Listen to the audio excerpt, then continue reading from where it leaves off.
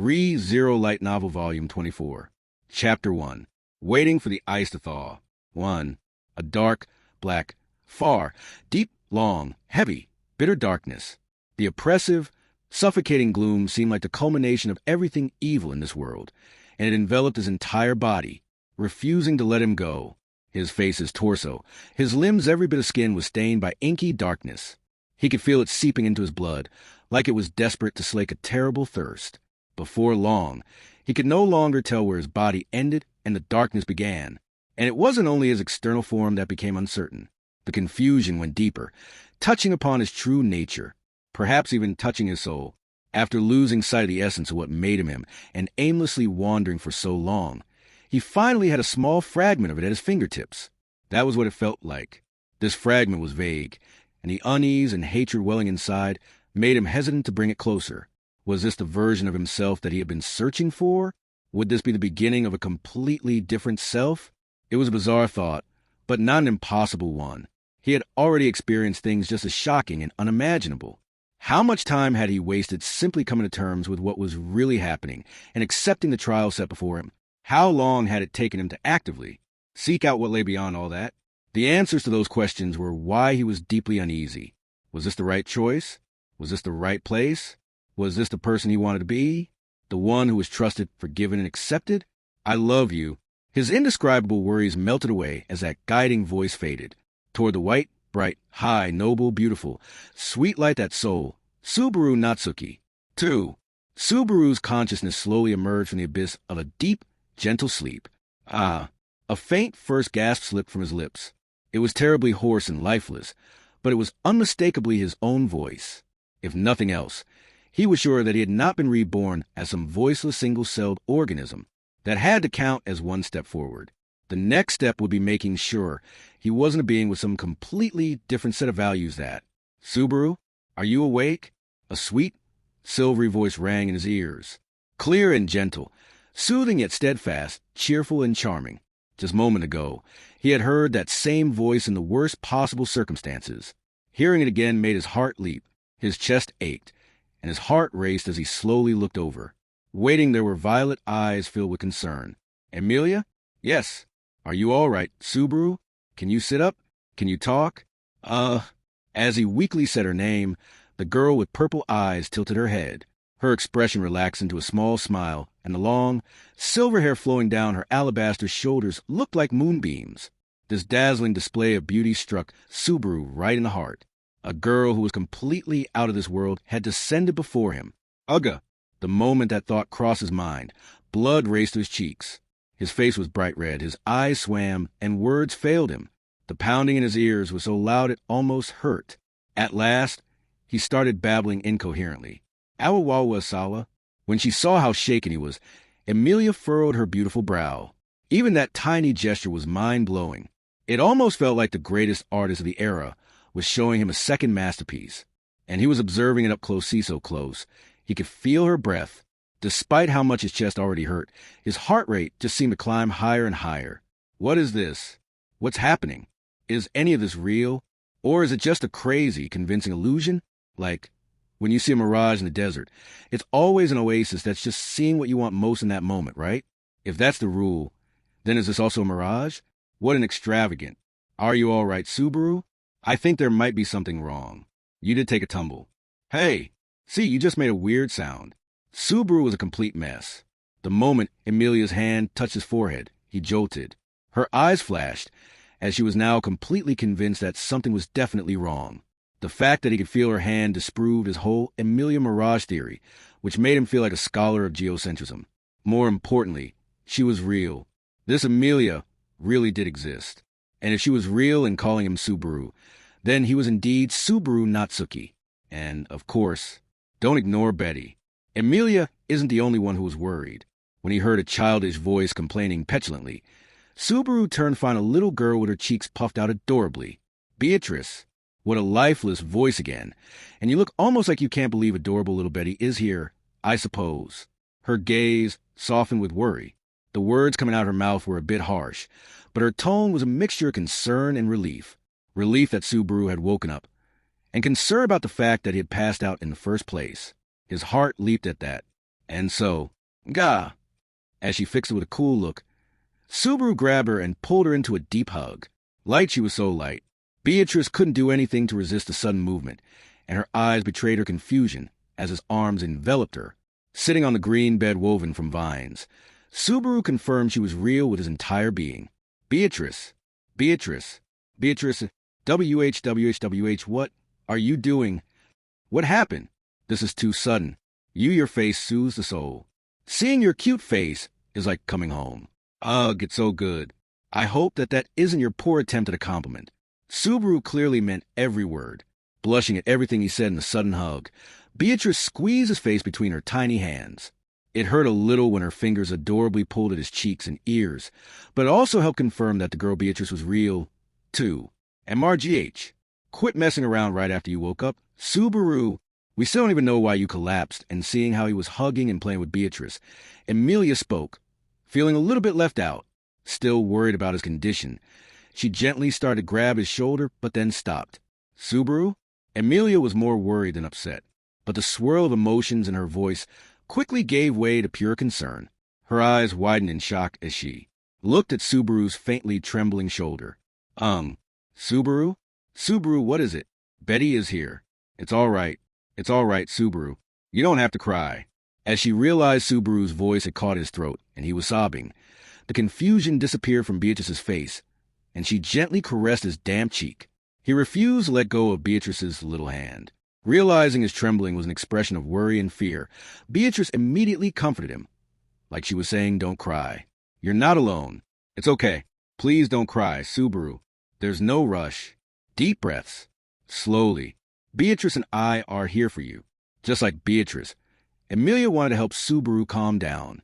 Her hand that had hesitated before now rested on his shoulder, and anyone could tell by listening to her ringing voice that she respected Subaru Natsuki.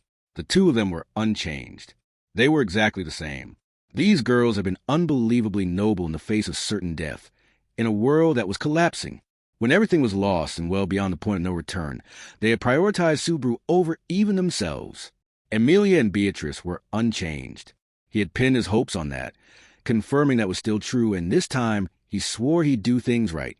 This time, he would regain everything he had lost as Subaru Natsuki. I'm back, still sobbing and haggard, and in an unbearably pathetic and shameful state. Subaru Natsuki began a new loop. 3. So, basically, I lost my memories in the Tejada archive. I might have some issues talking with everyone, and it might be a hassle, but I hope you'll understand. And with that, after everyone had gathered for breakfast, Subaru politely lowered his head in apology. The reactions to Subaru's explosive revelation, maybe it was more accurate to call it his carpet bombing of revelations, were varied. However, confusion and mayhem were the most prominent. It looked like shock and grief would have to come later. I'm sure everyone is really worried about Subaru, but we have to keep it together, since he's the one who must be most worried. Standing next to him, Emilia had an anxious look on her face as she spoke supportively. Emilia and Beatrice had been initially shaken when they heard about his memory loss, but they still believed him. After his moment of turmoil, after waking up in the green room, he immediately told them the truth, then asked for their support at this meeting. His last time through the loop had been terrifying, and now Subaru Natsuki was charging headlong onto a new path. He had resolved himself to start life again from zero in another world, or at least that was how he wanted to describe it. But the reality of the situation wasn't nearly that appealing. Making up his mind was good, but there was a distinct possibility that everything could have ended for good with his last death. He couldn't help feeling grateful and relieved that wasn't the case, and that he'd been given this new opportunity to start over by returning from death. But he had no intention of just relying on that. His ability was powerful, but the triggered death was unbelievably agonizing. Considering that was a price for twisting fate, it seemed appropriate. Powerful abilities demanded an equal cost, and Subaru was sure his returning from death was no different. There was also the possibility that this ability only had a limited number of uses, or required sacrificing something precious to try again. He would have to be wary of overusing the ability. Having thought that far, Subaru, wait, my memory is disappearing isn't the price for returning by death, is it? Are you listening, Barusu? Ram's stern voice pulled him back to reality. Her pink eyes glared at Subaru as she crossed her arms. Despite what Lady Emilia said, Subaru does not appear to be particularly concerned at all. What is this farce, Barusu? This isn't a joke. I came clean about my worries and told the truth. Just imagining the kind of awful tragedy that could happen if I'm weirdly stubborn about it is enough to break my heart. Ram's eyes hardened as she responded, a slick turn phrase. So we're just supposed to believe you after some flipping? The one who halted her frustrated retort was Beatrice, who was sitting gracefully beside Subaru. There's no reason for Subaru to think up tall tales that are in such bad taste. You should understand that. 2. The girl who was always Subaru's ally pointed at him while looking up at Ram. And Amelia isn't lying, either. Subaru has lost his memories, and he is undoubtedly the one most troubled by it. That's why he cried like a little boy. Bringing that up is a bit embarrassing. Scratching his cheek awkwardly at that unexpected revelation, Subaru left it at that. The true reason for his tears was a complex mix of things. The fact that he had come back to life, being reunited with everyone, realizing that he had been given another chance. But still, tears were tears. It was poor manners to probe too deeply about why a man cried. Either way, Subaru was grateful for Beatrice's support. Remembering Beatrice's fleeting relief in her comment about bringing her out, he could feel an ache in his chest, like a chain was tightening around his heart. What did that Subaru Natsuki do to Beatrice? He felt guilty relying on her trust without knowing their shared history, and he was careful to remind himself not to accept her trust as a given. Honestly, using the excuse of I have no reason to lie to shut down criticism isn't ideal, but I'm going to have to ask you to bear with me. So you say, and then let's talk more constructively. Fortunately, the current me is feeling optimistic. I'll gladly welcome any discussion that'll help us move forward, and if there's something you want to say, I'll listen. Building on top of what Beatrice had already said, Subaru lowered his head again, and Amelia lowered her head, too. Please believe him. Even Ram couldn't argue when all three of them were acting like this. And so she began to seriously consider the implications if his claim was true. Ram wasn't the only one stunned by Subaru's confession. She had the most striking reaction, but the others, Echidna and Julius and Shala, reacted the same way they had multiple times before. Though he was sorry for heaping this dilemma onto their laps again, Subaru was still happy to see them. He could talk with everyone who should have been lost forever. Gripped by that emotion, the one he focused on the most was "You really are troublesome, Mr. NGH. What's with that reaction? You look like you've seen a ghost. That isn't very nice." The girl, pretending not to be particularly surprised by his revelation, was a young assassin with braided dark blue hair, wearing dark clothes. Meili Portrout was there, moving and talking. "Meili, so you remember my name actually. I can't really tell what's supposed to be different. What did you forget?" "Ah, sorry. It's basically sort of like missing episodes. Apparently, I can remember the names of most things, but when it comes to memories of what happened, it gets pretty iffy. So, like what happened yesterday." Meili's tone fell slightly and her eyes narrowed. "Right." Subaru answered immediately. He could have evaded it with concocted explanation, but had decided against it.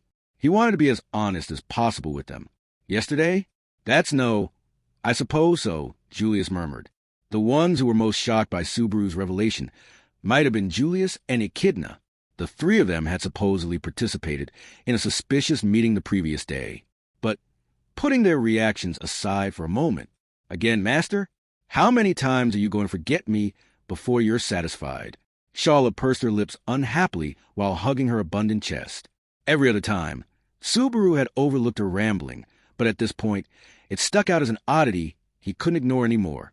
"I feel a bit weird delving into your nonsense, but did your master really just go around losing his memories that often?" "It happened a lot. When I greeted you in the morning, you'd say, 'Who are you again? I don't remember you. I don't know you.' Like I was a random fling." That doesn't really sound like simple teasing, but it's hard to tell. Hypothetically speaking, if Subaru had been on friendly terms with Shala, that did sound like his sort of joke.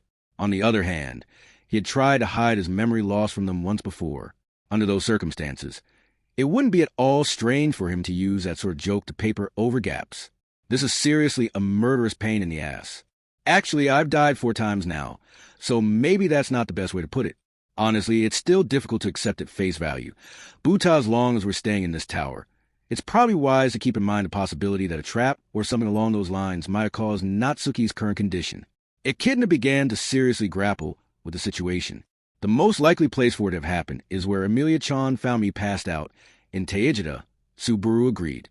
Apparently, it was a kind of shady place to begin with. "Chan?" Subaru couldn't help but notice Amelia's lonely murmur. She'd had a similar reaction on several occasions when he talked with her in the last loop. Ultimately, he never learned what the cause was. Is it some fatal thing I'm missing? That would be terrifying. Anyway, I'm sorry for surprising everyone. Everyone probably needs some time to settle their thoughts. So why don't we break for a bit? Ram, and I can go get some water in the meantime. With that proposal, Subaru leaped to his feet. Ram's shoulders twitched while Amelia and Beatrice looked at him in concern, but he simply nodded at the worried pair and fixed his black eyes on Ram. Let's go, Ram. You look like you were about to invite me to go get some water. How obscene. Ram refused to meet his gaze. So, what was the point of that charade just now? Since you brought me out like this, I take it you intend to explain yourself? Ram broke the silence in the hall, on the way to get the water. She'd waited long enough for an answer. Every time they'd had this interaction before, she refused to accept Subaru's claim about losing his memory. It wasn't a simple matter of proof or her being stubborn. Her reason was much more powerful. Remington. It had everything to do with Ram's beloved sister, who wouldn't rise from her slumber. Subaru still didn't know all the details, but there had been some sort of connection between him and Remington. And for Rem's older sister, the existence of that connection was a massive pillar of support. It made perfect sense that she couldn't simply accept that Subaru had lost his memory. And so, you shouldn't put too large a burden on Lady Amelia's and Lady Beatrice's shoulders. Lady Beatrice aside, it's too much for Lady Amelia. You were right to rely on me. Now explain Ram, the truth is that I don't remember. It's not a lie. I'm not bluffing. And it's not a scheme, either. Ram had been clinging to that slender thread of hope. But Subaru had to burst her bubble. When she heard that, Ram's expression darkened. Subaru could see unease and surprise in her pink eyes and the sparks of rage. Those embers grew until they felt like an inferno that scorched Subaru's very soul. And it was none other than Subaru Natsuki who was to blame. His countless acts of insincerity would destroy him. I don't remember. All I have are the names of the people here in this tower and our general relation to each other. Stop it. Amelia and Beatrice were just the first ones to hear. I told them the same thing I told you. There isn't anything more to say. Right now, I don't have anything up my sleeve.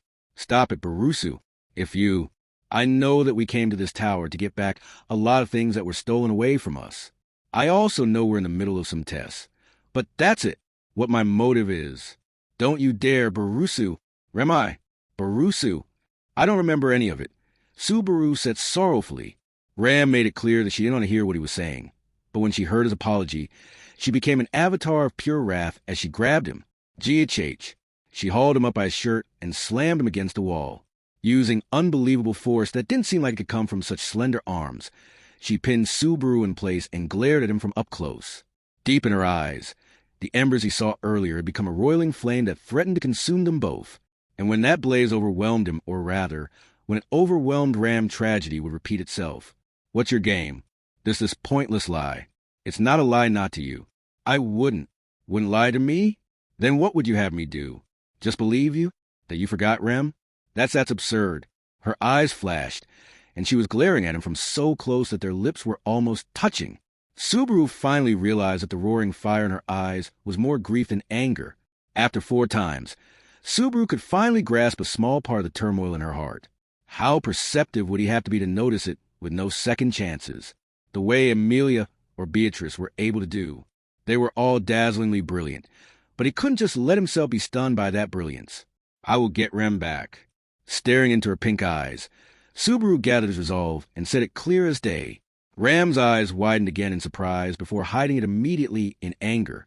Bite your tongue, get what back? You've forgotten, Rem. Even so, I will get her back. Rem, my memories, what we came to this tower for, everything. I'll make sure we get everything we came for, and then we'll all go home together. We deserve that much. Barusu, after everything that's happened here, that's the only way this should end. The atmosphere was heavy, but that wasn't the reason Subaru wore a bitter expression. Ram furrowed her brow at his reaction and loosened the grip she had on his chest just a little bit. This time, Subaru grabbed her hands and pulled them away and then traded places with her. Disgusting. Let me go at once. When he pushed her against the wall and brought their faces close together again, Ram demanded that he stop, but her tone was weaker than before. Subaru ignored it and pressed on. Ram, I'm gonna get them back. My memories and Ram, too. So please help me. I need everyone's strength. The Subaru Natsuki that you all know, the Subaru Natsuki who existed until today, he might not have needed to say something that pathetic. But I do. The one who Julius trusted, who Beatrice believed in, who Echidna forgave, and who Amelia wanted by her side. If it was the Subaru Natsuki everyone expected great things from, then maybe he could figure a way out of this checkmate on his own. But this Subaru couldn't, and he was too loved by the people in this tower to just give up and throw a tantrum about being powerless. I get that you can't believe me or forgive me for forgetting Remington, but please save that anger for later. For now, I'll make you a promise. A promise? I swear I'll do it all. I'll throw myself into the fight as many times as it takes. And if I ever break this promise, if you ever see me give up, then you can boil me or fry me or whatever you want. Ram's eyes opened wide again as Subaru stared into them from so close. She must have felt his every breath. It was like they needed to almost touch to make sure his feelings reached her. If I ever give up, you can do whatever you want of me. That's my punishment for losing all my memories and making you cry. Who's crying? Don't be stupid. A tremendous slap landed on the side of his face, sending him to the ground. Ow, wow. Putting his hand on his red cheek. Subaru looked up at Ram in disbelief. It took a lot of courage to say all that. What courage is there in riling yourself up? And a promise? From you? Don't make me laugh. There is nothing less reliable in the entire world. Amelia said that too, but seriously, how many promises did I break before today? Have you ever kept one? It's that bad. Subaru adjusted his opinion of the other Subaru, Natsuki, yet again. The man's stock price made massive swings in both directions, but news about him never keeping his word led to a big slump. Subaru Natsuki really is a terrible guy. Yes, exactly. It seems there's some misunderstanding, but you have never been the sort of talented man who could take care of things alone. If anything, you are the sort of fool whose true talent lies in always trying to do things alone and making things worse. You have caused me quite a lot of trouble as well. Really? Why did you bring someone like that to this tower? You always, but on your own. Admittedly, you have a skill for running your mouth. You're also handy enough in your own way and suited to miscellaneous chores. And I guess you could at least comfort Lady Amelia and Lady Beatrice. And Subaru sat on the floor cross-legged as Ram laid out all of his shortcomings. She was talking about things he had no knowledge about, but it still felt like he was the one getting all the blame, and it didn't feel great. When Amelia and the others said good things about the original Subaru Natsuki that had been awkward in its own way, but having Ram berate the man at length was also rather strange. Subaru got a little defiant, deciding to hear it all. And what? My legs are short? I have a bad memory? My diet is terrible? I don't know when to give up? Your legs are short, your memory is horrible, your diet is incredibly unbalanced, and you never know when to give up. Sounds about right. And you cared about Ram. Suddenly, there was a change in her voice. It took on a slightly warmer tone. If her voice had a color, it would be a soft, comforting pink. He could see her gentle love had not faded. Her tender thoughts of her sister and the memory of Subaru Natsuki, who had been at her sister's side, were alive and well. It made Subaru imagine a gentle pink color. Barusu, did you really forget Rem? Yeah. Her eyes never wavered. It was inspiring. If he had heard something he absolutely didn't want to hear in a situation like this, he would have averted his eyes. But she never tried to look away even once. Barusu, will you remember Rem? Yeah, I will. And not just Remington. Everything else, too. You don't have to worry about the rest. If it comes down to it, just remember Rem. Give me a break. Just let me get everything back. I shall say it again. You will remember Rem. Even if you die. Yeah, I swear it. Even if I die, I'll remember everything. And I mean that literally. He would get back everything that Subaru Natsuki had seen, heard, felt, and done in this world. Very well. I'll overlook it for now. The menacing pressure Ram had been giving off suddenly disappeared. Is that enough? Subaru asked from his seat on the ground. Is just asking for help enough? You're a man, aren't you? Just accept it. I heard your resolve. And you even said I could boil you or fry you or carve you up or tear into you or skewer you or pummel you or whatever I wanted if you give up. If I didn't listen after that, it would cast doubt on my kindly, motherly nature. I don't remember saying those parts after the frying bit. Did you say something? Not a word, ma'am. Shaking his head slowly, Subaru responded politely. Kindly and motherly were a bit of stretch, but even a Buddha's patience would run out after 3 strikes, and Subaru was already on his 5th attempt. If he couldn't cling to God or Buddha, Then he would have to trust in Ram's motherly affection. Stand up, Barusu. I won't allow you to give up or to fall to your knees. I'm just sitting down. Don't lump all those things together. Please. Up's a daisy. Hopping to his feet, Subaru brushed off his backside and faced Ram, leaning against the wall. She fixed her rumpled outfit and crossed her arms, looking back at him like usual, or at least what seemed to him to be her usual demeanor. Did you say the same thing to Lady Amelia and Lady Beatrice? The two of them didn't seem to think there was any chance I might give up. That's true. They've been infected by you. That's why I can't ask them. Or Julius, or Kidna, emotionally speaking. It probably also had something to do with the fact that he already knew how those four would answer from interacting with them in the previous loop. He was confirming the remaining answers now. Also, based on what you said, it sounds like I wasn't that special a guy even before today. Your value to me changes quite significantly, depending on whether you remember Ram or not, so be careful with your tone. With that sharp jab, Ram turned and walked away from Subaru. They had stopped for a long time while getting the water, but if they returned empty-handed, that would just make Amelia and Beatrice worried. With the bucket in one hand, he hurried after Ram and joined her. I Subaru Natsuki really was here, right? Subaru asked softly as he looked over at Ram. It was more like an uneasy whimper than a question seeking actual confirmation. He probably shouldn't have asked this right after swearing he wouldn't give up no matter what. It wouldn't have been strange for Ram to reprimand him for saying that before the ink had even dried on his promise. Idiot. But she did not. Without stopping mercifully, she just insulted him. You only lost sight of yourself for a brief moment. It just feels like you disappeared because you are hidden beneath a slew of things that have all piled up together, like a flower buried in the cold snow that shows itself once the spring comes. That's all it is. Ram didn't let her emotions show, and Subaru couldn't either. Not now, just moments after acting so cool. He couldn't let her see him looking so pathetic now. In that moment, Ram making a point of not looking at him, and not saying anything else really did feel like a mother's kindness. 5. The situation had changed significantly, or at least that's what Subaru wanted to think, even if it wasn't necessarily true.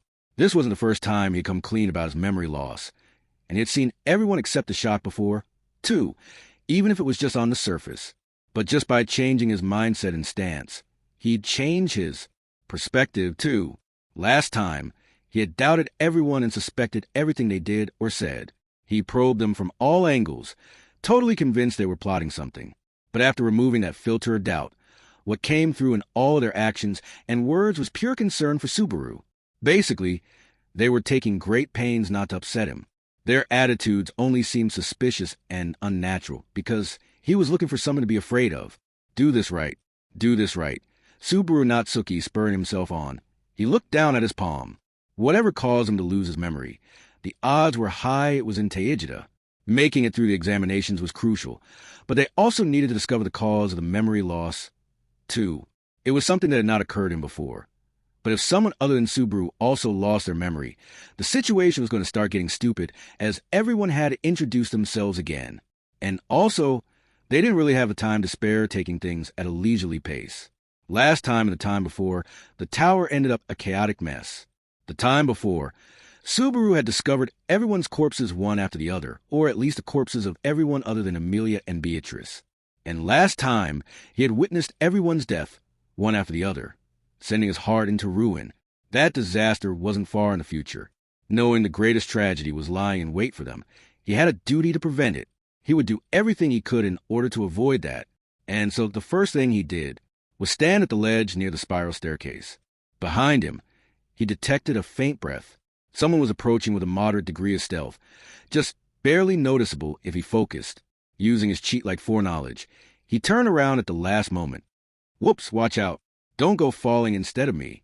The assailants' outthrust hands hit nothing but air, and Subaru caught them as they started to stumble forward. Their body was light, not in an ominous way, but in a way befitting their appearance. Now then, let's chat. You're to take some responsibility for killing me. Saying that, Subaru smiled as he revealed his stunning power of deduction to Meili, the person who had pushed him down twice before. Chapter 2. In the future. 1. On the verge of stumbling over the edge herself, Meili widened her eyes as Subaru steadied her. Looking into her eyes, he couldn't help having mixed feelings. Using what he'd gained from return by death, he had effectively prevented a tragedy, which was good. But it also proved that he had been pushed to his doom by this young girl on 2 separate occasions. The culprit who had sent him tumbling to his death was Meili Portrout, the person who the other Subaru Natsuki had promptly removed from the equation in the last loop. Take responsibility for killing you? That's a strange thing to say, mister. For a moment, her eyes darted in panic, but her expression quickly softened as she traced her finger around Subaru's arm wrapped around her torso, flashing a sweet smile. She changed her position, moving over to the stairs before facing Subaru again. Maybe you lost something more than just memories? Otherwise, you wouldn't make such a terrible mix-up. Oh yeah? I mean, obviously. Me trying to kill you? That's an awful misunderstanding. Meili flashed an innocent smile while holding her hands behind her. Back. Even Subaru couldn't help losing a bit of steam after seeing her feign innocence so confidently. He had not expected her to deny it once he'd caught her red-handed. But if it was her, if it was Meili, he could understand. She was stubborn, or less charitably, she acted haphazardly. In a certain sense, she behaved like a wild animal. Also, she had been a little too heavily influenced by the person she chose as a role model. I'm hurt that you'd suspect me. If I was going to kill you, it would have been a lot easier out there in the desert than in here, right? You don't remember, so maybe you didn't know that. That's right. It is a weird story. If you were really trying to kill us before, you must have had plenty of opportunities. But you didn't, right? But the story changes if you suddenly gained a new motive this morning. Or I guess it would be more accurate to call it a chain reaction, starting from last night. Meili's expression changed. She pursed her lips, and her calm smile disappeared. A heavy sigh escaped her, and then she shrugged in a terribly world-weary way that was at odds with her youthful appearance. Am I being set up? In what way? You were testing me, weren't you? Lie about losing your memories. Seeing if I would push you over the edge now that we're at the tower, I'm not useful anymore. It's the perfect time to take care of loose ends. Subaru was sad to hear her so calmly comment on her unfavorable position and on how she wasn't the same as everyone else. It was true that he had been testing her, though he had not intended anything malicious. Even if he denied that, he wouldn't be very convincing, but he could go beyond her expectations. So, how are you going to finish me? Push me off here as a neat bit of revenge? I don't have my mean pets with me now, so you can erase someone like me easily, even by yourself. Don't get the wrong idea. Meili, I wasn't lying about losing my memory to trick you. That's the truth, and it's honestly a serious problem. You can say that, but it's hard to believe you. What do you want then, mister? Do you think it won't feel real if you can't feel it yourself? Meili wrapped her hands around her slender neck and stuck her tongue out. Ack! Subaru's heart leaped in his chest. But Meili was just being sarcastic. It wasn't as though she had remembered how she'd been murdered. In that sense, the little assassin was landing one critical hit after another on Subaru's heart. I wouldn't recommend something too drawn out. I don't want to suffer personally, but also you don't seem good at hiding things. I have no intention of killing you or hurting you. Whether today or tomorrow, I intend to act the same around you as I always have. Huh. Meili's face changed again. But this time, it was completely different from before, when she'd immediately selected the most appropriate response. This time, there was obvious confusion on her face. She looked at Subaru with incomprehension. Subaru simply nodded. Fortunately, you were stopped before things went too far, so as long as this stays a secret between us, we can just pretend nothing happened. I had to catch you in the act is all, since if I merely avoided the danger, you might have kept plotting different ways to kill me. If you want to call it bad taste, I won't deny it. Sorry. What? But you understand now, right? Trying to do something to me is pretty risky for you. If this isn't enough to convince you, then fine. But at least talk with me. If there's something bothering you, I'll lend an ear as best I can. Bothering me? Like what? Meili's voice was soft and quivering, and then pursing her lips, she shouted, What about the situation? That's what's bothering me right now. Subaru was trying to settle things amicably, for some reason. Meili's only reaction was to stare at him in absolute disbelief. I can't believe it, I can't. She restlessly touched her braided hair as she howled. It was a coping mechanism, but also a sign of her dependence on certain someone who sported the same hairstyle. At least, that was how it looked to Subaru.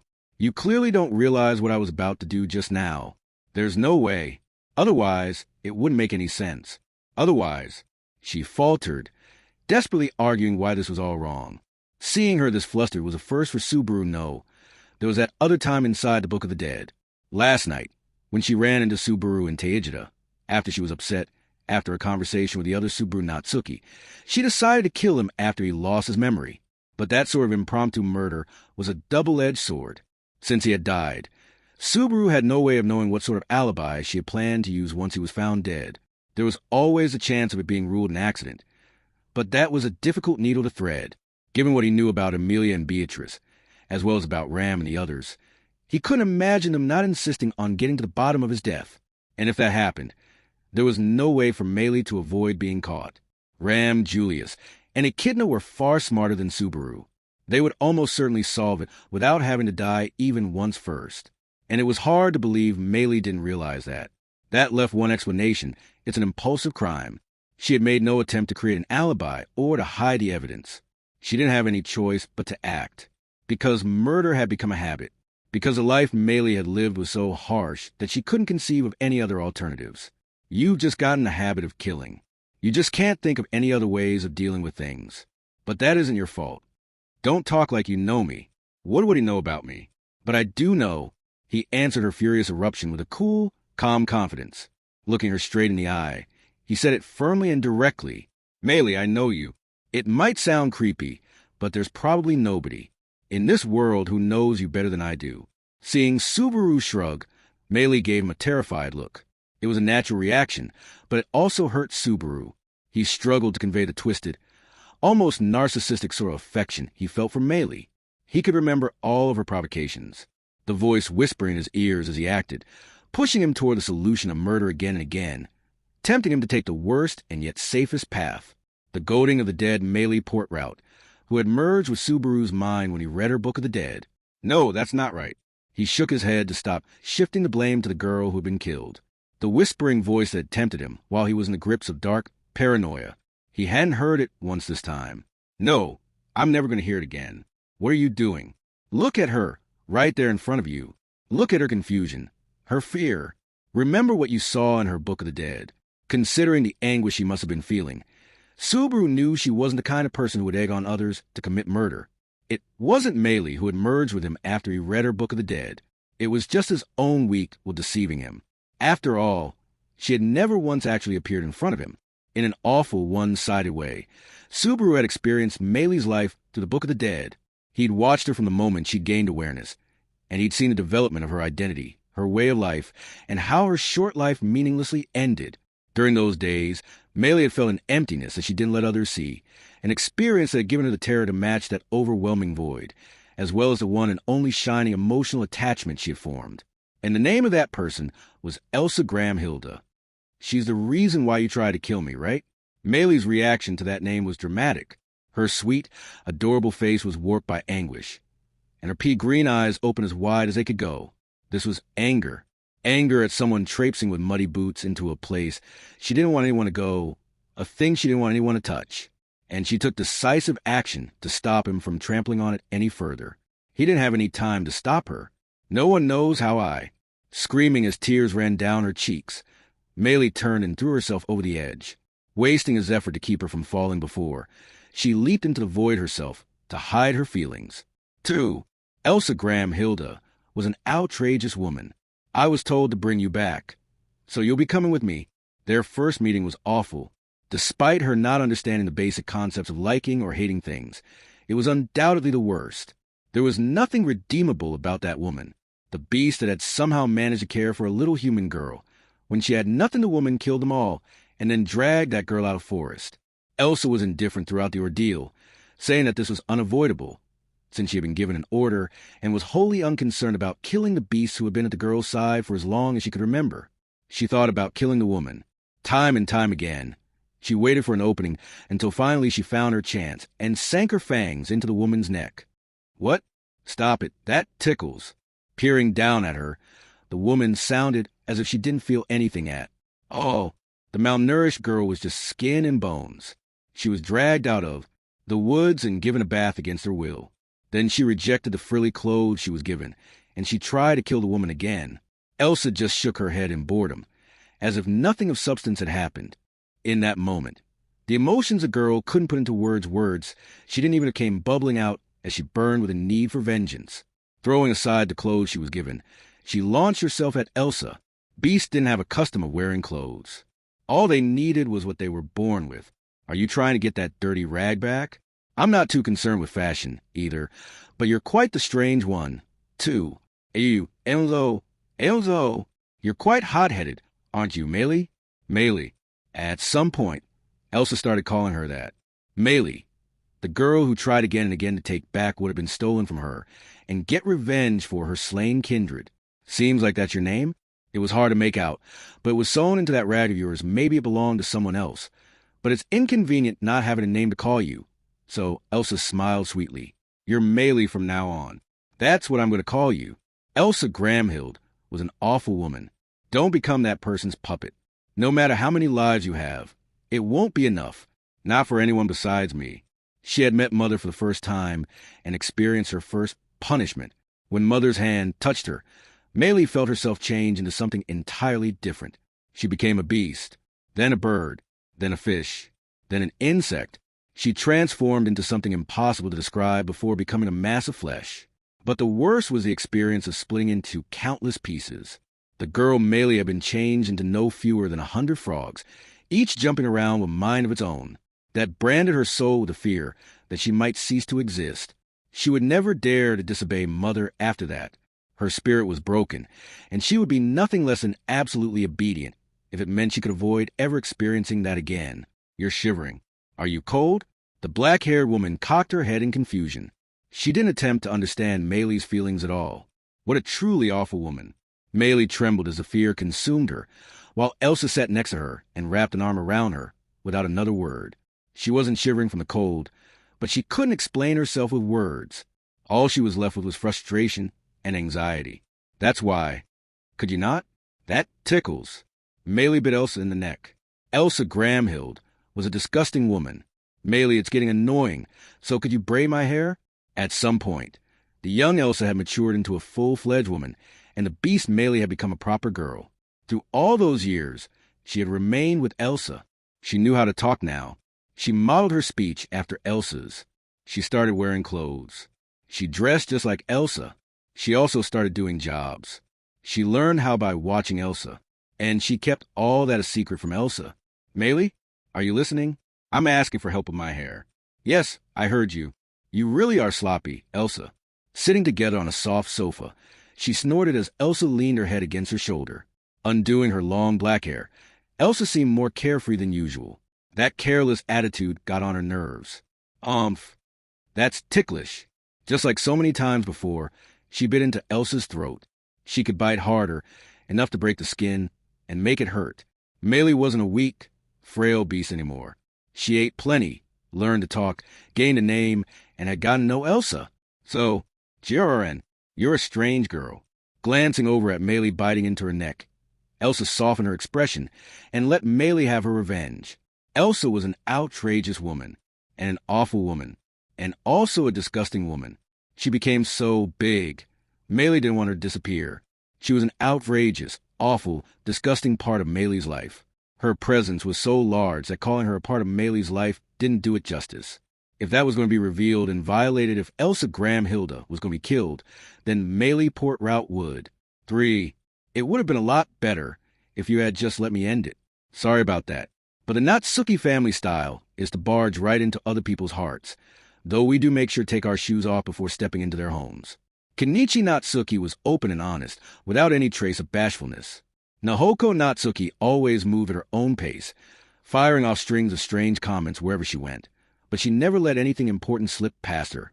As a member of the Natsuki family, Subaru Natsuki boldly charged into the young assassin's heart. Meili was limp. Subaru's arm was wrapped around her waist as he clenched his jaw and adjusted his left hand's grip on the whip currently tied to the stairs. When Subaru said Elsa's name, Meili had suddenly jumped, trying to kill herself. He didn't have time to stop her, but he had prepared in advance for this possibility.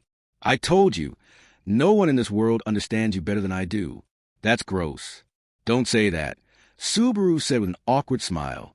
That was just a turn of phrase to get you to listen to me. But even if she hated him, even if she rejected him, he couldn't change the simple truth of it. He understood her feelings painfully well. The thing that drove her to the impulsive violence deeply rooted in the bottom of her heart was the murderer who Subaru Natsuki didn't know and yet who felt impossibly close. Thinking about her brought relief and yearning, grief and fury, and emptiness. What Meili felt about her was both complicated and incredibly simple. Meili idolized Elsa, loved her, and looked up to her. And when she lost her, Meili felt a murderous urge emerge in the grief, the pain, the hatred, and the disappointment. Joining them on this journey, while hiding any trace of her desire for vengeance, wasn't the sort of performance Meili was capable of. In fact, she was almost impossibly awkward. Even though no one would have blamed her for calling Subaru and the others her hated enemies, she didn't know why she would do such a thing. That's why there was no need for her to put on any act. She genuinely didn't realize it herself. She didn't realize she had lost something precious. She was a sad girl, so clueless that she didn't understand how deep the wound her heart was. Meili Portrout was a killer, created by her surroundings. You wanted revenge? I don't know. Even if you did, Elsa wouldn't want that. I know. Meili shook her head. Subaru understood what she was feeling, and she knew that his words were on the mark. In this moment, they were on equal ground. Why did you try to save me? I tried to. You already knew even before I jumped, right? That's weird. You're weird. Yeah, I can't disagree there. But I hardly know anything in this world, and if you disappeared, it would get just that much lonelier. Maybe that's why. Meili was lifeless, like she had fully accepted death. But she bit her lip. Subaru's answer couldn't have been what she wanted to hear. But he couldn't give her what she wanted. It was a story and motive that he didn't know. What she really wanted was to talk with someone she could never meet again. You won't be able to hear her voice anymore. Even if you found her name in the books of the dead, it won't tell you anything about the future. The girl who had no idea how to deal with her emotions had become impossibly lost, and the only way she knew how to solve problems was by killing. It was tragic from beginning to end. Subaru hated the world for not giving her any other choice. Even Elsa's way of living, which Meili yearned for so badly, couldn't help her. Elsa might have been a light for Meili, but the path she illuminated was too thorny for a normal person to walk. I'm sure you don't know what to do with all the emotions you may or may not be feeling, and you probably won't be able to reach an answer right away. So, just leave it all to me. I won't do anything bad. At the very least, I'll do my best not to let things go too badly. As long as that's what you want, I'd believe you. You'll say anything if it's convenient. Meili stared at the ground, refusing to agree even after hearing Subaru's speech. Of course she did. This was a path she had followed all her life, and he was asking her to find another way to live that didn't exist in her dictionary. And on top of that, the one asking was Subaru Natsuki, who was talking as if he knew everything, without any explanation of how he could possibly begin to understand. And the worst part was that he was the sort of person who would lure her out here, knowing that he might get pushed to his death. The entire scenario was dubious enough that even Subaru had a hard time believing himself. So he had expected her to refuse, and had prepared a plan B. Okay, I get why you can't take me at my word. It seems like I was a serial promise breaker before today. So here's what we'll do. What? Instead of a promise between you and me, we'll make it a promise between you and us. Meili furrowed her brow, clearly not following, but the answer soon became clear. Mom, it's all right. I heard it all, so I'll be the witness. Meili twitched and slowly looked up. As she did, a face came into view. Amelia's. She was holding on to the whip that was caught on the stairs. Straining with her slender arms, she pulled both of them up with surprising ease. After safely making it back from that dangerous midair stunt, Subaru raised his hand in gratitude. Thanks. Emilia-chan, honestly, I was scared to death. That's my line. Sheesh. I never expected you to jump, too. My heart almost jumped out of my chest. Looking away in a huff, Emilia scolded his recklessness. And unable to make an excuse for himself, Subaru sheepishly scratched his head. Kneeling on the stairs, Meili looked on with unfocused eyes. Miss Smothered? Yes. Subaru asked me to be here to help you if it looked like things might get dangerous. And it's a good thing he did. Emilia pouted and glared at Subaru. Meili pointed at herself, still confused. For me? Not for him? Yes. In case anything happens to Meili. That's what you meant, right, Subaru? That's right. This was the only bit I was genuinely worried about. Knowing that she would attempt to push him off the edge, Subaru had been confident he could keep that from happening. But he could also envision her throwing herself over the edge once she'd been cornered. They had managed to avoid both worst-case scenarios. But what concerned him most was what the other Subaru Natsuki might do. The word Subaru Natsuki was here had been scrawled all over the room. The one thing he wasn't sure about was whether that Subaru Natsuki might try to do something to Meili.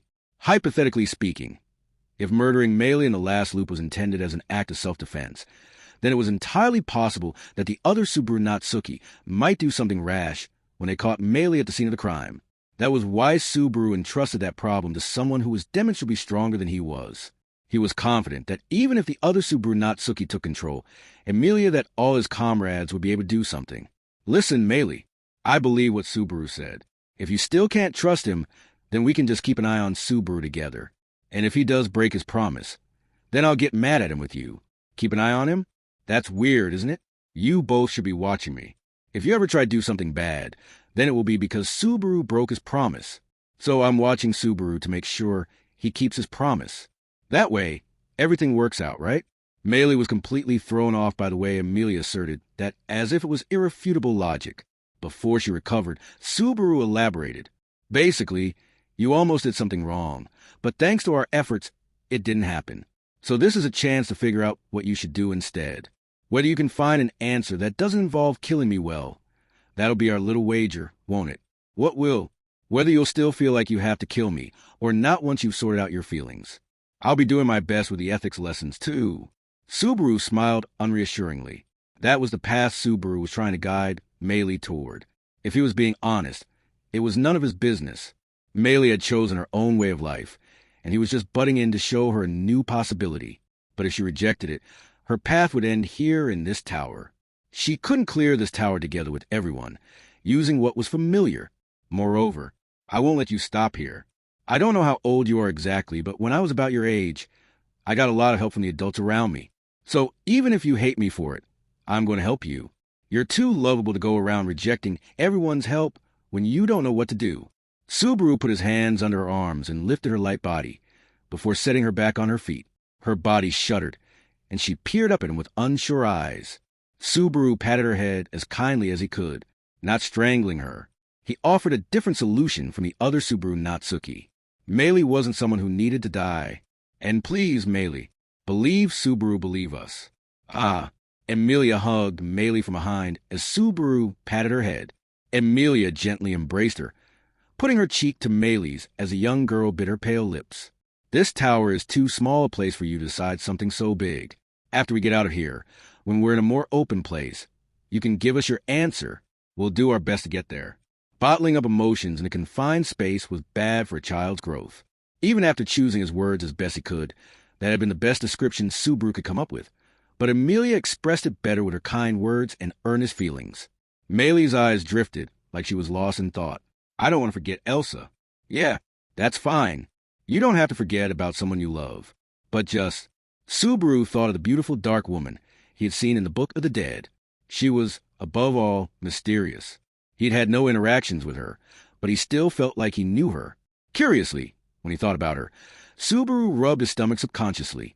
Even if it's someone you love, maybe don't copy her too closely. That was all he asked. Still unsure, Meili nodded meekly, and after that, there was a long, long silence. For, honestly, that was very scary. But you asked, so Betty held it in. Master's a man who can't die. I wasn't worried at all.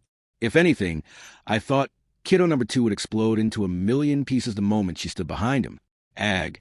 Seeing them slowly walk up the stairs, Meili flushed red in the face, and she flapped her mouth a couple times as she struggled to find the words. Subaru waved at the two joining them. Hey, thanks for the support.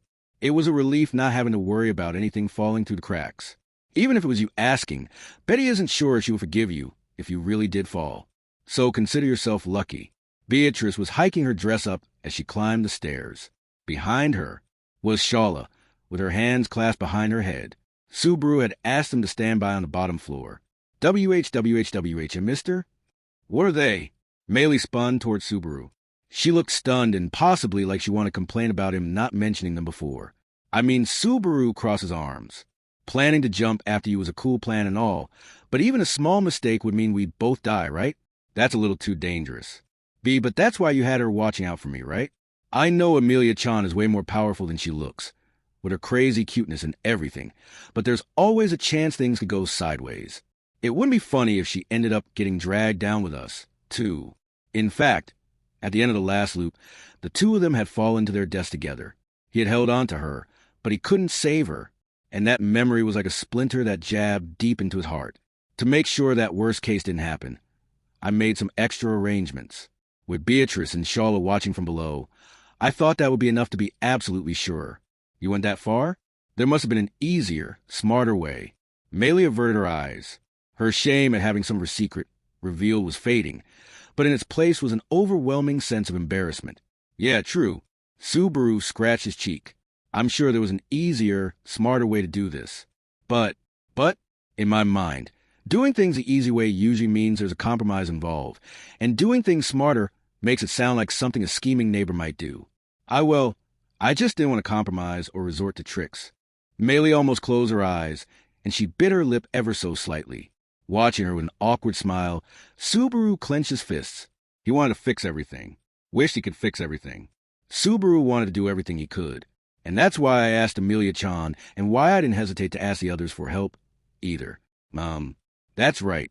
I was surprised when Subaru brought this up, Amelia said. She peered at Subaru while still resting her chin on Meilie's shoulder and hugging her from behind. But I could tell immediately he was really serious. Plus what? I was glad that you came to me for help. You always planned to settle everything by the time I realized what's going on. When she smiled at him, her purple eyes took Subaru's breath away. His cheeks tensed while Amelia's expression softened as she nodded. So, I was happy that you came to me from the start this time, and we had a chance to think it over together. It's a little strange.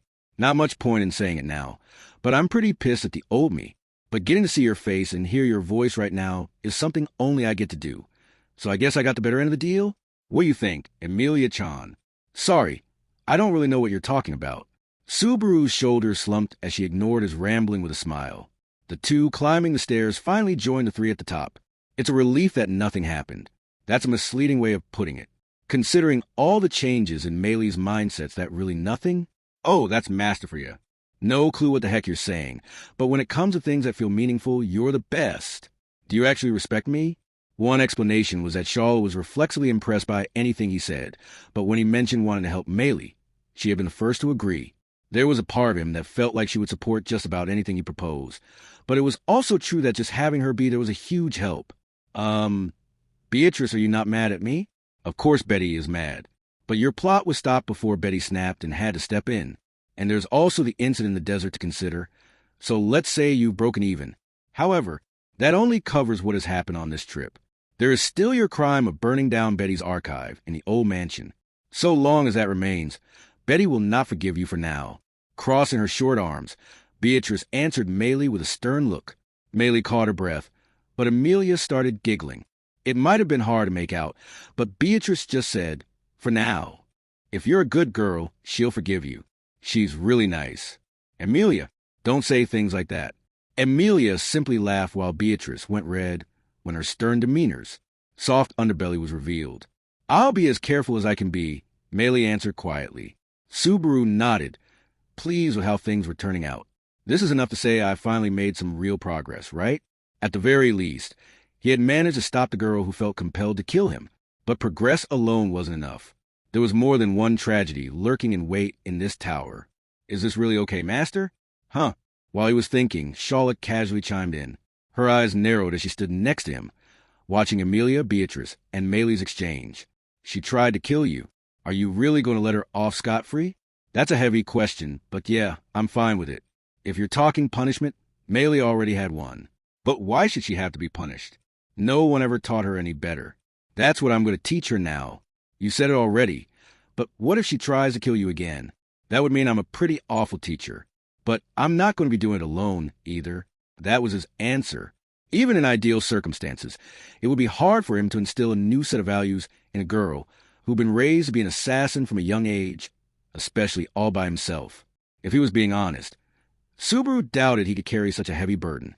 But he wasn't alone. He relied on the others to stop Maylie's assault, and he would have Amelia and Beatrice with him in the future, too. Of course, I'm going to count on your help, too, Shala. When it comes to changing hearts and minds, that's a marathon, not a sprint. Me too? Shala pointed at herself in surprise. Yeah, obviously. With you, you're probably more of an example of what not to do. But I'm not going to leave you out of the group. You've got a motherly figure. So it'd be good if you could work on getting through to Meili's stubborn heart, Subaru said with a casual shrug. He was left wondering what was so surprising about that. But since Sharla overreacted all the time, he just wrote it off as another one of her episodes and didn't think too hard about it. Sharla squeezed her face in her hands. Me too? Mean master, what's up with you? Nothing. I decided. I'm going to raise kiddo number 2 into a proper person, just like you told me to, master. Her face suddenly brightened, and Sharla rushed over to the 3 of them, lifting Meili's little body up. She hugged the girl tightly to her voluptuous bosom. Gah! What is it? Don't surprise me like that. It's fine, it's fine. Just rely on me all you want, kiddo number 2. My chest belongs to master, but for now, I'll share it with you, too. Mister? You said something weird to her again, didn't you? Meili raised her voice accusatorily, as Sharla did whatever she pleased. Just think of it as a punishment for making everyone worry and indulge her. Sheesh, you're all so hopeless. Fine, I'll allow it. But don't tell anyone else about what happened here. Meili's cheeks puffed out as she was enveloped by Sharla's breasts. However, Subaru scratched his head awkwardly at her answer. Her brow furrowed at that, and Amelia spoke up for him. Meili, it's really hard to say this, but I have a bad feeling about this. Whether her premonition was on the mark was easy to tell from her reaction to what Amelia was about to say. Subaru also asked Ram and the others who aren't here to help you. The way Meili's face puckered up was almost impressive. 5. Looks like you took care of everything. Not bad. I'll even compliment the effort. Ram was standing there with her hands on her hips when Subaru and the others came back to the room. They used for meals and meetings, which was referred to as the common room, for the time being. That was probably high praise, coming from Ram. Subaru had talked a big game about helping Meili, so it was a relief to have something to show for it. This probably goes without saying, but she was waiting there for you to come back the whole time. That should in fact have gone without saying. Control yourself, Echidna. Ram's eyebrows arched sharply as she said that. Acting like that the moment you find out it's me controlling his body? That's nice. Echidna smiled and then looked past Subaru. So why is she sulking? Meili groaned behind Sharla's back before looking away in a huff. She was definitely pouting. That isn't because she's mad her plan failed, right? No, you got it wrong. She's just embarrassed that everyone figured out what she was feeling. It's childish and adorable. Considering what she was trying to do, I don't think that's the right way to put it, but I guess memories or no memories, your essence is the same. You really are something, not Suki. I'm honored if you enjoyed the show. Subaru winked at Echidna. Ha! Ram snorted derisively. Subaru looked around the common room, and then cocked his head. Huh, Julius isn't here. Where'd he go? Toilet or something. I am hurt that you think I would do something so trivial while you were going through something so important. The voice had come from behind Subaru. I didn't say it had to be little. Could have been the big one. 2, Subaru said with a nasty smirk as he turned around. Julius had returned from outside the common room. Did you have stomach issues, Julius? Amelia asked with real concern.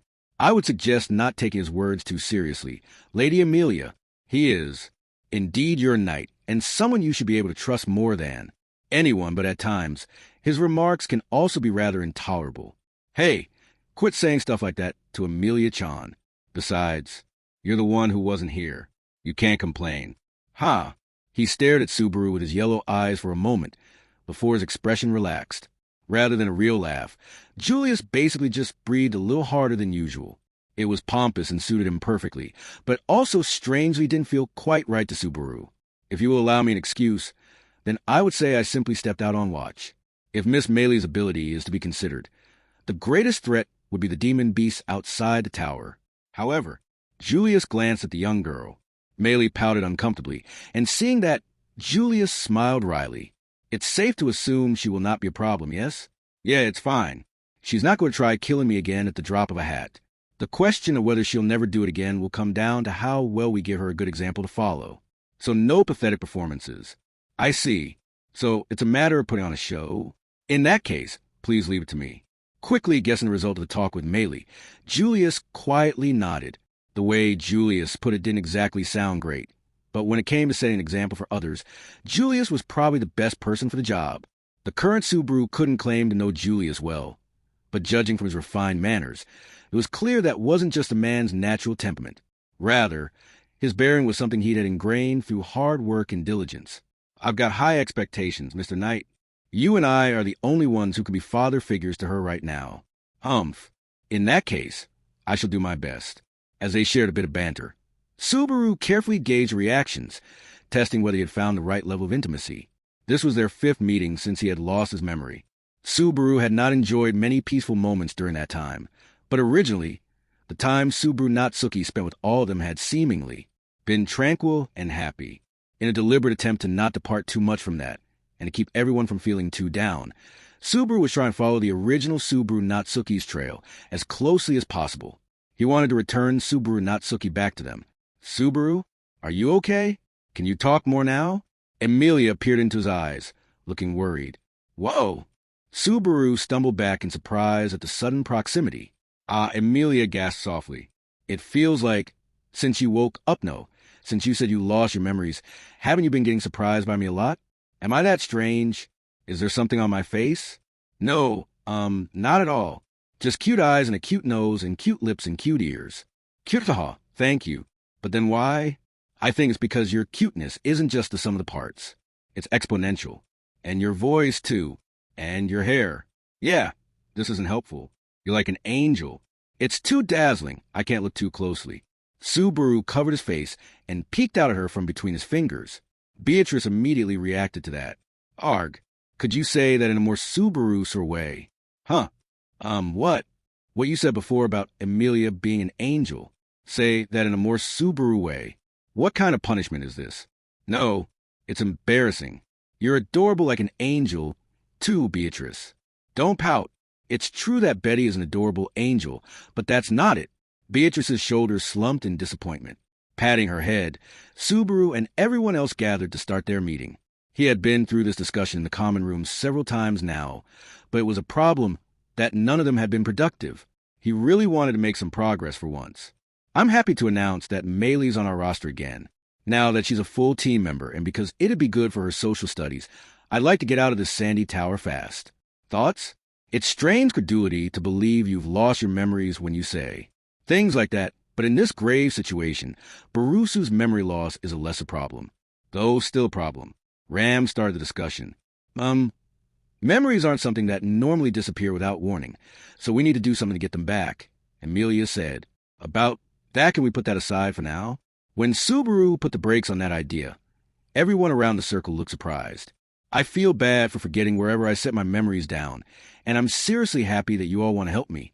But no one really thinks my memory loss is entirely unrelated to this tower's traps, right? You can't be so sure of that, Master. You lost your memory hitting your head on a toilet before. After all, no comments from the peanut gallery. I can't ignore that comment, but save it for later. Subaru got annoyed at the wildly unexpected interruption. Anyway, what I want to say is, there's got to be a connection between me losing my memories and the tower. In other words, Echidna said, continue his line of thought. If we fulfill the conditions to clear the tower, we will naturally find out why you lost your memory, or maybe even find out how to fix it. Is that what you mean? Yeah, exactly. That's it. Subaru nodded. Julius put his hand to his chin. I see. If it was a trap at the tower that robbed you of your memory, then advancing to the tower will bring us closer to the answer. Or we will discover the reason you lost your memory might have been from coming too close to the answer. It's certainly possible. There's a solution to Teijida. 2. Maybe Natsuki getting too far ahead of us because of knowledge only he had is what caused him to lose his memory. Wait. You're definitely overestimating me there. I'm just a shootin'. My special skills are being able to neatly make my bed and maybe a bit of sewing. Look, Subaru, you made this. Do you remember? Cute, isn't it? It's Puck. Emilia chimed in. That's definitely a cute cat, but I don't really recognize it. The conversation rapidly took several hard turns, but after hearing Subaru's response, Emilia disappointedly caressed the embroidered pattern on her outfit. Is that her cat? It didn't seem to have been brought on this trip. So Subaru wanted to hurry up and settle things here so Emilia could see her cat again. There was also the possibility Barusa might have discovered something he shouldn't have, and as a result of his rashness, his memory was stolen. That is certainly a believable story. It feels like there's a barb in the way you phrase that, but Betty is broadly in agreement. Also, regarding Subaru's idea of prioritizing the clearing of this tower, it's not ideal, but there's a logic to it, I suppose. Beatrice, Beatrice was unhappy that recovering Subaru's memory wasn't a top priority. He appreciated that, but he had a major reason why he couldn't just put himself first. They wouldn't make it in time to prevent the tragedy that would happen if they took too long trying to cure his amnesia. All of us need to prepare for that disaster.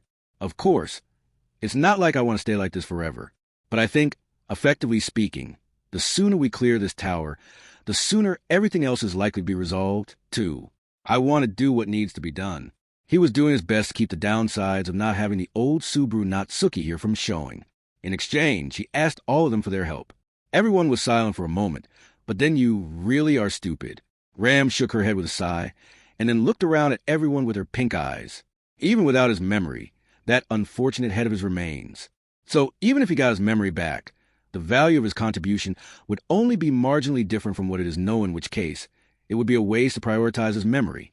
We should advance through the tower and hope that it returns along the way. There's got to be a better way to put that. Subaru moaned. There isn't. You lost your memories while trying to clear the tower, didn't you? Then picked them up again along the way. Don't make it my problem. Subaru had promised her. He'd remember, and he'd get everything back. It was probably an understatement to say she must have had mixed feelings when he suggested not prioritizing his memory. But it was because of his promise that Ram had been able to say that so confidently even, though Subaru apparently broke his word all the time. It's not like we have any positive means of getting his memory back. I agree with Natsuki and Ram, and it's a bit optimistic, but there is a chance that his memories come back with time, too. I suppose I am in agreement by process of elimination. It is not the highest priority. Clearing the tower should be our current mission. However, if we find a way to recover your memories, I will prioritize it then. Lady Amelia and Lady Beatrice should not have to be saddened so. Subaru nodded deeply at Echidna's and Julius's answers. When he looked over at Amelia and Beatrice, they hesitated a moment. But it hurts, but I'll be patient. But, let me worry most about you sometimes. I'm sorry. Realizing he had effectively asked him to stop worrying about him until later, he lowered his head apologetically to Amelia. Beatrice sighed, watching them. Amelia said what Betty wanted to say. That should have been most effective. So make sure you reflect on it. Yeah, understood. With permission from everyone, they firmed up the plan to focus on the tower's puzzles again. And with that, Subaru raised the first proposal. Can we try looking for Reed's book in Teijida? 6. Let's try to find Reed's book in Teijida. That was Subaru's suggestion for the immediate problem in front of them. How to clear the second floor. His book? But we don't have an inkling how? Haha, good one, Amelia-chan. Subaru. Amelia's cute cheeks flushed in anger at Subaru's reaction, while still reveling in how adorable she could be. Subaru looked at the rest of the group. I think Reed's Book of the Dead is probably going to be the fastest guide for how to clear the second floor. What do you think? I asked this before, but how? Amelia cocked her head. I'm not against searching for a book, but we don't know how to search for it. And is Reed Estria's book really in that archive? Julius finished the thought. Having drawn everyone's gaze, Julius turned his eyes, framed by long eyelashes, upward, as if looking through to the second floor, beyond the ceiling. It's difficult to believe, but Reed Estria, the great hero whose name was engraved in history, is waiting on the second floor for us to take on the challenge he has termed an examination. Reed Estria is a man who lived 400 years ago, and yet there's no doubt that the person waiting above is that very same person, but now there's reason to question his death, seeing how lively he is makes you question whether he actually died, right? I hadn't really thought about that, but it's a good question. In truth, the reason Subaru assumed he died was because of what they had said. If he hadn't known the man's backstory, he would never have believed that Reed was dead. He was brimming with way too much vitality for that. No, dead guy was that energetic. I think it's safe to ignore that line of thought. I can't imagine anyone could live for hundreds of years, so he should just be dead. Right, Beatrice? You cannot be so sure, I suppose. Despite appearances, Betty is 400 years old, and I'm around 100, I think, Amelia said, chiming in. Same here. Considering when I came into being, I'm probably around 400 years old, though I haven't been awake that long. Echidna offered. Me too, master. I've been waiting in vain for 400 years. I was so lonely. I demand 400 years worth of hugs. That's an awful lot of super long-lived characters. And you too, Amelia-chan. He had been looking for confirmation, But what he got instead was an unexpected series of contradictions. He had not expected half the party to be centenarians. He had to mentally reset the group's average age by more than a few decades. But in a way, it also made sense. Right. Emilia-chan as Alfalfa also explains her peerless beauty. Half-elves being long-lived and beautiful is a standard trope. Yeah, are you not scared of half-elves without your memory? I guess if we're talking scary, then you are scary cute. Looks like that could kill for real. If I saw you with my guard down while waking up, I might go blind forever. Even now, my eyes are watering. Murd dummy. Emilia's cheeks turned just a little bit red as she got mad at Subaru. The mood was starting to get a little weird, so he warned himself not to misunderstand her kindness. Be still, my heart. Well, you don't have to, I guess, but hey, on the other hand, you're more of a relief, Beatrice. Like coming home for the holidays.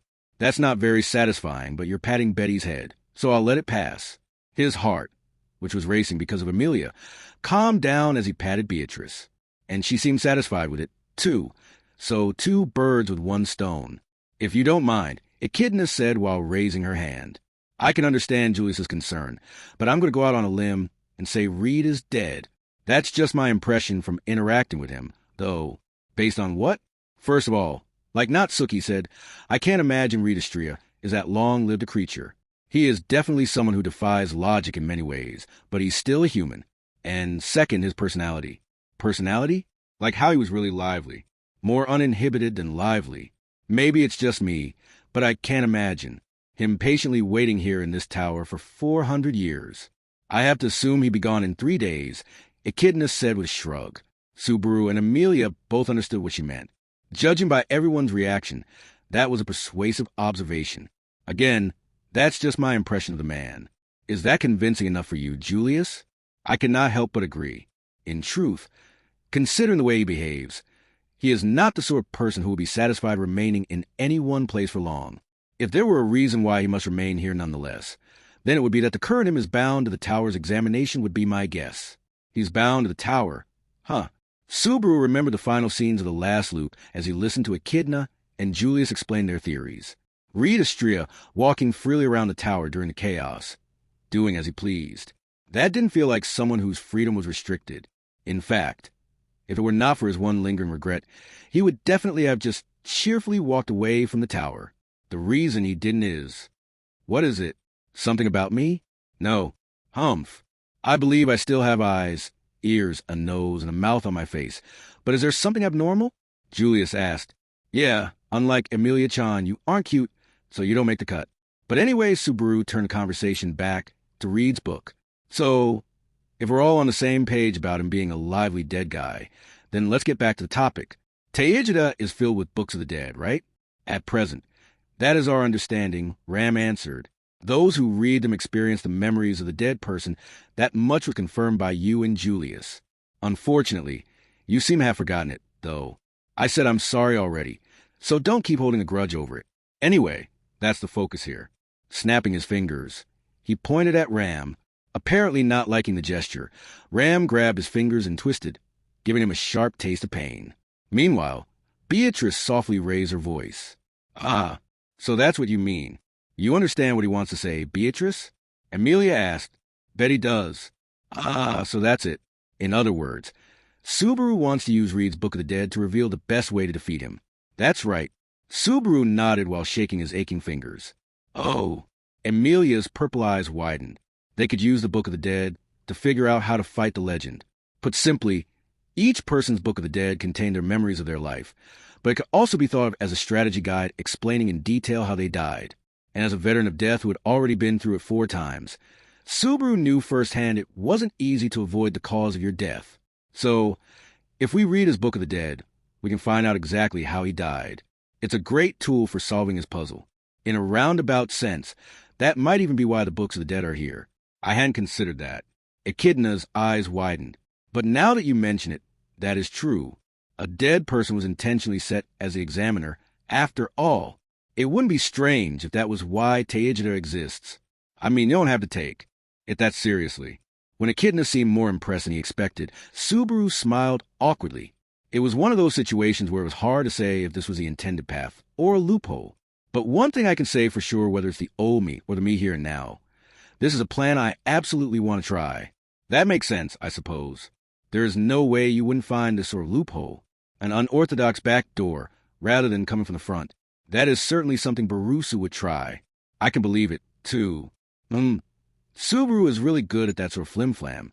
That a word you don't hear much nowadays. Subaru scratched his cheek a bit at their unwavering evaluation of the man named Subaru Natsuki, when Amelia's eyes suddenly glimmered. He was surprised by how strong her reaction seemed to be, but she immediately pinched her cheek. Ugh, nope. The person who's struggling the most right now is Subaru. I have to get a hold of myself. Lady Amelia, I understand how you must be feeling, but your cheek is getting red. Taking Amelia's hand, Ram cautioned her. For a while now, Amelia and Beatrice have been having some weirdly extreme reactions, but that was probably because they were sensing traces of the Subaru Natsuki they knew and loved. Meili put her hand to her mouth when she heard what Subaru was thinking. Right, last night, I saw you with lots of books spread out around you in Teijida. Was that why? Yesterday, huh? Incidentally, could you tell how many books I read? I don't know that much. Sorry. Sitting on Shala's lap, Meili scratched her head and looked down. Don't worry about it. Subaru waved his hand, using not his, but her memory is Meili's memory that he experienced from her book of the dead. He came to the same conclusion. Many books, you say? I should like to hope not. But you won't wind up saying you ran out of space for your own memories from reading too many books of the dead, will you? I sincerely hope not, but I can't say for sure. You know, since I forgot. Julius shook his head wearily as Subaru proudly pointed to himself. He had gotten pretty used to being generally defiant, but he also didn't actually doubt that his memory loss was connected to the books. That is why, if they did find Reed's Book of the Dead, he believed it should be him, and not anyone else, who read it. He had lost his memory already, so it wouldn't be too crushing if he lost it again, though I have too many important memories I can't afford to lose now. Everything that had happened in the last loop, and everything that had happened before that loop, too, and the things he had decided in his heart during this loop, his promise to Ram and his vow to Meili, he had only repeated a day or so 4 times, and he was already carrying armfuls of memories he wouldn't allow himself to forget. That was why memories were precious.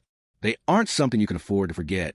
Anyway, if Reed's as big a legend as you all say, then that's perfect. Someone who's that big a hero with his stories of his great feats and failures passed down through the generations. So his defeat is just the price of his fame. That's a new kind of weakness, isn't it? I understand Barusu's aim, and I accept it. That doesn't mean I do not have any concerns.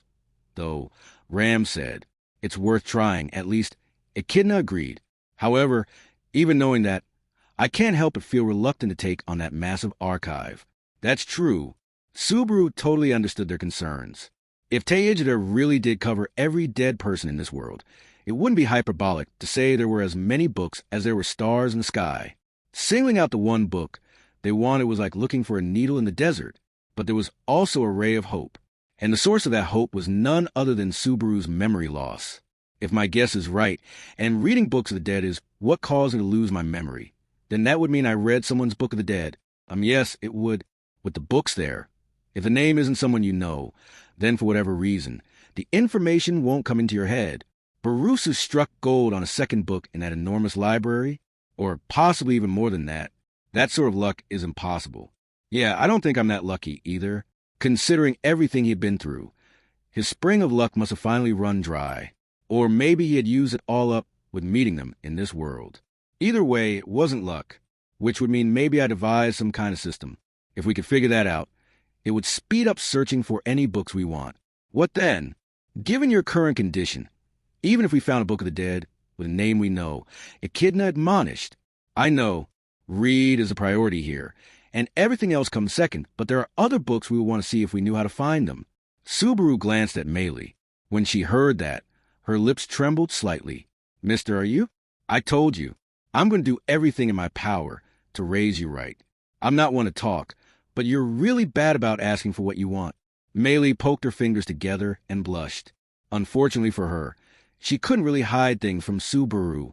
The whole reason she had seen Subaru in Teijida last night was because she'd been looking for a Book of the Dead there herself. Finding the book she wants is just a little side quest. You're really mean Petra must be blind. I keep hearing that name, but you're really letting her have it. He couldn't say whether it was just awkward embarrassment on Meili's part or genuine insults, but either way, it was a cute, childish sort of resistance. Interpreting Meili's lack of objection as tacit agreement, he added a new goal to the Teijida quest list and, I want to be clear here, I think we should go up to the Teijida archive. Reading Reed's Book of the Dead is the best thing we can do. It's ironic that Natsuki losing his memory will provide a basis for action. I can't really see what sort of plan this actually entails, but only a fool makes excuses before trying. Yes, Subaru's right. If that's what we need to get through this tower, then let's do it. Echidna and Amelia both stood. Drawn by them, Beatrice and Ram, Meili and Shala also rose. Subaru clapped his knees and stood and looked at Julius, who was slow to move. What is it? Do you have an objection? No, we do not have any other solution. I acknowledge your proposal makes sense. But you still have reservations? This is merely my own problem. Pay it no heed. Slowly shaking his head, Julius stood. Being told not to worry made it impossible for Subaru to actually not worry about it, so he felt more than a little concerned. But I'll save it for later. Also, Book of the Dead aside, how famous is Reed anyway? He seems like a wild dude. For having lost your memories, it seems a lot has remained. I guess he left a strong impression Reed Istria is one of the three great heroes who defeated the witch. Sage Shala, Holy Dragon Volcanica, and Sword Saint Reed Not Me, Masters of Sage. By your logic, I'm a few years old, too? I spent way too long between leaving convenience store and waking up this morning, taking Shala's word with a pinch or perhaps a mountain of salt. Subaru delved a bit more into the legend of Reed. Amelia and the others glanced at Julius. Noticing their intent, he touched his bangs. There is not enough time to go through all the legends that Reed Istria left in various lands. The most famous of the battle where he slayed 100 dragons and his record of 6,000 victories and no defeats in the arena on Gladiator Island. There are also odder ones, such as how he is said to have defeated being called a demon god in a drinking competition. They all sound really absurd, but having seen him, it feels like they are not exaggerations. Indeed, knowing his strength as I do, he is undoubtedly no. To the best of my knowledge, most of his stories tell of his unreasonable achievements. I do not recall any records of his personality or of any normal, human sorts of failures or defeats. Brushing his hair aside, Julius concluded his impressive display of knowledge. Subaru shuddered just a little bit at the fact that even the records said the man had never lost. It would make sense if the stories of his defeats simply hadn't survived into the modern day, but what if he really never lost? Subaru trembled at the thought of an entire life without ever experiencing defeat, and at the fact that it seemed entirely possible if it was Reed. And with that, we made it. As the conversation dropped, they reached the room containing the stairway to Teijida. Up those stairs, an archive filled with books of the dead awaited them. But, Ram, could I leave everyone else to you for a moment? I want to talk with Julius for a moment. With Julius? Ram furrowed her brow at Subaru's request. Julius was surprised as well, but for the moment, he didn't say anything. Ram's pink eyes narrowed, peering into Subaru's black eyes. After a brief moment, she sighed. Do not take too long. If we've all lost our memory, like you, by the time you make it up, it'll be too late. Don't say scary things like that. I wouldn't mind seeing if you were gentler and more refined after losing your memory, but I have no intention of forgetting anything else. Yeah, if you find a weird book, don't get too close to it. Ram shrugged and led the rest of the group up the stairs. He was reasonably confident that he could leave things in her capable hands. In that sense, he trusted Ram the most out of everyone in the party. Natsuki. The women followed Ram's lead up the stairs to the next floor. Echidna, at the tail, called out to Subaru after put her foot on the first step. Her blue-green eyes wavered slightly. Be gentle. With that, she slowly started up the stairs, too. Watching her leave, Subaru scratched his head. She probably figured out why I kept Julius back. When the two of them were alone at the bottom of the stairs, Julius broke the silence. So, what did you wish to discuss? If you have gone so far to distance Lady Amelia and the others, it must be quite pressing. Yeah, I guess so, Subaru answered evasively. That is a rather inarticulate response. What I want to say is difficult to put in words. That's all. Subaru made a mess of his black hair as Julius stood in front of him, back to the stairs. The main reason for calling Julius out and leaving the others to search for the book was because there was clearly a way to take down Reed Istria. During the end of the last loop, when it turned into a free-for-all in the tower, Reed's one lingering regret was wanting a fight with Julius. But Subaru couldn't understand the reason. From what he had heard, Julius had fought Reed once before and been almost immediately defeated. I can get a loser fixating on the person who beat them, but the opposite is... Subaru? Ah, what do you think of Reed? Do you like him? Is there a meaning in that question? No, just a jab to lighten the mood. My real question is a little different. Put it this way. Subaru closed one eye. Do you think you can win against Reed? Julius's yellow eyes widened. Seeing the unmistakable agitation in his gaze, Subaru took a short breath. On the one hand, this reaction was expected, but on the other, it also made him want to go give me a break. Setting aside whether you recognize it yourself or not, it's understandable that you might feel scared in a situation like this. Once you get a habit of losing, it's hard to break it. Subaru, what are you? Sorry, if I'm being honest, I think it would be best to take as long as possible to get you back on your feet again. I do, but we don't have the time. You understand, right? Julius's expression stiffened, and he caught his breath. We don't have the time has a different meaning for me than for him. But even so, we should feel the same sort of impatience. Or rather, Subaru had been forced to understand it. It was something that the old Subaru Natsuki couldn't have set out of concern for a man who was hurt and had not noticed his own unease. This Subaru Natsuki would do what the other Subaru Natsuki could not. I'll be blunt, Julius. Because right now I'm invincible. Invincible, that's a rather bold statement. Nothing is holding me back. So I can make a big leap. I can't keep watching you shrinking back when you look at me, when you look at Echidna, when you talk about Reed. I'm the type who can't let things go either, so I'm not one to talk. But ignoring all that for the moment, I'll be blunt. I'm listening. Taking a deep breath, Julius adjusted his posture and looked right at Subaru. Meeting his gaze head on, Subaru continued. That is one thing, and this is another. Subaru spread his hands to the left and right. What? Julius looked taken aback by his brazen statement. I get why you feel awkward when you look at me. The me up to today probably did something to you. Whatever he did hasn't disappeared from the world, but it has disappeared from my head. Eyes. That much is true. However, hear me out. Because of that, you and me, we're going to have to build our relationship up from the beginning again. At least you and the current me have to do that. Forget past me for now. Julius couldn't recover from the wave of turmoil that had swallowed him up, and that blunt reasoning wasn't doing it for him. It was a terribly forced logic. Subaru was decidedly not conveying all of what he wanted to say. In truth, he was using the old Subaru Natsuki's achievements and taking advantage of the influence they gave him over Amelia, Beatrice, Julius, and the rest of the party. Right now, he was asking for permission to use the good part of that influence and ignore the bad part, because you're the strongest person in our party.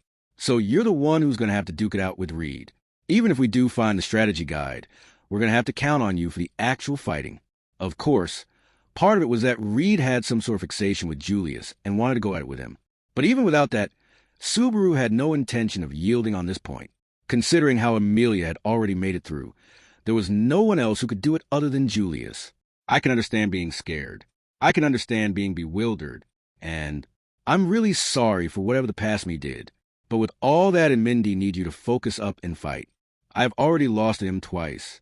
I know, but win the next match. That was one more loss than Subaru had known about, but it didn't matter anymore. It was just one more thing in the pile. The calculation gets messed up if you don't win. I thought a lot of different matchups in my head, but us guys have to do whatever we can before asking the girls to fight. That would be a disgrace for a night. Subaru clenched his fist and held it out. A disgrace. The current me eats a disgrace of a night, Julius murmured softly, lowering his gaze. Subaru had hit him with a stunning, bewildering, hurtful, gut-punching logic that grabbed Julius by the chest and shook him, leaving him adrift. And at the end of it all, Julius's mask of elegance cracked. As Ms. Ram said, it is difficult to believe that you have really lost your memories. Or are you just pretending to have lost your memory in order to encourage me after I lost my nerve, at the cost of darkening Amelia Chan's smile? Dumbass. I wouldn't do something that roundabout. Besides, even if I didn't do that, you wouldn't run away. You'd fight for everyone. That is contradictory. You were just trying to steal my timid heart. No, it's not that. What you're missing isn't courage. You got the courage right there. Subaru took a step forward, pressing his fist against Julius's chest. What's missing is determination, the will not to lose. Julius took a sharp breath. Subaru wasn't lying. He had seen it in the last loop, Julius had held on to his sword, even in that desperate situation with demon beasts and Reed all around him, entrusting things to Subaru without averting his eyes to the despair in front of him. There was no other way to interpret that line, except as him saying, "Leave this place to me." He had said it in the direst of moments. "Leave Redestria to me." And that was the last of him Subaru saw. So, I didn't see the end. And I don't remember what happened before today. So I haven't once seen you lose to Reed. Julius Juculius had not lost. This night, this man had never once lost in front of the Subaru Natsuki. So no matter what anyone else might say, Subaru Natsuki wouldn't entrust this fight to anyone else. He would continue to expect Julius Juculius to defeat Reed Estria. "I'm leaving Reed Estria to you. You defeat the most dangerous enemy. In exchange, I, my own way, I'll do my best to take care of everything else." "I can't hear you, Julius. Answer your pal's expectations." Subaru's fist hit Julius's chest again. The last time was for entrusting his expectations. This time it was for hammering home a powerful hope. Julius touched his chest and let out a long, deep sigh. "How can you have such high expectations of me if you've forgotten everything before today? It's your image, the impression you give off, the way you look and talk and carry yourself, the things you have in your clothes, the way you eat and walk, just the overall effect of everything." Unable to talk about what had happened during the last loop, Subaru clutched his own chest and struggled to answer. By chance, Subaru and Julius both held a hand to their chests as they faced each other. Julius kept his hand on his chest while straightening his back and slowly bending at the waist. It was a beautiful, natural bow, like a knight in a story. "Impression, huh? Yeah, the way you look. Everything about you makes me feel that way. I see my appearance made you think that." Julius's tone shifted as his head remained bowed. Thus far, his tone had sounded like he had been forced to face something tender to the touch, but now just a faint trace of vitality returned. Some flexibility and warmth had taken root. That was the impression Subaru had as Julius raised his head and looked forward, and, forgotten by the world, unable to confirm the existence of my own master, and then forgotten even by you, the only one who remembered may have been unsure where I stand. However, even in this state, I have not lost everything that I strove for. That's what you were saying. I didn't come close to being that classy, but that's the gist of it.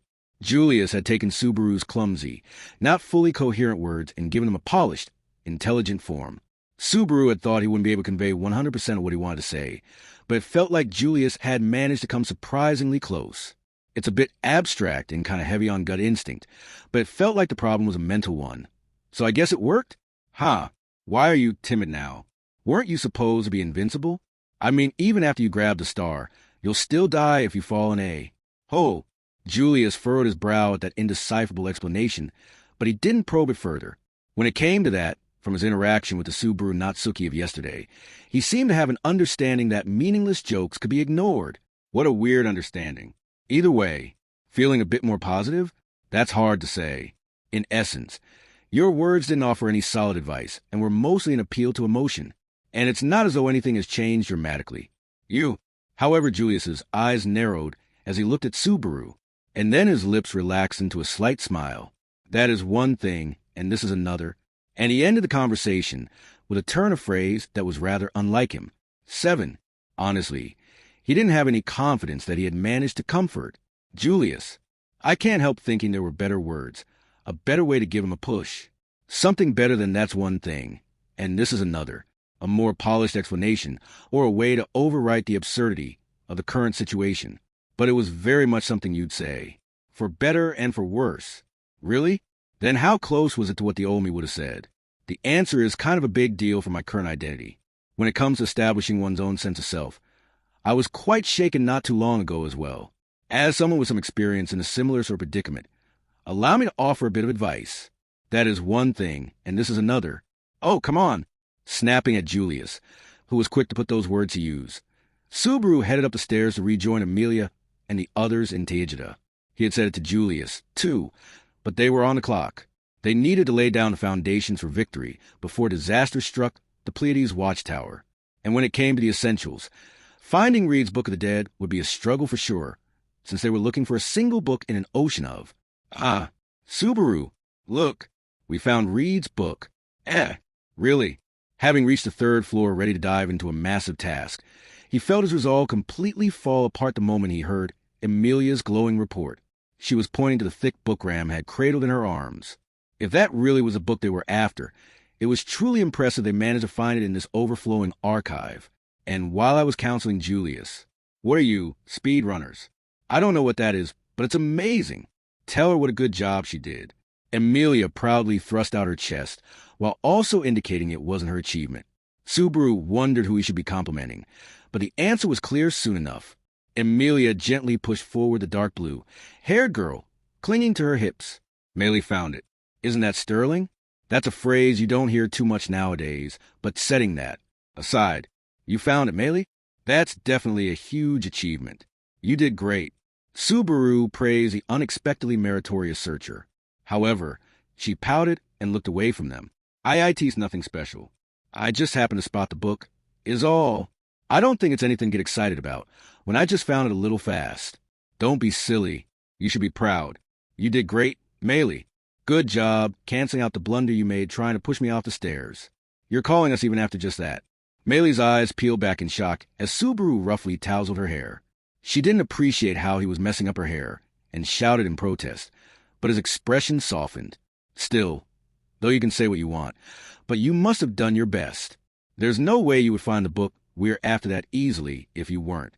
NGH, mister, don't say pointless things like that. Meili's face turned red. What do you mean? This is super important. Subaru smiled. It's proof that you're one of us. But if you're saying that you found at random, unfortunately, we haven't figured out any pattern how the books are arranged in the Tejada archive. Echidna chimed in. If their stumbling across this book was pure chance, then Subaru's side quest would have to remain pending. For now, we'll just have to keep advancing the main quest. You don't have to worry that much. Guessing what Subaru was thinking, Meili gave a casual shrug. That was something he hadn't seen in a while. It felt like she was starting to return to normal. I won't make any promises, since I know they're not worth much, but I will make your wish come true. You really can't keep your word, mister. I'll be waiting without getting my hopes up. A promise without saying as much. Seeing Meili smile, Subaru switched back to the main subject. Got it then it's safe to assume no one has looked at Reed's book. Yet, right? The book Ram was holding had a bunch of letters on the spine that Subaru couldn't read. But that didn't change the fact that it was the prime suspect in the case of his missing memories. On that point, Ram was seemingly in agreement about approaching it with caution as she touched the spine. Considering your current state, it would be a problem to get ahead of ourselves and have another person lose their memory, so I haven't let anyone read it. I should point out we still haven't confirmed that the book is what caused me to lose my memories. Even if he didn't find it convincing himself, Subaru still puckered his lips a little at having his statement laughed off like that. Anyway, Beatrice turned her distinctive patterned eyes to the book Ram was holding. We managed to find what we were looking for. Next is deciding how to use it, I suppose. Tension filled the air, quickly replacing the joy of finding the book. If they messed up, they could lose their memories. It was a lot like saying here, drink this suspicious, unlabeled elixir. It was suicidal, no matter how many lives you had to waste. Let's talk about what we can speculate about the potential dangers. Is there really anything you can figure out? Echidna? Something. Though all we have to work with is what happened and fragmentary information. Echidna shrugged. She held her hand up and raised her finger. First of all, the danger of the books of the dead, that one is simple. As Natsuki's situation indicates, there is a possibility of losing your own memories. From what he said, the memory loss is partial though in this case. It might be more precise to say what memories remain are fragmentary.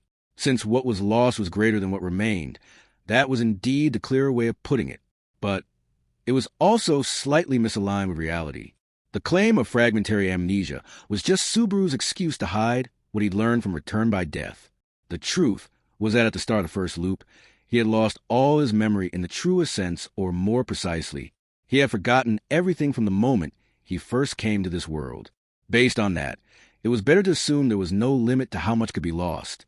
In fact, given the full spectrum of possibilities, maybe Subaru had been rather fortunate, since he had retained his sense of self. The idea that he might have lost everything that made him an individual sent chills up Subaru's spine. But at the same time, the question of why he had not lost his memories from his original world also reared its head. It doesn't seem likely that memory loss is simply the price for reading the books of the dead.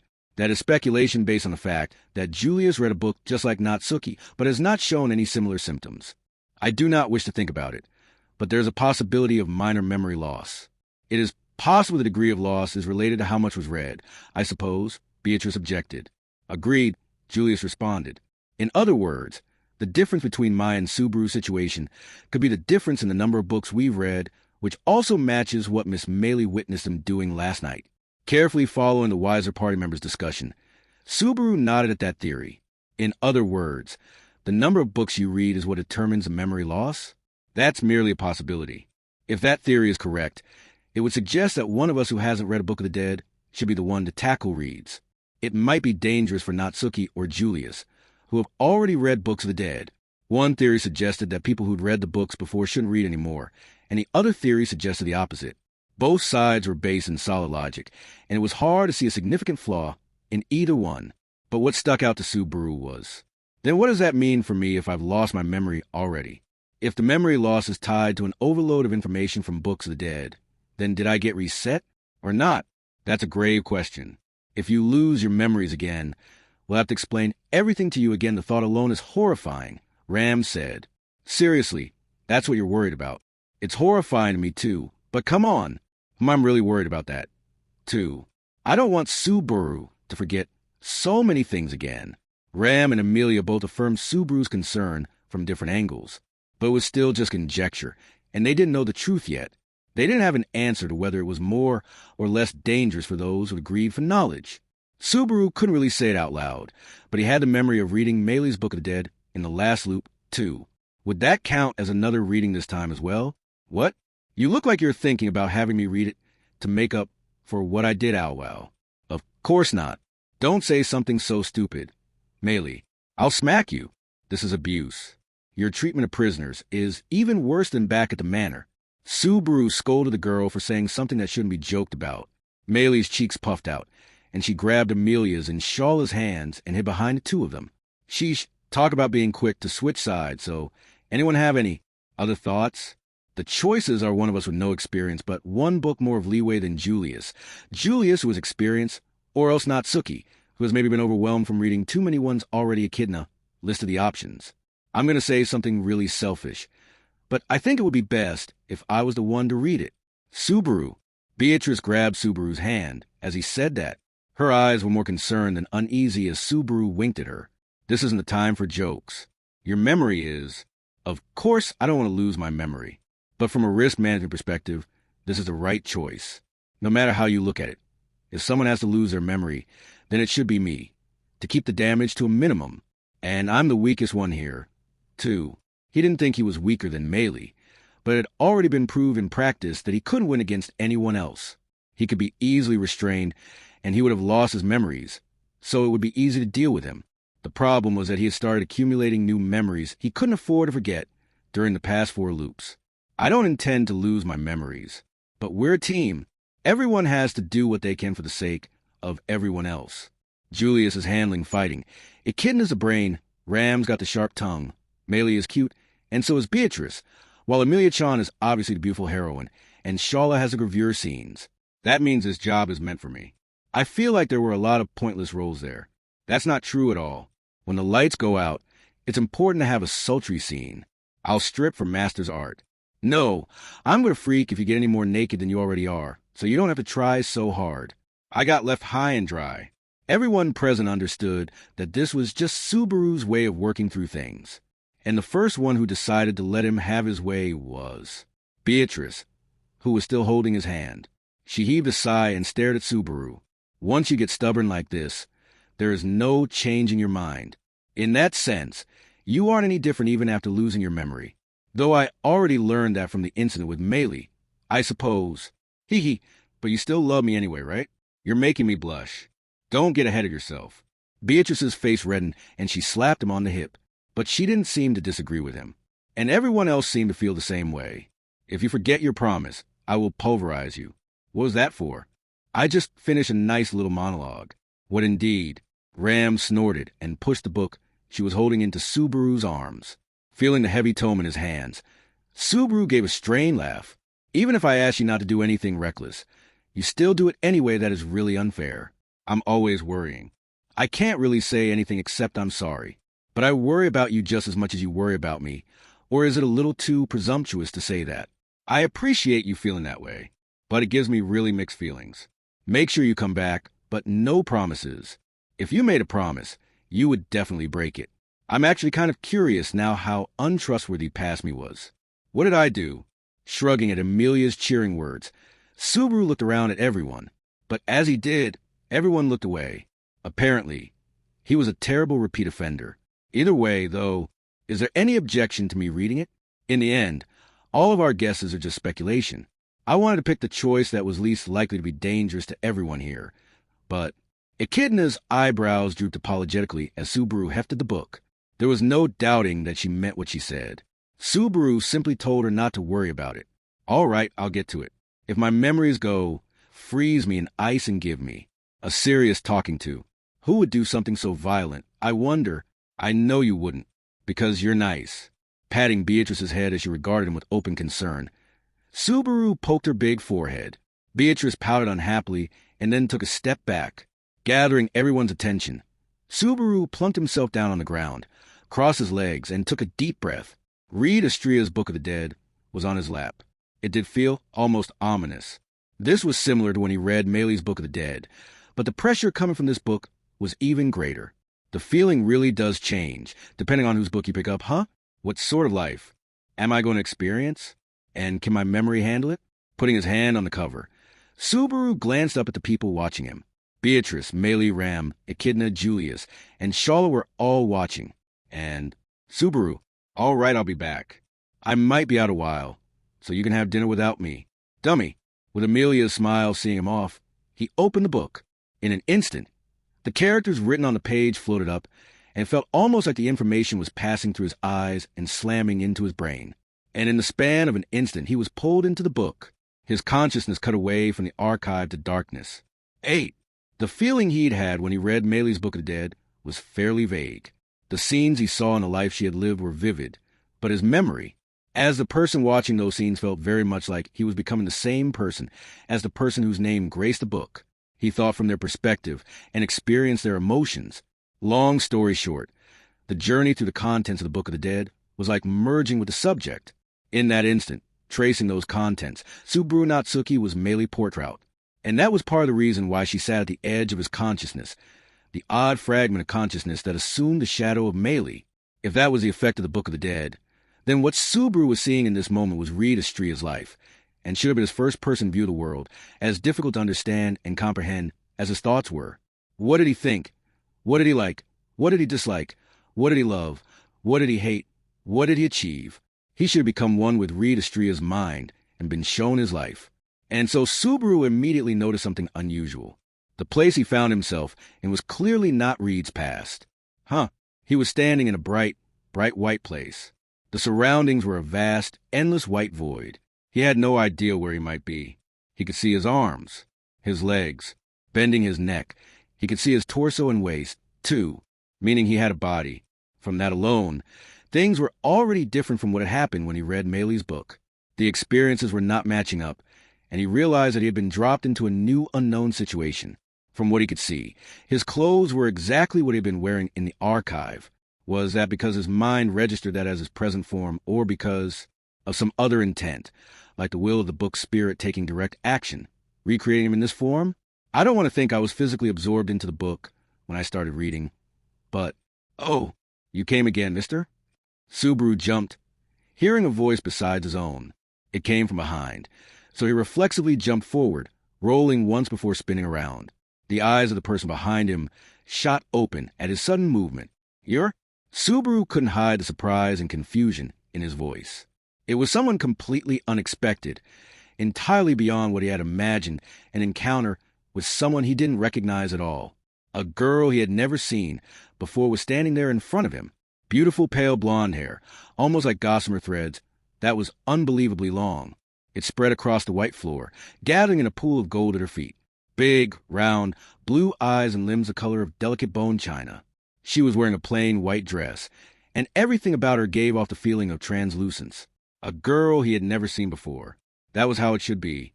But his eyes narrowed upon seeing her.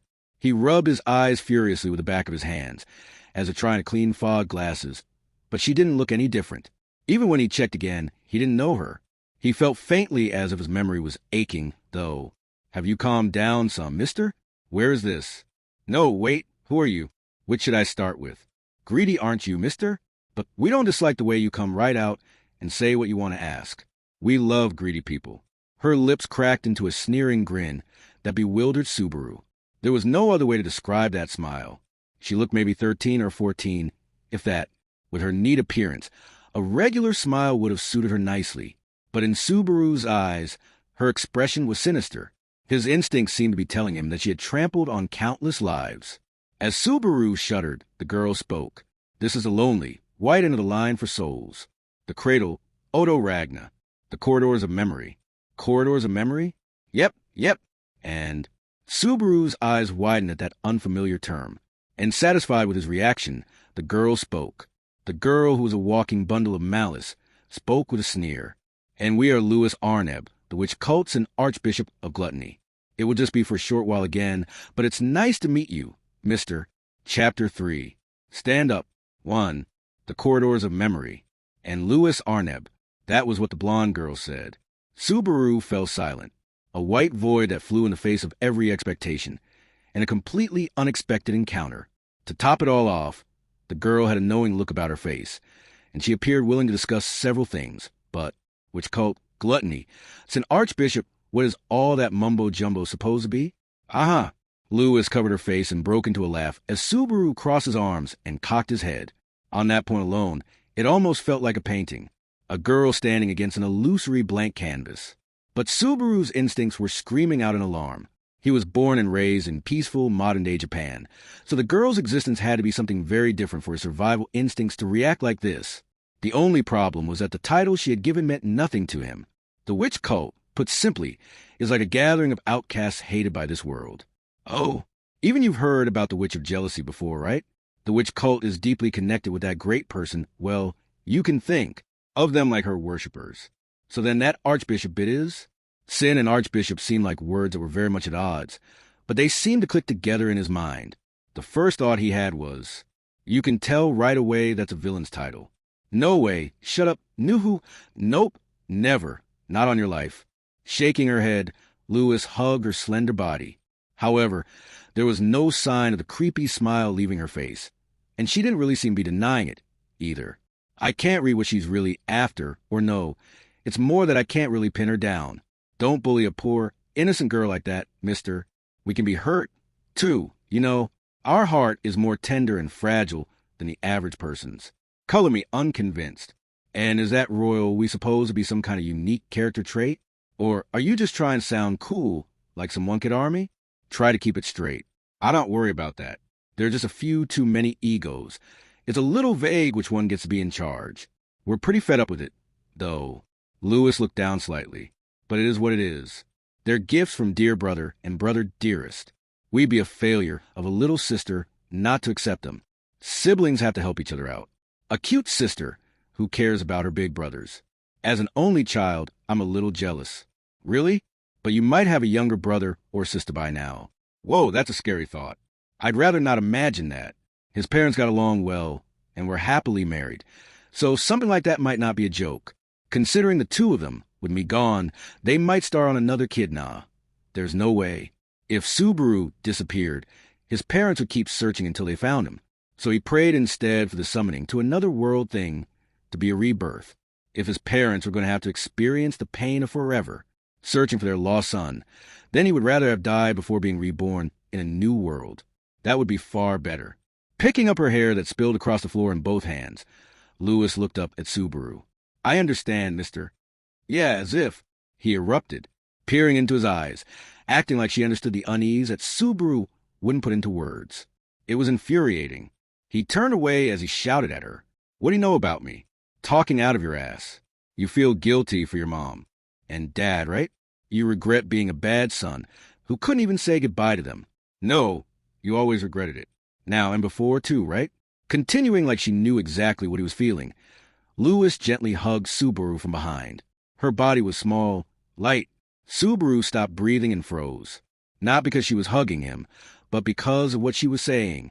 She acted like she knew everything, and her words were surprisingly accurate. How do we know? Of course we know. After all, there isn't anyone who understands you as well as we do, mister. Don't touch me. Ah. Lewis pouted as Subaru brushed her away and took some distance with a ragged breath. What the hell is going on? Do women in this world just not have any hesitation about physical contact? Everyone gets too close, gets too friendly. Am I scared I might actually surrender my heart to that touch? That warmth? What are you? What do you want to say? We just wanted you to have some peace of mind, mister. It's okay. It's okay. You managed to reach a resolution about your feelings toward your parents. It might have been one-sided, but you felt like you had faced up to it. It felt like a weight was lifted, at least on the surface. Sneering the entire time, Lewis used the fingernails of her right hand to claw at her left arm. She started scratching wildly, so violently that it was painful to watch. Subaru's brow furrowed, but Lewis stuck out her long, oddly bright red tongue. On the surface, it's completely wholesome. No one can tell you aren't feeling anything in your heart. You're skilled, mister. And that's what's so sad. Subaru's lips twisted as her words tore at his heart. His instinct was screaming that he shouldn't indulge her any further. I don't know what you are trying to say. What I do know is that you're going to hurt yourself if you keep that up, so stop it. And a conversation is supposed to be a game of catch. No major league fastballs. Stick to easy throws. Both of us? Both of us. For example, let's get back to that Archbishop thing from before. Not willing to let her dictate the flow of conversation anymore, Subaru shifted the topic back a step. Archbishop and gluttony. That at least rang a bell for Subaru. If you're supposed to represent glutton, then there should be 6 more people like you, right? If you count dear brother and brother dearest, it should be exactly 6, probably. But it went down by 2 recently, so maybe 4. 2 of them can just die already. From the sound of it, there's not much camaraderie. Obvious, isn't it? We're called archbishops, but in the end, we're still a gathering of outcasts.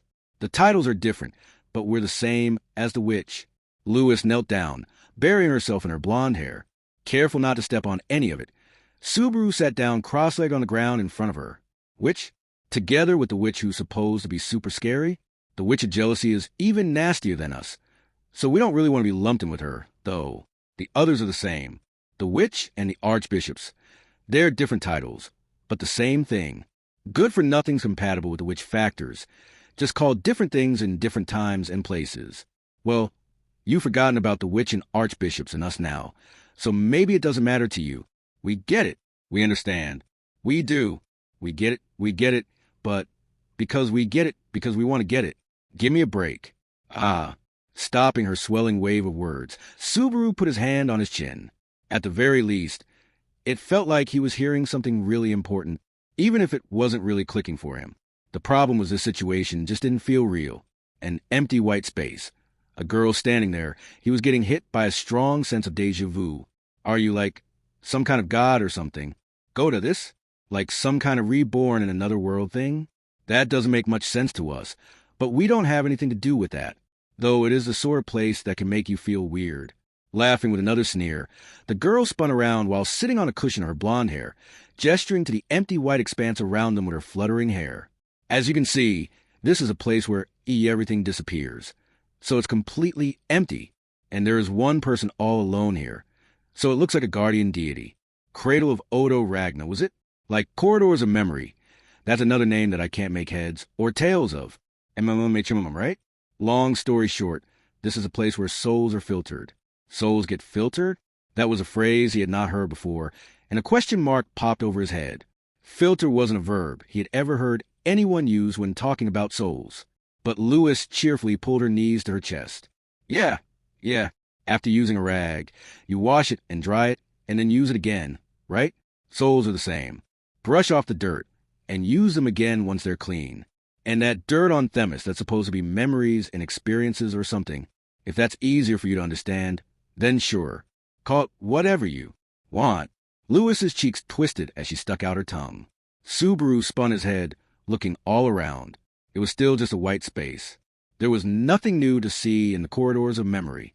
There was no obvious evidence of what Lewis was talking about in the endless white void. It's not that simple a thing to understand. This Odo Ragna god thing seems pretty nasty. It's nothing like what you call a god. It doesn't have any special thoughts or ideas. It's just a mechanism.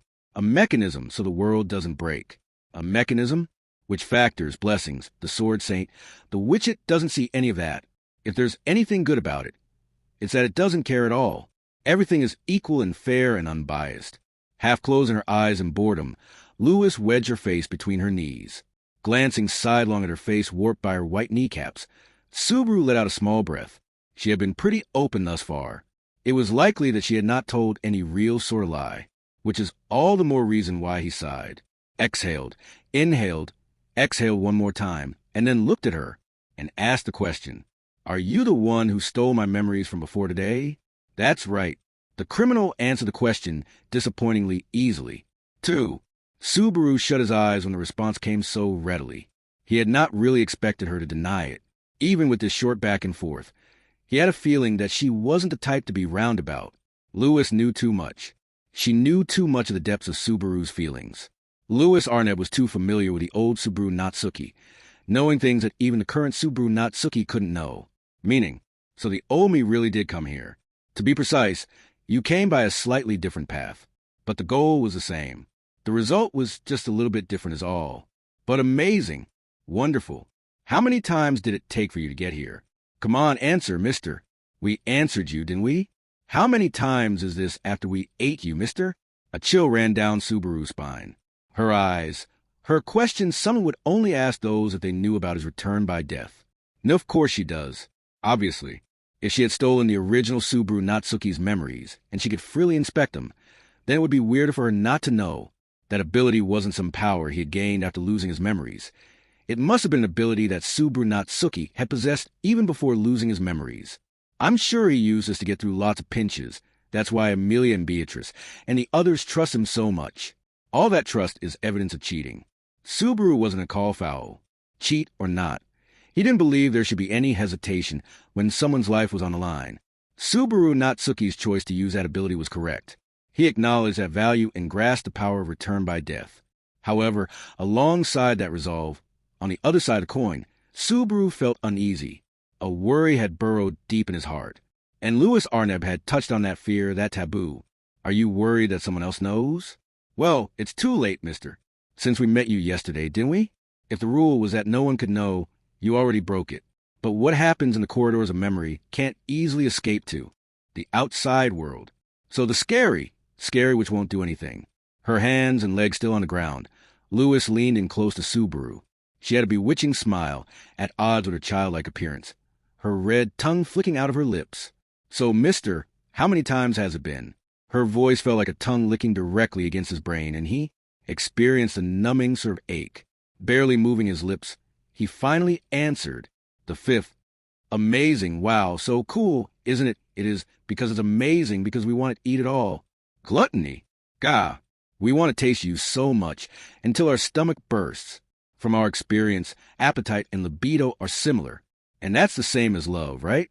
So Louis pushed Subaru down and straddled him. Her face contorted with excitement as she breathed hard. With flushed cheeks and rapt eyes, she ran her tongue over Subaru's neck without hesitation. As that happened, he could imagine what she had been about to say. I love you.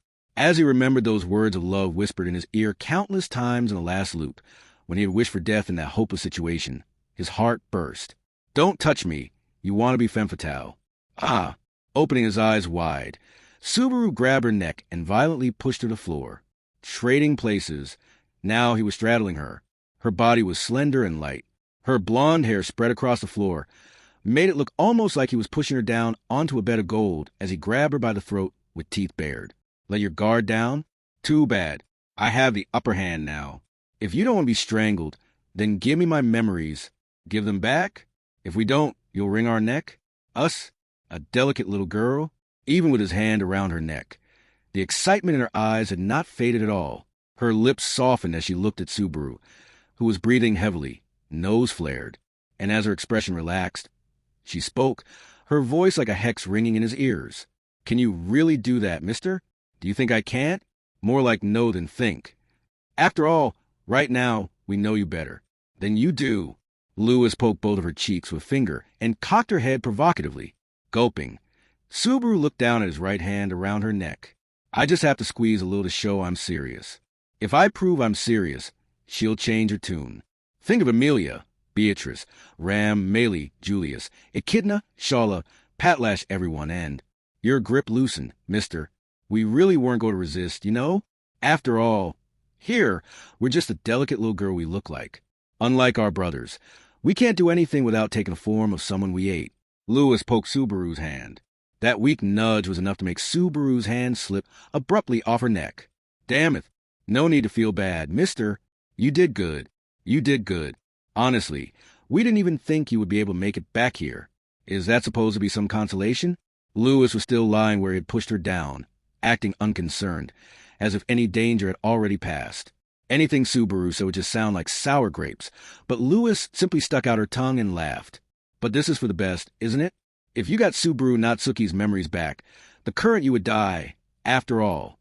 This way, it ends without something stupid like suicide. Huh. Oh, that's a strange reaction. Did you really not realize? If those memories come back, the current you will be overwritten, and your existence will be erased. That's the same as dying, right?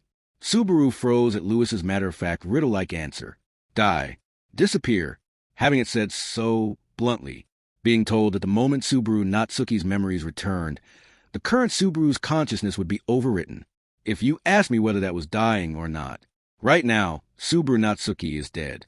He doesn't exist anywhere. But if he comes back, then this time you will die, mister. You won't exist anywhere. Is there much value in getting Subaru Natsuki back? You can do the same things, can't you, mister? You like the people around you just like him now, don't you? And they will like you just the same, too. What's so bad about that? What's so bad? When put like that, there was nothing bad about it at all. That Subaru Natsuki and the Subaru Natsuki. Neither of them was bad. Subaru was a person with lots of flaws. Just crap tons of them. Enough to make him hate himself. If anyone asked who he hated most in the world, he wouldn't hesitate to say himself. That was how pathetic, how lacking Subaru Natsuki was. But when it came to this one problem, he had not done anything wrong. If there was anything wrong, it was that there could be only one winner in this cruel game of musical chairs. Emilia-chan, and the others I wanted to, give Subaru Natsuki back to them. That was why he had intended to steal his resolve to get those memories back, to not hesitate if he was ever given a chance. But he had averted his eyes from the fact that his existence would completely disappear. He had hoped for some sort of miracle, a convenient blending of their two memories, that the current Subaru would remain somewhere inside Subaru Natsuki. That had been his vague hope, but it's hard to say what'll happen. We've never seen anyone who got their memory back, so we don't know. Lewis grinned at Subaru's obvious inner turmoil, her eyes making her look just like a cat toying with a mouse. The criminal who stole those memories was insolently claiming she had no idea what came after, and it was almost surely the truth. Louis Arneb wasn't someone who would ever give back what she had stolen to its rightful owner. So she didn't know what would happen to Subaru Natsuki after his memories came back. You were given life, mister. It would be a waste not to enjoy it. The irresponsible thief continued, peering into Subaru's face from close up. Because we ate Subaru Natsuki's memories, you're here now. So that makes us almost like your mother, choosing your own death, right to your mother's face? Isn't that disrespecting your parents, mister?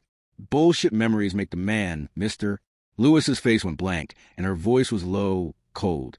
That alone was spoken seriously. Subaru caught his breath at the unexpectedly sharp words and fell silent. At the same time, he felt like he had heard that line before. The ring of it, the words. He had heard it right before his second loop's death. The current you has the relationships that the current you made. Why not try again? Live a positive life. That's another option, if you ask us. Also, maybe we shouldn't say it, but Subaru Natsuki doesn't seem like the greatest guy. Closing an eye, she made a face like she was speaking a difficult truth while pummeling Subaru's emotions. Still lying on the ground beneath Subaru, she clasped her hands in front of her chest and looked into his black eyes with a dreamy, maiden-like gaze. Poor Emilia, born just like the witch of old, a pitiful girl avoided by everyone. Ah, but I'm so kind for being willing to be with her. Wah, weak and fragile Beatrice. Living alone without anyone to rely on, what a lonely girl. I have to take her by the hand and lead her down the dark and dangerous road. To Subaru's shock, she spoke the names of the girls who had prayed for his safety and watched him go, and then she started reciting terribly twisted thoughts. It was obvious who Lewis was implying thought these things. He could tell, but Rem, so devoted, offering unconditional love, so foolish and beautiful and so pure. An incomplete child who feels alive when she becomes desperate for the sake of someone other than herself. That is why I have to guide her. What were you getting at? Just sharing what Subaru Natsuki thought. What he wanted was a feeling of superiority. He was never thinking about someone else. He was just drunk on the pleasure of having useful people waiting on him. And puppies who refuse to get close don't get fed. Those people got pushed away. Do you really want to give yourself up for the sake of that Subaru Natsuki? She asked again. Louis was gluttony was demanding a confession from Subaru Natsuki. She wanted to hear what Subaru really felt. Do you want to die or not? And if you do want to die, would you really die for someone like that? Would Subaru Natsuki really choose death for the sake of some other Subaru Natsuki? So what do you want, mister? Louis's slender arm grabbed Subaru's and put his hand on her neck. She even guided his fingers around her neck. All he had to do was squeeze, and her slender neck would snap. She had just concluded he couldn't do it, but that would be the same as killing Subaru Natsuki. At the very least, that was what she was saying. So, well, what is it? Which one? What'll it be? What do you want? How do you want it? What can you do? What happens next? What's okay? We'll forgive you, whatever you pick. Louis's voice hammered his ears mockingly, sneeringly, like a curse. Louis Arneb, the Archbishop of Gluttony, the slender girl, the loathsome being, the parent who created him, put the question to the Subaru Natsuki before her. What would he do about Subaru Natsuki? So, what do you want, mister? 3. The cruel choice ate away at Subaru Natsuki. He could feel something in his heart burning to a cinder. His humanity, his trust in himself, his feelings about Subaru Natsuki as a separate person. Something was being scorched away. With his hand on the neck of the girl he had pushed down, with her sneering up at him, Subaru Natsuki was placed at a crossroads. His own fate and the fate of Subaru Natsuki hung in the balance. I can't hear my heart. My breathing is ragged, but my lungs aren't working. Even though he was in such a desperate situation, there wasn't a bead of sweat on his brow. That was surely because his physical manifestation there wasn't real. My body was transported when I read the book. Just my mind was pulled in, but all this is trying to avoid the reality in front of me, isn't it? Subaru's heart was trying to achieve a fleeting peace by letting his thoughts wander into the distance. But time, space, and the girl in front of him wouldn't let him escape. So what will you do, mister? The girl he was pinning down looked up at Subaru, who was still frozen in indecision. She peered into his black eyes with sadistic sneer, and her tongue flicked back and forth, as if she was going to lick them. Pinning a delicate little girl down, your hand around her frail neck, doesn't give you a thrill? Or is it just something a guy with your sort of nature has plenty of experience with? You're trembling. How adorable. Will that let you make your important choice? Tilting her head, Louis kissed Subaru's wrist. That repulsive act, the intensity in her flirtatious gaze, and her callous words reminded Subaru of a scene. It was a tragic scene he had experienced once before. But that time, the perspective had been flipped. He had seen it from the perspective of the girl in front of him, not from his own eyes. The scene of Subaru pushing him down, being strangled while seeing that vicious look on his face. Subaru Natsuki had strangled Meleug. The instant he realized how similar the situation was, Subaru's body, his face, everything tensed. Oh, so you do remember something like this. Don't. We're not joking. If anything, you're the one who isn't being serious. You should seriously, earnestly love yourself. Yeah, that's right. Love yourself. Come on, do it. Just like the people you cherish want you to. You need to love yourself. A torrent of superficial words in an insincere voice. Was she trying to make him understand something? Or was she simply not capable of empathizing with people? Was she being artificial? Or did it come naturally? Was she sneering at him or consoling him? It was all ambiguous. Everything about Louis Arneb was ambiguous. You, if you're right. If that's true, give me proof. Proof? Proof that the current me will disappear if I bring Subaru Natsuki back. There isn't any. None. Zip. Zero. Nada. Nothing. Not a single thing. Nothing at all. Does that make you feel better? You're going around in circles, mister. We can't talk about things we don't know. We don't know if our brothers would die if what they ate was returned. And honestly, we've never returned something we ate. So we don't know. We ate it after all. Louis opened her mouth wide, revealing a red tongue and seriously sharp canines, letting Subaru see all the way to the back of her throat, as if to say, look, there's nothing there. her red tongue dancing all the while she referred to stealing people's memories and devouring them as eating. "So what will you do, mister?" GHNGH. Die was scary. Terrifying. But it was a different sort of fear from what he had experienced 4 times before when he died and come back. The issue weighing on his soul now was a potential loss of self. His existence hung in the balance. That was what death was originally supposed to be. If you died, your consciousness was lost, and there was no second chance. So maybe Subaru had no right to complain after relying on the easy choice that let him fix his mistakes. Maybe it was a supreme luxury to get to choose whether he would disappear or not. But it was his life. Placed in a position where he had to choose whether to snuff that candle or not, he felt his heart cracking with each passing second. Subaru had already died 4 times since coming to this world. They were all short, thrown into an unfamiliar world, surrounded by strangers, and then visited by death in some difficult-to-escape from form. Added together, the sum total of the time he had been conscious was less than 2 full days. It was a short, meager time, but in addition to those 2 days, he also had spent 17 years in his original world. It had not gone well. Subaru had been shit at life. But even though it had not gone well, even though it had been trial and error, even though there had never been any situations with his life on the line, he had at least tried in his own way to put up a fight in the big moments. If the original Subaru Natsuki came back, it wouldn't change the fact of everything that had happened. But his current self who cared about those moments would disappear.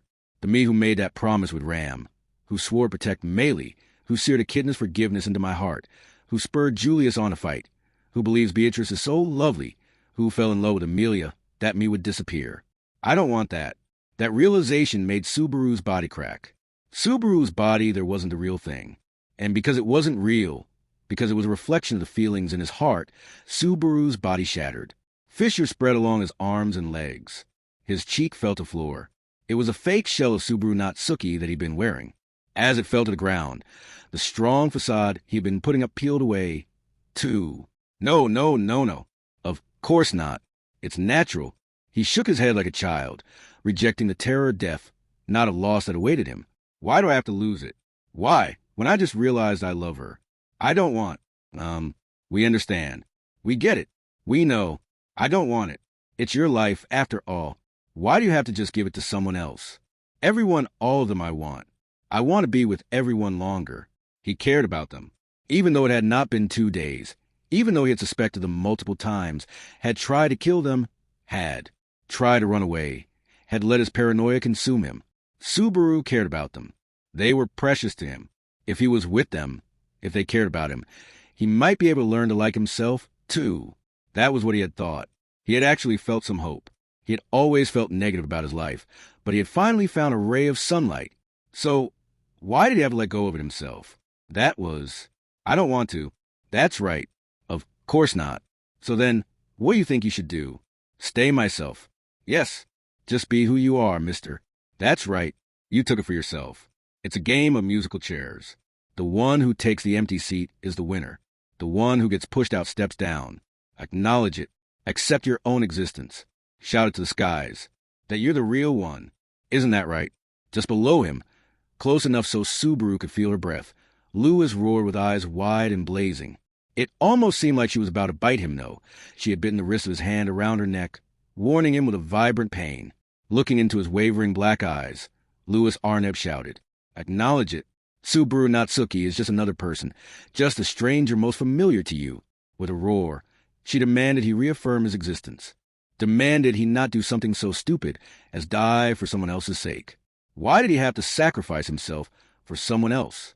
And for someone who wasn't him, for some other person using his name, to never be able to meet the people he cared about again, just so that person could meet them, to yield the time living with them, those precious, irreplaceable days. Who would do such a stupid thing? So kill him. Kill him. Just kill him. If you kill him. If you just kill him. If you kill him dead. Subaru Natsuki. You are the only Subaru Natsuki in this world, not a replacement for anyone else.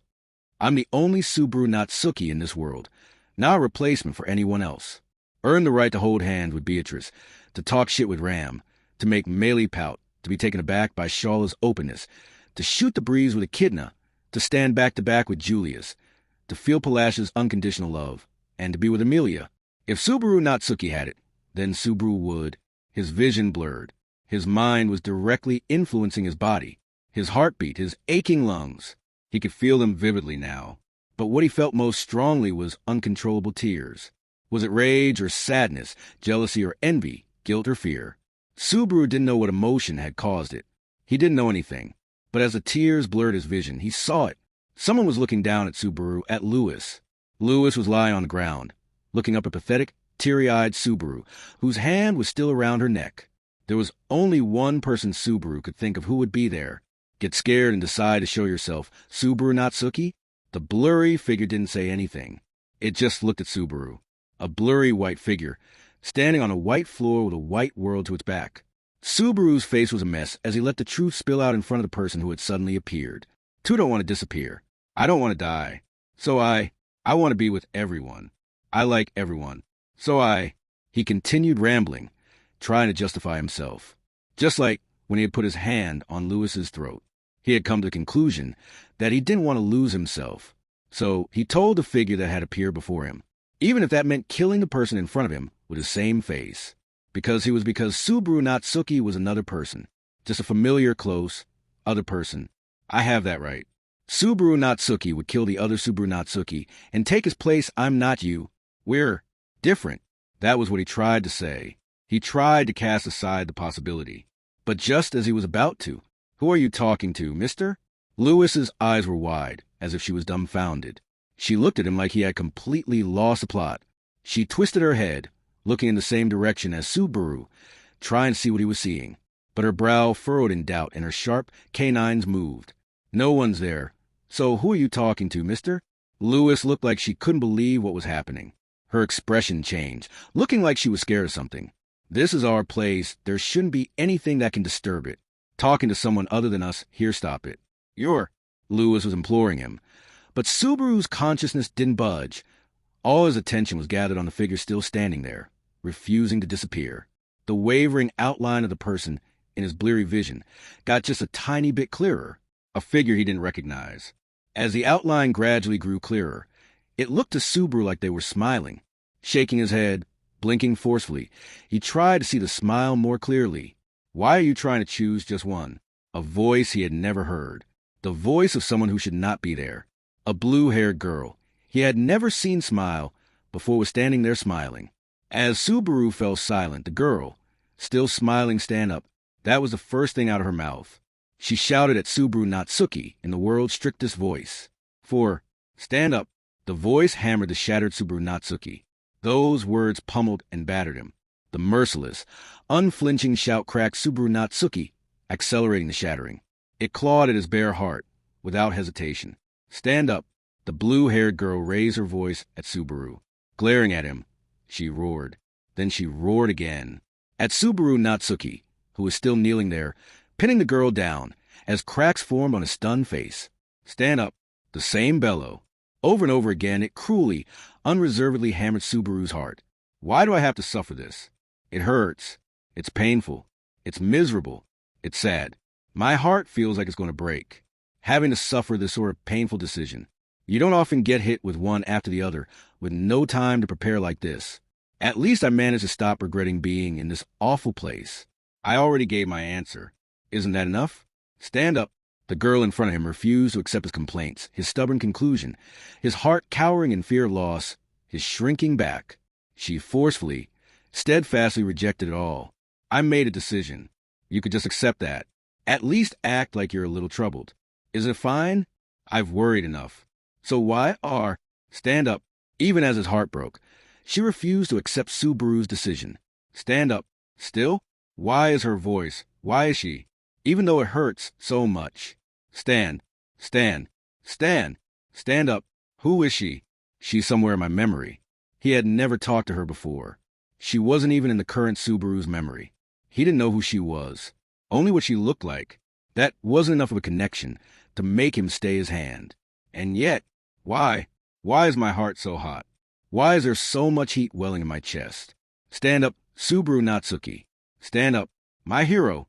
His heart quivered as the tearful voice of a girl he couldn't remember yelled at him to be a hero. Subaru's heart wavered even as he wanted to laugh at such a stupid story. The cracks and fault lines accelerated. It was Subaru Natsuki breaking free from the shell of Subaru Natsuki. But what emerged was only slightly different from what had been there before. No, if anything is different, then it'll be starting now. Swallowing his fearful heart, as the voice telling him to stand wished, he stood. If you can stand, then go. Go and save everything. Everything as in what? What's everything? It was too vague. What was everything? Everything is everything. Every single thing. Every single person. Yourself. And even the stranger most familiar to you. 2. What is this? Who can do that? Does she really think I can do that? I don't have what it takes. I can't even save myself. For the sake of the people he cared about, for the sake of the people who cared about him, for the people he wanted to hold dear, for the sake of his memories with him that he didn't want to lose. I was about to let go of something just now. Do you really think I can? You can. After all. What? Because of what? Give me strength. Give me an answer. If you can then please, blue-haired girl, tell. You're my hero. Something fell with a thud in his chest. A dark, stagnant thing. As if it was purified by her voice that sounded almost like a confession of love. No, it wasn't like a confession of love. That's exactly what it was. He had one more reason why he didn't want to give this place back to Subaru Natsuki. But that wasn't the only thing that increased. Purified by her words, the dark, stagnant thing started to glow and change shape. There was a pulse inside Subaru Natsuki at his most covetous core. It pulsated. It lost everything, was left behind by everything. But even so, it wanted to hold everything down, not wanting to let a single thing slip from his fingers, not wanting to let go even of himself. As he begged for that, his cowardly greed bloomed into the strength to fulfill that wish. The fickle factor connected with his being. Come, Cor Leonis. The seed of greed that had lost its place blossomed inside Subaru, and as it took a more defined form, the blue-haired girl's smile alone celebrated that moment. 5. Mister? Lewis spoke while watching Subaru stand. His hand was no longer wrapped around her neck. Still looking bewildered, she sat up on her golden bed of hair, blinking in confusion. What? Come on. Keep going, it's not done, right? It's not. You don't need to say anything else. I'm sick of your twisted explanations. I'm honestly surprised how clear my head is. Because of that, he could also calmly acknowledge that this malice that had come in the shape of a girl had twisted his will. She had tried to use him as she pleased. Lewis's eyes narrowed. She couldn't know the specifics of what had happened in Subaru's body. Even Subaru didn't really understand the specifics. But an unwavering greed had settled Subaru Natsuki. Subaru glanced not at Lewis, but past her. The girl who had mercilessly roared at him wasn't there. She had disappeared the moment Subaru stood and faced forward. But this is probably enough. This wasn't the place. And he wasn't the one who should reunite with her. No, that's not right, either. But the one who should reunite with her is the Subaru Natsuki, who has regained his memories of her, his feelings for her. And there's no reason to distinguish between that other Subaru Natsuki and this Subaru Natsuki, even though I was told time and time again. They told me, even without my memory, I'm still Subaru. His need to distinguish, to separate, to delineate, to differentiate. That was his burden and the curse tying him down. But what of it? Now that he had settled on what he should do, it was a guide, a strand of hope. If he pulled that thread, it would lead him right to where his precious people were waiting at the other end. Put away the knife and fork, you Dinian Dash asshole. I don't have any food for the likes of you. Louis Arneb's eyes widened, and she looked at Subaru, who was pointing at her. Seeing that there was no trace of emotion on his face, she looked down. She looked down and let out a raspy sigh. It was a sigh filled with a difficult to describe emotion. As she sat up, her shoulders trembled, and she pulled her knees close, curling up atop the carpet of her own blonde hair, and slowly she raised her face. Damn it, damn it, damn it. Just one step. Just one more step. With loathing in her eyes, she glared at Subaru and cursed at him. Just one more step. It was so close. What went wrong? Who tricked you, mister? It was a voice steeped in a deep hatred, like someone in the depths of hell jealous of a person enjoying paradise on earth. Just one more step, and Subaru Natsuki would have been completely peeled away from Subaru Natsuki. What? Why would? Because we can't eat the same person twice, obviously. Lewis unleashed a blood-curdling shout, drowning out Subaru's suspicious question. As she lifted herself off the ground, her expression changed completely. She glared at Subaru with a beast-like face devoid of any humanity. We had to separate them. The Subaru Natsuki we already ate once, and the leftover Subaru Natsuki. Even though we made all sorts of plans, it's all wasted. Go ahead and laugh. It's not funny. None of this is the least bit funny. Really? Really. But you hate us, too, don't you? Isn't it fun seeing the people you hate sad? It feels good, doesn't it? We were so bored of eating. But you could have satisfied us. You were the only one who could satisfy our gorging. As Louis shouted with bloodshot eyes, Subaru murmured the last word. Unless I misheard it. She said she was gluttony. So where did gorging come from? As Subaru was confused, Louis looked up at the white sky and shouted, Gourmet lie and garbage, Roy don't understand anything. One after the other. Endlessly eating without thinking for my sake? For me locked up in here. Who can't choose anything? Don't make me laugh. Stupid brothers. Hugging her hair, Louis started flailing wildly in a spittle-flecked tantrum. Subaru couldn't understand the meaning of everything she was shouting. The lie and Roy part, those were probably names. But what he could tell from the reference to multiple gluttonies and memories was, you and your buddies take people's names and memories, is that it? You steal all those things and eat them all, right? Subaru, who'd had his memories eaten and lost who he was. Julius, whose name had been eaten, and who'd experienced the grief of being forgotten by everyone around him. And Rem, who had been both consumed and forgotten by the world, and put into a deep, unending slumber. All of them were the work of gluttony, of Louis and the others, whose name she. Why the hell are you doing that? What are you after? Happiness. Subaru caught his breath at that immediate response, not even glancing at him. Louis clacked her teeth together as an unstable edge crept into her voice. What other goal is there? Happiness is the point of living, isn't it? Or did you think outcasts like us were warped about that? Two? Wrong. That's wrong. Of course it's wrong. Too wrong. Completely wrong. We're telling you it's wrong. What does stealing other people's memories have to do with happiness? Have you never thought that life isn't fair? I have. Biting into the back of her pale hand, Louis questioned Subaru, and she smirked unpleasantly at his immediate answer of yes. Of course. We have. Two. After all, life isn't fair. You can't pick where you are born. You can't pick your parents. You can't pick your surroundings. You can't pick your future. You can't control anything.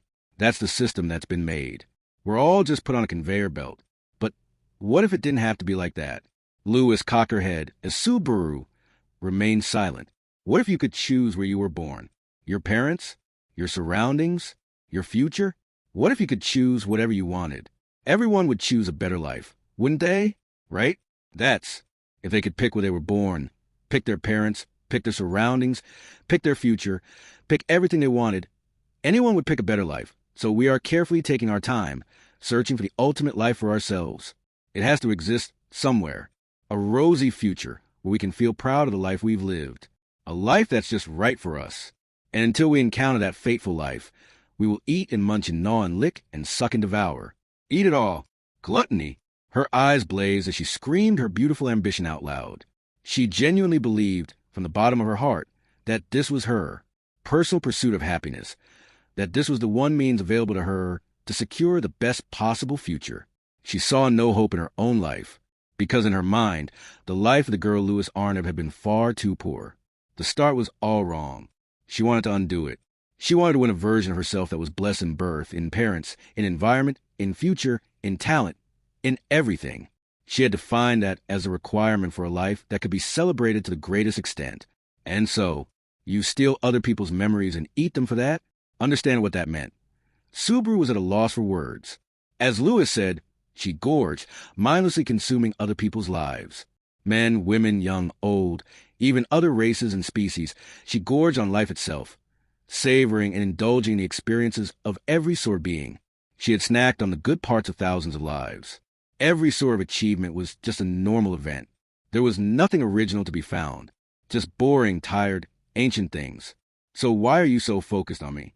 Why would you go through so much hassle to snack on me? Some stupid form of gluttony? It's nothing so pointless because you are our fate. Subaru glared at her with anger and wariness. When he took her at face value, it was absurd.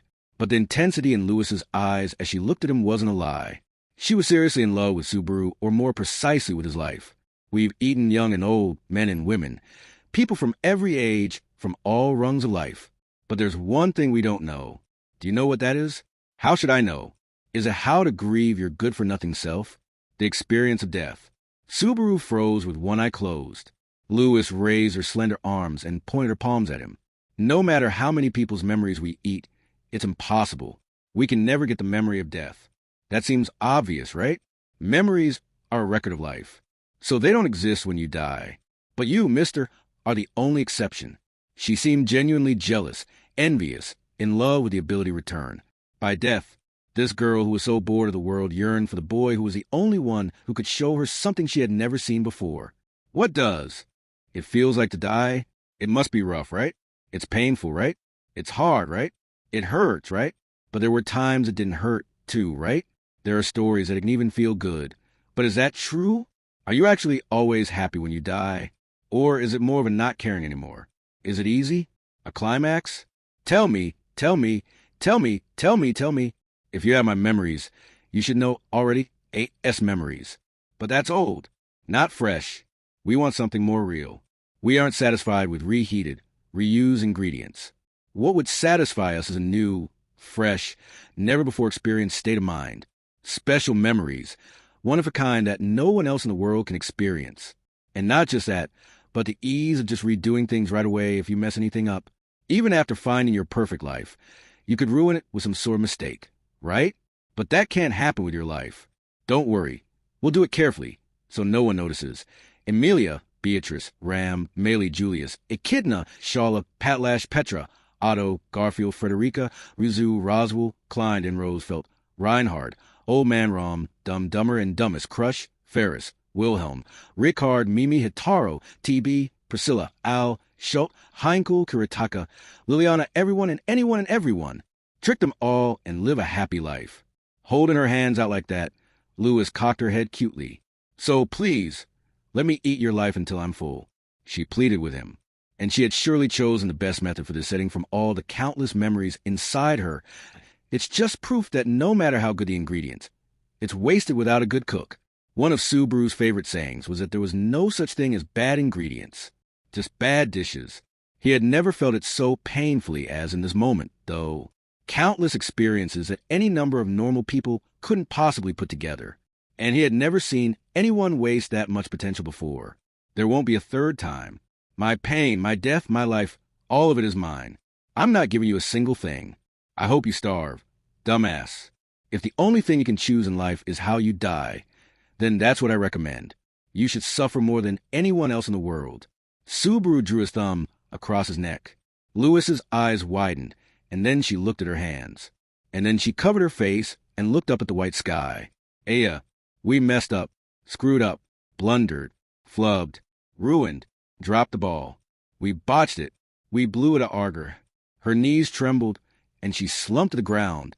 That she was that stunned proved she had really been serious about trying to persuade Subaru. And because of this result, it went without saying that her mind cracked. I won't be what you wanted. My name is Subaru Natsuki. The name Kenichi Natsuki and the Hoko Natsuki gave me. I am me. Nothing more, nothing less. Even though you might be overwritten and erased, let me teach you a magic spell. That is one thing, and this is another. He took the magic spell he had used on Julius and pointed it at himself. The current Subaru might disappear if he managed to bring the original Subaru Natsuki back. But he might not. There could be a way not to get erased. And even if there was only enough room for one person, he might find a way to share it. I don't mind tracking mud inside when I enter people's hearts, so I don't need to sit neatly in a chair either. That's my answer. Get a haircut. Stupid. With that parting shot, he turned away from Lewis. Now that she had lost her will to fight, there was no need for him to be wary. More importantly, he needed to figure out how to get back from this crazy space. And why is Reed's Book of the Dead even connected to this place? Arg. We just have to leave it to dear brother and brother dearest. Then, huh? Lewis's sigh hit Subaru's back as he slipped into thought. Dear brother and brother dearest. Those words made Subaru stop as he was about to go looking for the exit. Those names she had said before. If his guess was Right Lion Roy, Gourmet and Garbage, we can't leave this place. So we can't control what we eat unless dear brother and brother dearest eat it for us. So we asked them. Subaru caught his breath, getting a bad feeling as he waited for her to continue. It felt long before she said something else, but finally, as if toying with his unease, Lewis moved her red lips. This is your second time coming here, isn't it? So, dear brother and brother dear should have both noticed exactly where you are. Wait, your brothers are coming here. They both are very interested in you, mister. That makes perfect sense. After all you're packed full of experiences we've never tasted. Brothers rushing to their sister's side when she was in danger. On paper. It was a heartwarming story about a loving family, but the truth was just a race to satisfy their own desires. Either way, that made it even more important for Subaru to find a way out of this space. But as that thought crossed his mind and he reached his hand forward, the world around him cracked. Wah! Is this an exit? In front of his eyes, he could see a gap in space through the cracks. It was connected to a path that shouldn't have been there. Not a path born of his determination to return. Before I go back, you can't. It's impossible for you. We wish you could have. Though, he couldn't say anything as Lewis grabbed her slender neck. Even in the depths of paranoia, even in desperation, you won't kill yourself or anyone else. Not even outcasts. You're just a spineless coward. Even though we nibbled you so gently. Get some braces, asshole. Subaru flipped her off as she made an infuriated face. He didn't even watch to see her reaction before moving into the rift in the space. But just as he did, there was a single moment's hesitation. Not because Lewis was bothering him. He was content to never see her face again. What he regretted wasn't leaving Lewis, but the voice that had put him back on his feet. The girl who had appeared for a brief moment in order to rouse Subaru Natsuki's spirits. The girl whose memory and name were stolen, so she was the only one who could call out to him at the end of the world. It's okay. I remember my promise. Subaru Natsuki wouldn't forget that. We'll meet again soon. He hoped he could hear her kind voice then, and not just more scolding. With that, Subaru leaped into the rift to go back to his comrades. 6. The white void fell away, and the vibrant world on the other side reconstructed itself. It was a mysterious feeling, like being in a colorless space, watching from the inside as the world was progressively painted in color. The Odo Ragna cradle, the corridors of memory. Subaru Natsuki's existence had been torn from that space outside the world. His fragmentary consciousness was bound back up, and gradually his self was reconstructed Subaru. The first thing he felt was a badly parched throat, then something cold and hard against his back and bottom. He had apparently been sitting against a wall. Opening his eyes, he blinked several times until the world came into focus, and then he saw the blue eyes peering into his. The eyes with a butterfly-like pattern, and the adorable face that went with them. Beatrice, you seem conscious again. You saying Betty's name first would seem to indicate you didn't lose your memory somewhere along the way. Yeah, I remember. You're a cutie, Subaru responded as relief flooded Beatrice's eyes, and then she started touching his face and chest. Her little palms felt ticklish. He also inspected himself. He had given Beatrice a confident reply, without knowing how gluttony ate memories and names. It was hard to prove the existence of memories. But he stifled that fear and told himself that Subaru Natsuki was right where he should be. It should be okay. The promises and the love are all there in my heart. His heart raced when he thought about Amelia, and because he cared about Beatrice. He wanted to pat her head, and he prayed from the bottom of his heart for his comrade's safety. That was the proof that he was Subaru. How long was I out? It doesn't feel like it's only been a moment. Using Beatrice's warmth to steady and center himself, he realized he was in a different position from when he'd gotten pulled into the corridors of memory. He should have been in front of the shelf, but he'd been pushed off to the wall. And more than anything, Amelia-chan and Ram and Julius and Shala aren't here? Subaru furrowed his brow. Looks like you woke up, Natsuki. Echidna touched her light purple hair as she walked over to him. Meili was beside her, looking bored. Noticing he was awake, she pursed her lips. Finally, you're such a sleepyhead. I was so tired waiting. Sleepyhead? That's a cute turn of phrase as it happens. I finally made it back from an unexpected life or death struggle. Show a little sympathy. An unexpected life or death struggle. I would love to know more about that. But while you were sleeping, things started moving here, too. That's why Julius and the others aren't here. Beatrice, Echidna, and Meili were with Subaru and Teijida.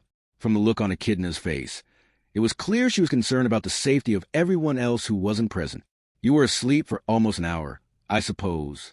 The other books only took a few seconds, so we were worried that something might have happened to you. An hour that seems to match up with what it felt like to me. What happened out here? Shala noticed something strange. She said something was approaching the tower from outside. She raced away before we could stop her. Something approaching, prioritizing, explaining the situation over double-checking Subaru's condition. Echidna pointed toward the stairs down to the next floor. The cool night chased after her. And then silver hair and the maid went to check on the sleeping girl, Meili added. So that's why the four of them aren't here. But it was the right choice to go to Remington. Subaru nodded. Seeing his reaction, Echidna furrowed her brow. Natsuki, from that reaction, is there something you know? Yeah, there's no point in hiding it. I'll skip right to the end. He had not fully digested everything that had happened in the corridors of memory, but he also knew that Echidna didn't fully trust him after his losing his memory and having the bond between them reset. That unnecessary suspicion would only be a barrier to them banding together to overcome the unprecedented disaster coming for them. So, well, here it is, no holding back. The plan to read Reed's book and make a strategy using his past failed. I couldn't see his past, and this isn't the time for that anymore. You couldn't see his past? What happened then? Something got in the way. The Archbishop of Gluttony. Everyone's expression tense in shock. Archbishop and gluttony both probably mean something to them. Considering Rem's and Julius's situations, that much is obvious. And in the first place, the reason they set out for the Pleiades watchtower was so, while you were unconscious, you were facing off with the Archbishop of Gluttony? Is that the unexpected life-or-death struggle you were talking about? That's right. Just as I slid into Book of the Dead, I was taken to an empty, white space instead of exploring Reed's memories, and I ran into a girl calling herself Lewis. From what she said, it was some place called the Cradle of Odo Ragna or Corridors of Memory or something. Odo Ragna, Beatrice murmured as Subaru tried to cover everything. He had heard that seemed important. You know what it is? Subaru asked.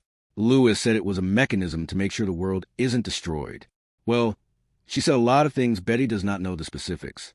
But what is called Odo Ragna is known as the center of the world, the place where all mana returns. The place where all mana returns. It was a grandiose description.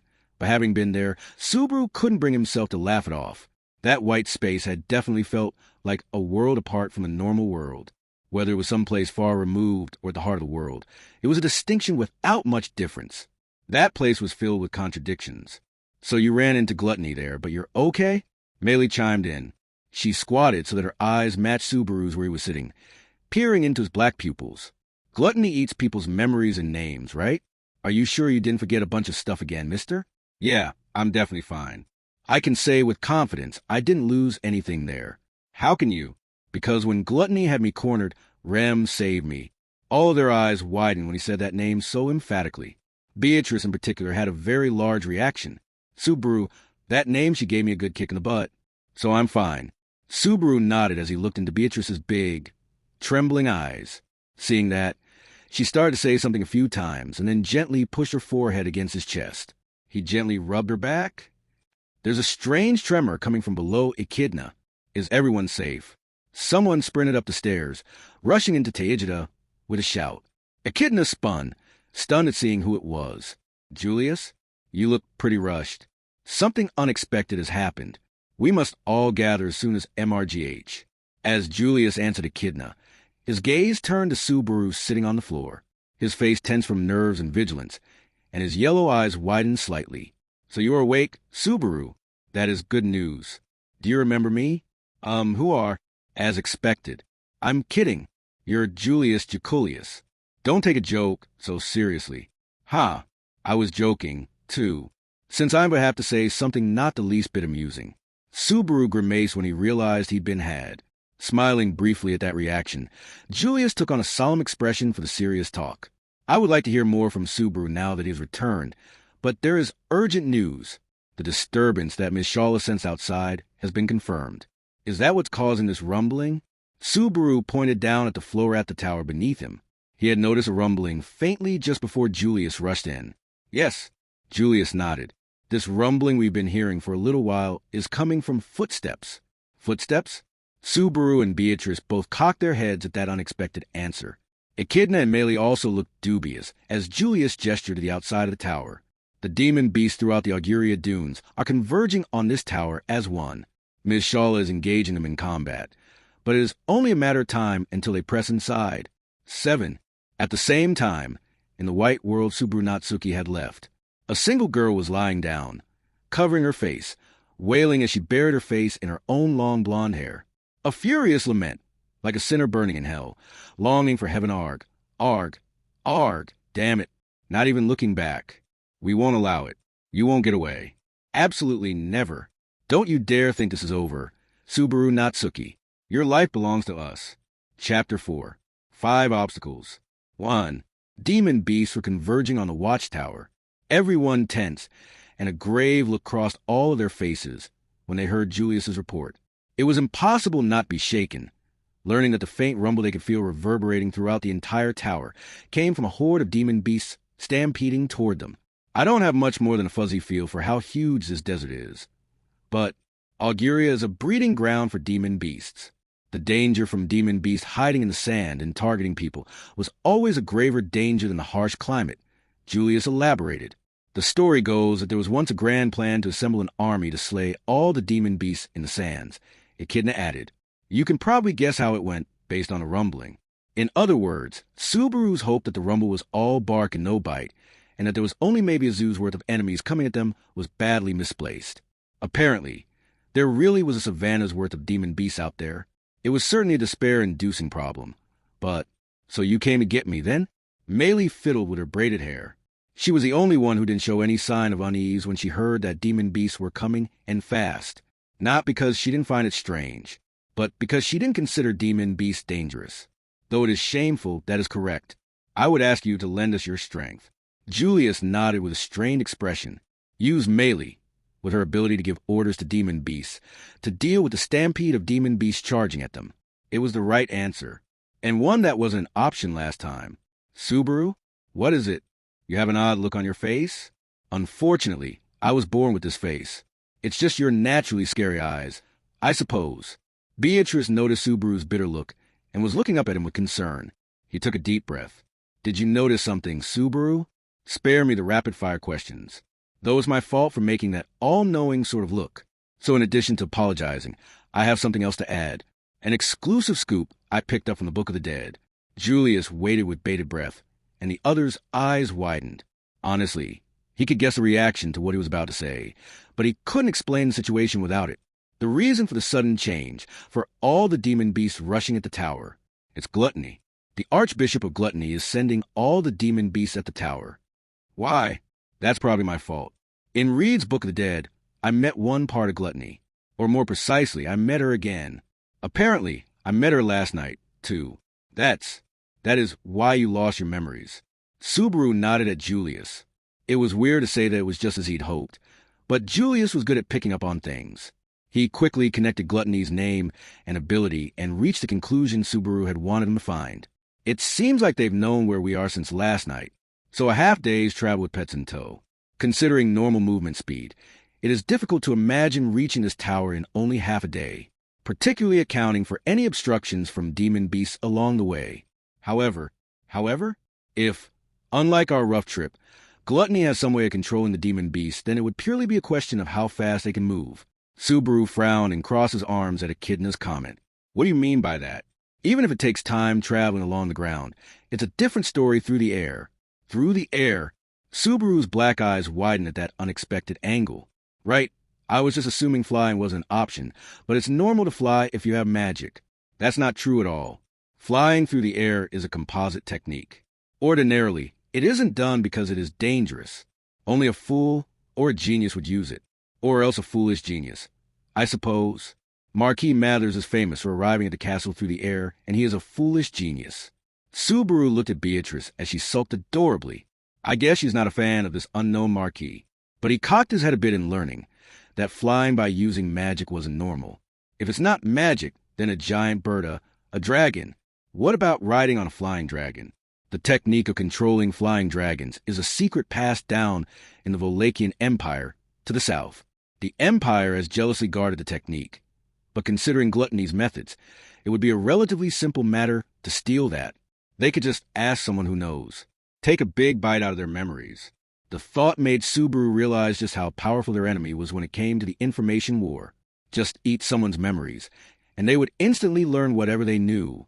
Eating their name would erase that first act, and even that person from everyone else's mind. Memories make the man. What an elegant way of putting it. Subaru believed a person's worth, and their being were engraved in memories and history. He felt it all the more strongly now, which made him despise Gluttony's cowardly power from the bottom of his heart. Gluttony's ability to steal people's memories was a malicious blight that profaned everything it touched, claiming it was for their own well-being, using it in the pursuit of happiness. What a stupid idea. They were warping fate in a way that went against the natural order.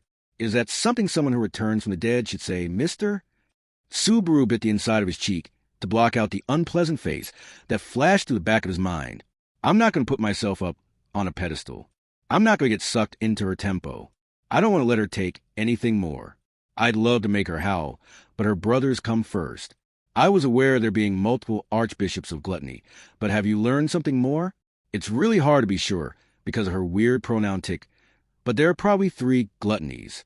The one rambling away inside the Book of the Dead. And I think she has 2 older brothers, if he took Lewis's words at face value. There was dear brother and brother dearest. We can't take her words at face value, but she didn't seem like the type to rely on trickery, either. Not that I want to talk, since I almost fell for her trap. What would have happened if I played right into her hands and strangled her? If it hadn't been for her voice, I would have. Looks like we can't afford to just keep chatting. A large tremor reached even the shelves of Teijida. Sensing the impending situation, Subaru grabbed Beatrice and stood. So it would seem. Let's continue after reinforcing Miss Shawla. MS. Melee? Yes, I can go whenever. I love to work, you know that sarcasm, right? Yeah, I could tell without you saying. Anyway, let's hurry. Time to turn this around. Only Subaru could understand the true meaning of that. It was something only Subaru, who had experienced a disaster assaulting this tower multiple times, really grasped, but everyone nodded, answering his call. Ooh! And so Subaru Natsuki's, or rather, Subaru Natsuki's and his friend's battle began once more. 2. Still, though, it's one crazy thing after another losing my memories, taking forever to wake up. I'm sorry. It's not like everything is your fault. You don't have to apologize, Subaru. Really? It's okay? You don't all hate me now? What are you so scared of? It's fine, I suppose. Betty won't hate you. If anything, ILLL. Holding his hand and running alongside him, Beatrice tried to muster some words of encouragement. I got it. It's okay. I feel better already. I love you, too. Subaru simply nodded. Honestly, it was more embarrassing to have that last part put into words. It was a lot easier for him to say stuff like that than to have someone say it to him. He didn't doubt his own feelings, after all. Where's Shawla? Yes, we're almost there. In the lead, Julius pointed to a side path hidden in the stone wall. Passing through the deviously camouflaged passage, they entered a hidden space. The moment they left the tower, they were met by a fierce sandy wind and heard a series of unfamiliar sounds, almost like the sound of countless panes of glass shattering. The source of it was... They were on a balcony set into the side of the tower. From a height of hundreds of feet above the ground, the stylish beauty with black, glossy braided hair was dancing around in the dry breeze. Subaru covered his face against the wind and shouted, Shawla, you came, master? I'm so glad. Come to see my big performance? Or more like an office visit. It's bring master to work day, so please enjoy. Shawla responded with a cheerful voice that was entirely at odds with the situation. What she did next was almost unbelievable string of cannons appeared in the sky along the full width of the balcony. Strictly speaking, they weren't cannons, but white magic circles floating in the air. But that didn't change their impression, and it was clear from the steep angle that they were aimed at the ground. And then, infinite hell snipe. What the hell? That's so cool. The moment she shouted her attack, the white cannons flashed, drowning out Subaru's dumb comment. The sound of glass shattering filled the sky above the sands. Simultaneously, the cannons lost their form, unraveling and melting away. That was the source of the sound that had greeted them earlier, and the goal of the orchestra of magic circles she was conducting was one thing: white flashes that swept the ground below. The moment the beams made contact with the sands, the ground was consumed by massive explosions. The demon beasts running furiously across the sands were no safer, splattering blood and flesh everywhere as they exploded, too. The dry sands greedily soaked up the fresh blood, while other demon beasts trampled over the corpses. Her bombardment cut down more than 100 of the charging demon beasts. But even Shawla's magic amass. Destruction was just a drop in the bucket compared to the sheer number of monsters surrounding the tower like a swarm of ants. That was just how many demon beasts had gathered from across the desert. Whoa, I don't really want to hear it. But Only one section of the tower's surroundings is visible from this vantage point. However, you may safely assume the same scene is occurring at all points around the tower. Yes, you don't know that. What if the side of the tower's the only one with sugar water poured all over it? If it is really that stupid of a reason, Betty will pulverize whoever is responsible. There was an unending rumble that came from the writhing black mass down below. Subaru felt a little woozy at realizing that it was happening even where he couldn't see. And as a digression, he really wanted to register a complaint about the visuals of the demon beasts he could see in the distance. They're all too grotesque and weird and incomprehensible. God's design skills are definitely AC at best. How was it, Master? Did you see my performance? Also, the nice view I gave you from behind? What did you think? You're not discouraged at all, even in a situation like this. That's crazy. I'm genuinely impressed. Also, nice figure. And I don't have composure to take a close look. So just focus on the fighting. Okay, Google. Defense. Offense. He had to give it up for her insane mental fortitude. He only had half-assed comments for her, which made him feel guilty as he watched her fight so bravely. I want to at least give her a little reward once this is all over. But getting out of this is priority number one. Meili, you don't have to shout.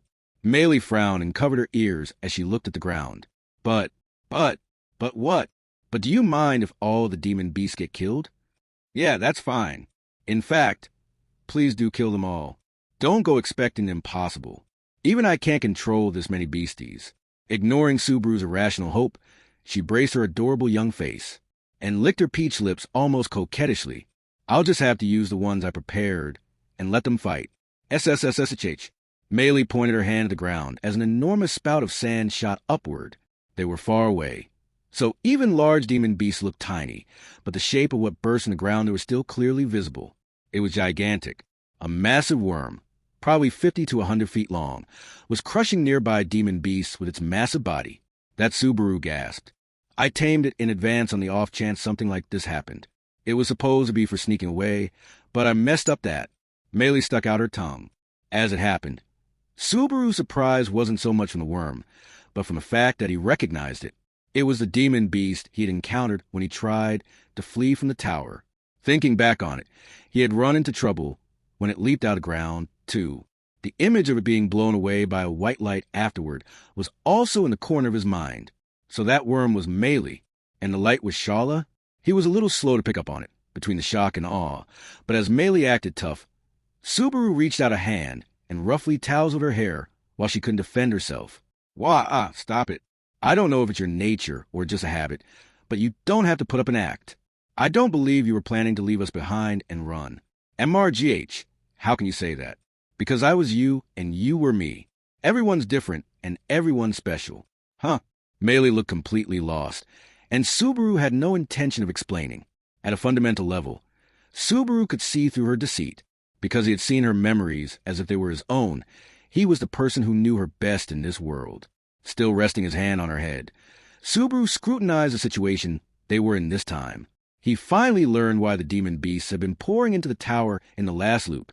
There had probably been a stampede just like this. And the reason Julius had been fighting the centaurs running wild on the lower floor was because Shala couldn't handle them all. That wouldn't happen this time, because Captain Meili was missing due to an unforeseen accident last time, but she's here now, which means it was possible to have Julius deal with a different problem. Realizing that, Subaru understood that they would need to put the right people in the right places if they had any hope of dealing with all the problems cropping up right now. The stampede of demon beasts blotting out the desert, the archbishops of gluttony coming to attack the tower, the giant, ferocious scorpion wandering around the tower like it owned the place, the enormous dark shadow swallowing the tower and the desert around it, and Reed Astrea, who would start roaming freely around the tower. On our side, we've got me and Beatrice, Emilia-chan and Ram, Meili and Shala, and Echidna and Julia Subaru started going through their active roster. Are you going to include the 2 land dragons and the healing spirit in the green room? Echidna asked, nodding. Subaru mentally added Patlash and the big ground dragon down below to the list as well. She's right. This is no time to be picky. I need to play every card we have and kick this crafty brain into high gear to figure out how we can win. I'd like to start with getting a handle on where everyone currently is. Wait, Emilia-chan and Ram just went to the green room to check on. Ram and Patlash, right? Subaru's voice went hoarse when he realized they still hadn't shown up. The green room was on the 4th floor, the same floor that they were on. It was possible they didn't know where this place was and were just wandering the tower. But in this situation, if they merely didn't know our location, Ms. Ram would find a way. Or else Lady Amelia would break down the wall herself. Ram aside, I wonder a little bit about what kind of person you think Amelia-chan is. There's no way those cute little arms can break through a wall. And even if she could, she doesn't have that sort of personality, right? Your loss of confidence at the end speaks volumes. But Betty has a bad feeling, too. Shala, Meili, can we leave this place to you? With Julius and Beatrice agreeing with his concerns, Subaru shouted to Shala and Meili. Shala gave a thumbs up while setting up more magic artillery, while Meili brushed her braided hair aside and puffed her chest out. Leave this place to me and go on ahead. I'll take care of this much somehow. I won't go easy on you if you don't find them safe and sound. Shala dropped the number 1 line everyone wanted to say at least once, and Meili was more than reassuring. So Subaru and the others raced off to find their missing friends. Ducking under the wall, they burst back into the passage. Meili and Shala are holding the line for us, but is there any chance of Demon Beast getting into the tower? It's not impossible. The underground labyrinth we fell into, I guess you don't remember. It's possible to get into the tower from there. But thanks to Meili, you think the worm rampaging might have collapsed the underground passages? Given a number of branching paths, I don't think they can handle that sort of stress. Subaru clenched his fist to celebrate a small victory. Meili's assistance was curbing the stampede in more than one way. If they could keep the monsters from getting in from above and below, that meant their defense was rock solid. Now that the swarm of demon beasts had been handled, there were only 4 more major problems. Barusu, Ram. As they were running toward the green room, a voice called out from down the hall. As they looked up, a black shadow rushed furiously toward the 4 of them Patlash. Ram was holding on to the intelligent land dragon's back, while carrying the sleeping Rem tightly in her arms. Ram, and Patlash and Ram, are you guys all right? Yes, somehow. We had a terrible time while you were napping. How could you sleep through everything? Stand up at once. I'm sorry. I don't need to hear it from both of you. And look, I'm standing up. Actually, I'm running. Ram dismounted, leaving Rem in the saddle while giving Subaru a verbal lashing. Coincidentally, it was so similar to how Rem had torn into him in the dream, he couldn't help the sentimental thought that they really were, alike in more ways than just appearance. Your odd attitude is bothering me, but this isn't the time. Yeah, there's a lot I want to tell you, too. Wasn't? Subaru started to ask about Amelia, but Ram sharply interrupted him. Down the passage, we encountered an opponent calling himself the Archbishop of Gluttony. Daunted by the force of her words, Subaru, Beatrice, and Julius all fell silent. By process of elimination, Echidna was the one to respond, as she was the least shaken. The Archbishop of Gluttony? Down this way? Yes, that's right. And that Archbishop is fighting with someone. Someone?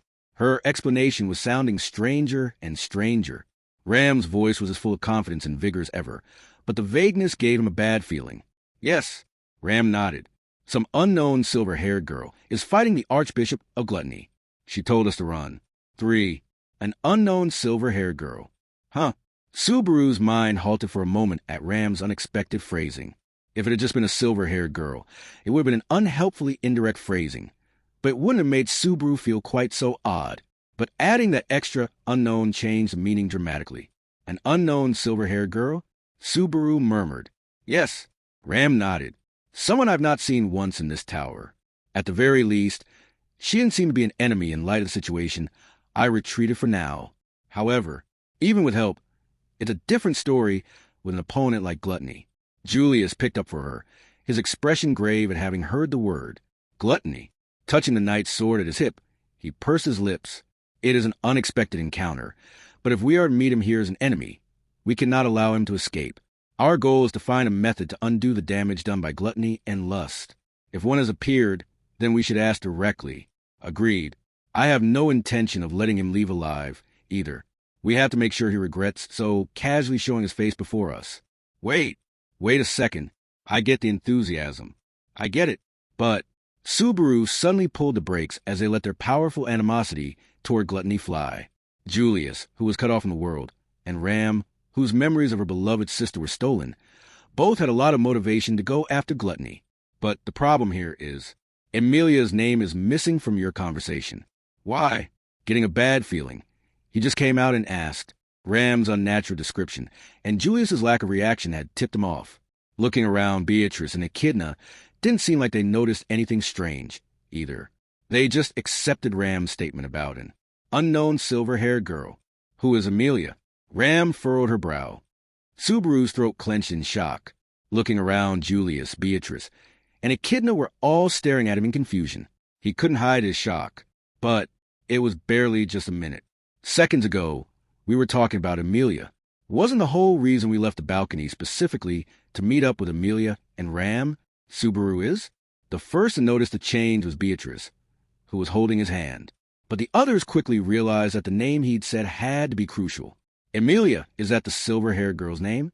That's right. If there was a silver-haired girl, then she's Emilia, our comrade. Subaru's voice was wavering. That's why she told you to run and stay behind. That's why she's still fighting. That is possible. It is a feeling I've experienced myself. Julius touched his hair, as if hearing something difficult to believe. He couldn't hide his surprise, and Subaru was reminded again just how terrifying gluttony's power was in its reach, effect, immediacy, and vileness. Honestly, even though he was aware that his own memories had been stolen, it still didn't feel real.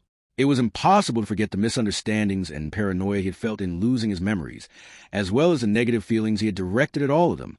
It was a dark moment he would rather never think of again. But even with that, it didn't feel quite real. There was something indefinite, hard to describe about searching for something you didn't have.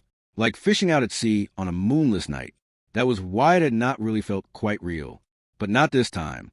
Forgetting Emilia, someone they had just been talking about, a comrade they had struggled through adversity with until now. In just an instant, is there anything this disgusting? Mowing through other people's bonds in search of their own happiness was an unforgivable sin. Ugh, and GH. Ram. As Subaru grasped the shock he was feeling, Ram suddenly fell to her knee. She was breathing heavily while leaning against Pat Lash's leg. What is it? Are you all right? Just a little headache. Ram shook her head. Thinking about that unknown person. About Emilia? Subaru furrowed his brow as Ram looked like she was in pain. If Gluttony had stolen Emilia's name, Ram should have seen it happen. Maybe that's the cause? Subaru. Beatrice touched his shoulder and slowly shook her head. It would be better to not force her to remember more. She's missing too much. Missing too much? The incompleteness of Gluttony's authority is showing. There are too many pieces of memory involving the person stolen that can't be patched. Discrepancies are forming. Subaru was at a loss for words, but he quickly realized what Beatrice was getting at. Ram was Emilia's caretaker. She had been a close servant. Essentially, what they felt toward each other might have been difficult to understand, but their relationship had an unmistakable warmth to it. After losing all that, there was a void inside Ram where Emilia had been. The fruitless effort of searching for that something crucial to the structure of life was eating away at her. Echidna stood next to Ram, whose face was still twisted in pain. I'll stay with her. Subaru was surprised, but she just shrugged. We don't have time to debate things. All the more so with Gluttony here and one of our comrades fighting them, even after her name was stolen. We can't stop now. Please take care of Ms. Ram. Echidna, take Patlash and get far away from the battle. Yeah, leave it to me. I know this is a critical moment for you, Julius, but don't get too heated. I understand. My fighting spirit is chilled to the core, just like my blade. Julius immediately accepted Echidna's suggestion and turned his gallant face forward. The desire to fight seeping out of him was so powerful that Subaru hesitated to say anything. Ram, it's vexing, but I would just be a burden right now. Leave me, but don't kill Gluttony. I want to make him regret ever being born. The enthusiasm's reassuring, but take it easy for now. We'll be back. Yes, go take care of it. Subaru nodded at Echidna, rubbed Patlash's neck, and looked at the sleeping princess on her back. As always, her eyes were closed in a never-ending dream, and she was breathing so softly, it was almost imperceptible. That's enough for now. I've already heard the words I needed to hear from her. Just you wait, Gluttony. I'm sick of letting you eat everything. Honestly, the more he thought about it, the more questions he had. Why did Gluttony's power not seem to affect Subaru? Emilia's name had been stolen, and she had disappeared from everyone else's memories, but her name, appearance, and voice were still clear as ever in his mind. and the faint feelings he felt toward her were still lingering in his breast. 2. Is it because I'm from a different world? Maybe the rules of this world didn't apply to him. If memories in this world were a record of life that was removed from a dead person's soul in the corridors of memory, then Gluttony's power to snatch them away didn't influence Subaru, because he was an irregular existence who hailed from a different world. In which case, what about the old Subaru Natsuki's memories? Supposing he's dead, are they etched into the corridors of memory? Or else, is the reason I can come back because they can't be stored there? It was a chilling theory. If that was the answer to the mechanism behind return by death, then he would be trapped in the cycle of this world forever. Bluntly, no matter how many decades he spent here, he wouldn't even be allowed to die of old age, standing beyond the rules of the world. Subaru could try to live his life to fullest, but was Subaru Natsuki without a world for his? Ice brand arts. A sharp, clear voice rang out, tearing through his thoughts. Looking up, he saw the passage to the green room up ahead frozen white, and felt a tremendous chill wind pass over his skin. And the source of that wind was a snow fairy, spinning as if dancing through diamond dust. No, that was no fairy. It was Amelia, twirling as her silver hair fluttered behind her. Uria, ha, Ey, ya, holding twin blades of ice in her hands. Amelia unleashed a torrent of attacks. Her grunts sounded almost comical, but there was nothing cute about how fast her blades sliced through the air. Her attacks were precise, flying toward her opponent with a singular intent of bringing him down. That's as Amelia spun with ice sword in hand. The passage froze over, creating a scene that felt like it was a world away from the tower in the middle of a desert. The ice magic she used even affected her surroundings, and it seemed to be abnormally powerful, even for this world, judging by how Beatrice and Julius caught their breaths in seeing it. But even more than that, not bad at all, because it's not bad, and you're not bad. That's why it's worth our while to eat you. The sneering creature easily parried and deflected her ice slashes before making a dramatic announcement. It was a boy with long, disheveled, dark brown hair and a mad smile on his lips. He seemed to be in his mid-teens and looked shabby, even filthy. He certainly didn't look healthy, but more important was the loathsome gleam in his eyes. It was a glimpse of the despair and desire he felt toward life that made him scorn everyone. That was why he didn't feel anything when he consumed people. It was obvious at a glance. It almost went without saying. Subaru found it hard to accept the fact that there could be anyone other than Louis Arneb with eyes like that. The Archbishop of Gluttony. A guest. Or maybe it's the main dish. We've been wanting to meet you, too, mister. It seems you took good care of our sister. Hearing Subaru's howl, Gluttony deepened his evil smirk as he parried another of Amelia's slashes. Seeing that reaction, Amelia noticed they were there. Everyone. You probably don't know who I am, but he's the enemy. A bad person. Leave this to Mevan if you probably don't know who I am. Amelia understood the position she was in as she spoke with her comrades. She surely had experienced the shock of Ram's memory of her being lost. It was an experience Subaru couldn't even begin to imagine. But even so, she not only courageously bought Ram enough time for her to escape, she was also concerned for Subaru and the others who rushed over, even as she continued fighting Gluttony. With a flood of emotions in his heart, Subaru shouted, "It's okay, Amelia-chan. I haven't forgotten. I'm never going to forget again. No matter what happens, I will never forget you." Raising his fist, he shouted at her back. Amelia's eyes widened when she heard it, but they creased an instant later. NNN. Subaru couldn't say for sure what sort of emotion she felt in that moment, but seeing the smile that crossed her face and how she eagerly charged at Gluttony, he was fairly sure that at least it wasn't a bad feeling. Watching the same scene from behind Subaru, Julius had a smile on his face. "I doubt you are aware just how powerful your words were just now." Subaru turned to him, because it sounded like it had some sort of deeper meaning to it, but Julius didn't respond. Instead, he drew the sword from his hip, and tracing a beautiful arc, he held it at the ready. "It goes without saying, but she is our ally, isn't she, Subaru?" "Yeah, that's right. There's no way someone that cute would be our enemy." "Understood." Julius nodded, and then his shape faded. No, it was just an optical illusion. The next instant, he accelerated with a single step, leaping into the icy melee with a thrust that Gluttony caught by crossing his arms in front of his chest before being flung backward. Whoops! Mister, I've been waiting for this moment. Gluttony. Julius's intense attack slammed into the smirking Gluttony, but the Archbishop leaped backward, mitigating the force of the impact. He landed with his feet on the frozen wall as his gloomy voice called out, "Whoa, don't be in such a rush. Sorry, but we don't share what we eat. We don't remember you. Whatever it is, it's something Roy did, not us, right?" Well, saying it doesn't much matter is one way to look at it. Roy aside, we don't really have much interest in you, mister. You don't really meet our standards for food. Your standards? Yeah, that's right. And Gluttony let his arms hang limply. The short blades fixed his wrists, biting into the floor. He stared at Julius, talking about an awfully ominous-sounding standard. Then Haya. Amelia lowered her hands, blasting a chunk of ice at the cultist without hesitation. It was a merciless shot, and the hall wasn't very wide. So she was about to crush the enemy. Interrupted in the middle of his speech, Gluttony showed a changed expression, and he leaped to the side, just managing to save himself. Tisik, we know, since we ate you, but you really don't hesitate, do you, Amelia? If you attack like that, people will think you're scary. Just be quiet. You should know I'm used to people thinking I'm scary. The important thing is what I think about everyone. And Gluttony slipped past the ice only to have Amelia's white knee right in his face. Blocking it with his arm, Gluttony was blown backward, and Amelia glanced at Subaru for a single moment. The person I want to remember me the most hasn't forgotten who I am. Right now, I'm really fired up. This is why the ones who act on emotion are awkward to deal with. They're always the most trouble.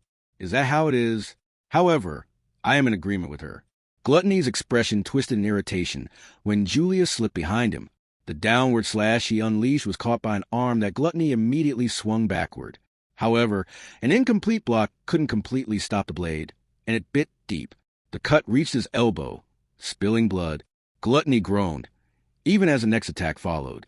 Forgotten by everyone, I lost sight of where I belonged, and even felt that my very existence had been negated, but there was never any need for me to doubt where I stood.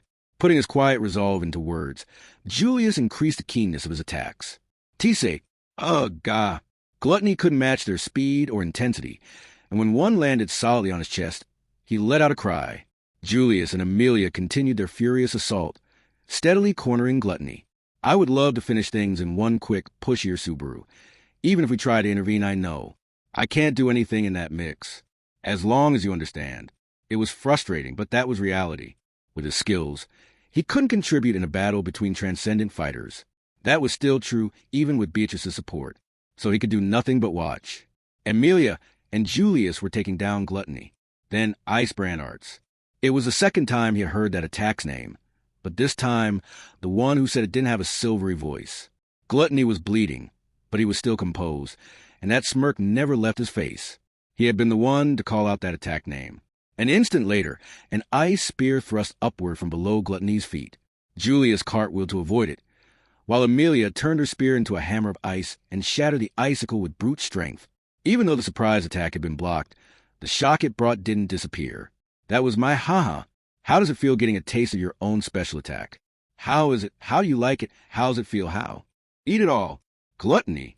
Before Amelia could even get the words out, Gluttony drew another weapon of ice from the floor. The shape of it left Amelia and Julius confused, and left Subaru mind-boggled, because it was A.A. Pile Bunker. Ice Brand Arts itself is Amelia's technique, but the one using it is us, who have eaten you, Mr. Knowledge is a weapon. We're a high IQ archbishop. After all, Gluttony turned the weapon from another world on Amelia and Julius. There was an explosion, and a stake shot out, violently forcing both of them to back away. Ea! Sorcerer, go, go, gotta go. Laughing loudly, Gluttony summoned weapon after weapon that didn't exist in this world. Amelia and Julius caught themselves and got back in position to fight, but the change wasn't just in Gluttony's weapons. He freely adapted his fighting style to weapons, forcing Amelia and Julius on a back foot. His movements can change this much? Julius's shock was an expression of just how terrifying Gluttony could be in adapting other people's memories. Amelia's technique that created weapons out of ice, combined with Subaru's otherworldly knowledge that gave birth to infinite possibilities. On top of that, Gluttony had probably absorbed the lives of many warriors, effectively installing the fighting power of countless martial artists, without any load times. Because of that, just by pulling out the most effective memory from his stock, he could immediately become an expert with any weapon, freely blending offense and defense. And there was another reason why things were looking bad for them. Julius, not there, and GH. Julia stumbled as Amelia cried out. Even though they both wanted to defeat the enemy more than anything, their teamwork was clumsy. Their fighting styles were poorly suited to each other. Amelia's style relied on intuition, while Julius was a school fighter who had honed his skills with endless training. Of course, if they at least knew each other's habits, it would have been relatively simple to adjust. But how unfortunate. Did you really think you could work together? Knowing someone and trusting them run along the same lines. But they're totally different things. Because you don't know each other's thoughts, there's no unity.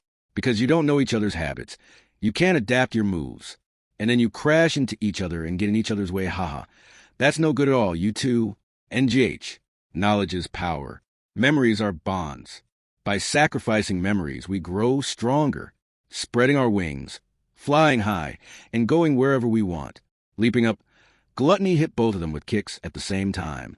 His frame was small, and his legs were not particularly long, but his saws landed solid hits on both of their shoulders, sending them flying. Dangerous. Saucy. A hard fight. What do you think of what we've got? And the mister who's just watching over there, are you satisfied just feeling frustrated on the sidelines? You talked a big game about not forgetting, but how much will that actually help? In the end, experience tells a tale. Gathering superior knowledge grants abundance to life and sets people apart as winners. In other words, we're the greatest. Spreading his hands and baring his fangs, Gluttony sneered while his words tore into them. So that's his philosophy? It's a bit different from what Lewis talked about, but the essence is the same. They use other people's lives as stepping stones and gorge themselves. Just the worst stuff. From the bottom of his heart. He thought it was a loathsome what you getting cocky about. Huh. Gluttony had been laughing like the whole world was his oyster, but the moment he heard that voice, his eyes went wide. Subaru and the others were no less surprised. A titan of carnage had suddenly broken into the space, like it was a natural thing to do. There was a crunch beneath his sandals as a towering red-haired man stepped onto the ice. Appearing from the other side of the passage, he hemmed Gluttony in with a ferocious smile on his face.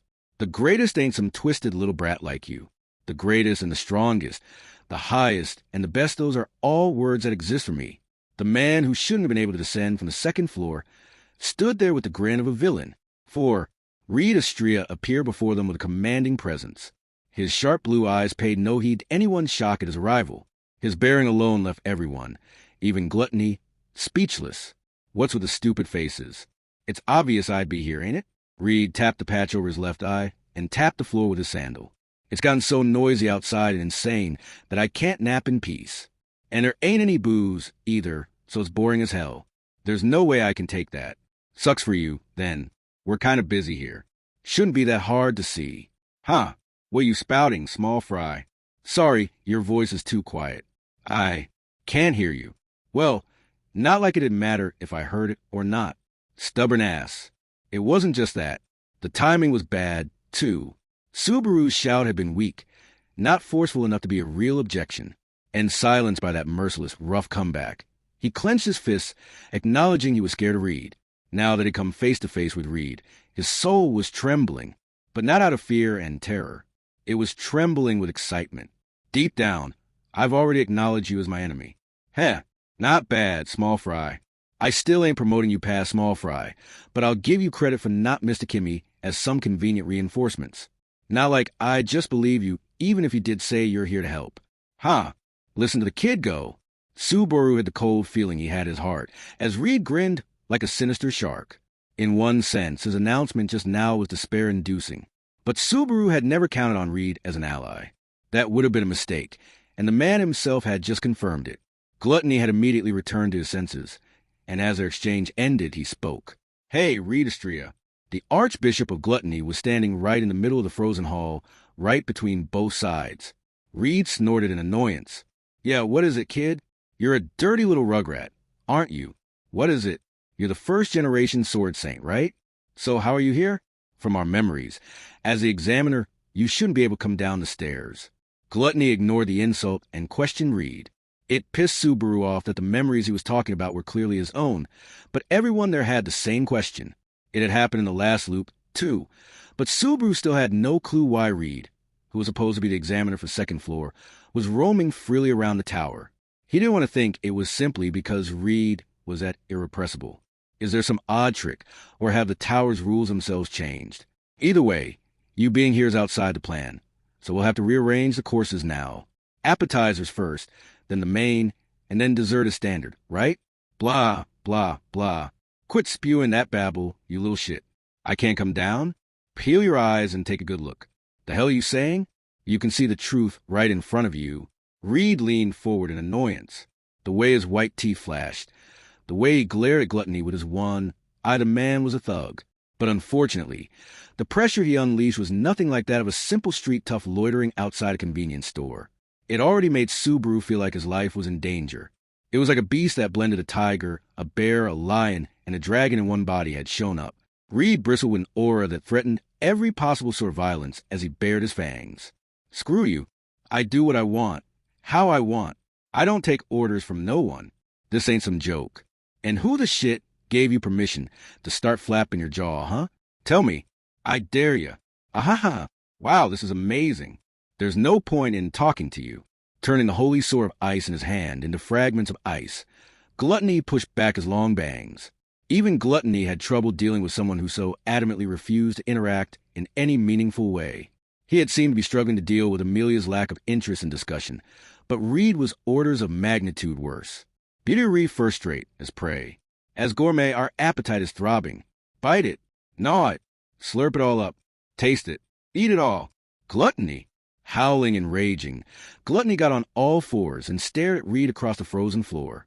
His long tongue poked out past his white canines, dripping drool. He was thralled to an appetite for consuming others' memories that no normal person could hope to comprehend. Archbishop of Gluttony Libadenkatos. Was it pride or arrogance? Either way, Gluttonino Libadenkatos introduced himself, and the next instant, he launched himself off the icy floor and shot forward like an arrow. His feral sprint felt almost like a ferocious four-legged beast on the hunt. What a pain in my ass. Watching Badenkato's charge from Hedon, Reed poked a finger in his ear, sounding bored. Thanks for the meal. If a hot babe was saying it, that'd be one thing, but no one wants to hear that coming out of you.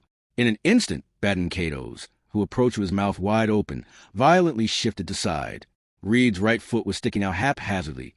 His kick catching Badenkato's right in the torso, slamming him straight into the wall with terrific force. Gay, keep that strangled chicken, croak to yourself.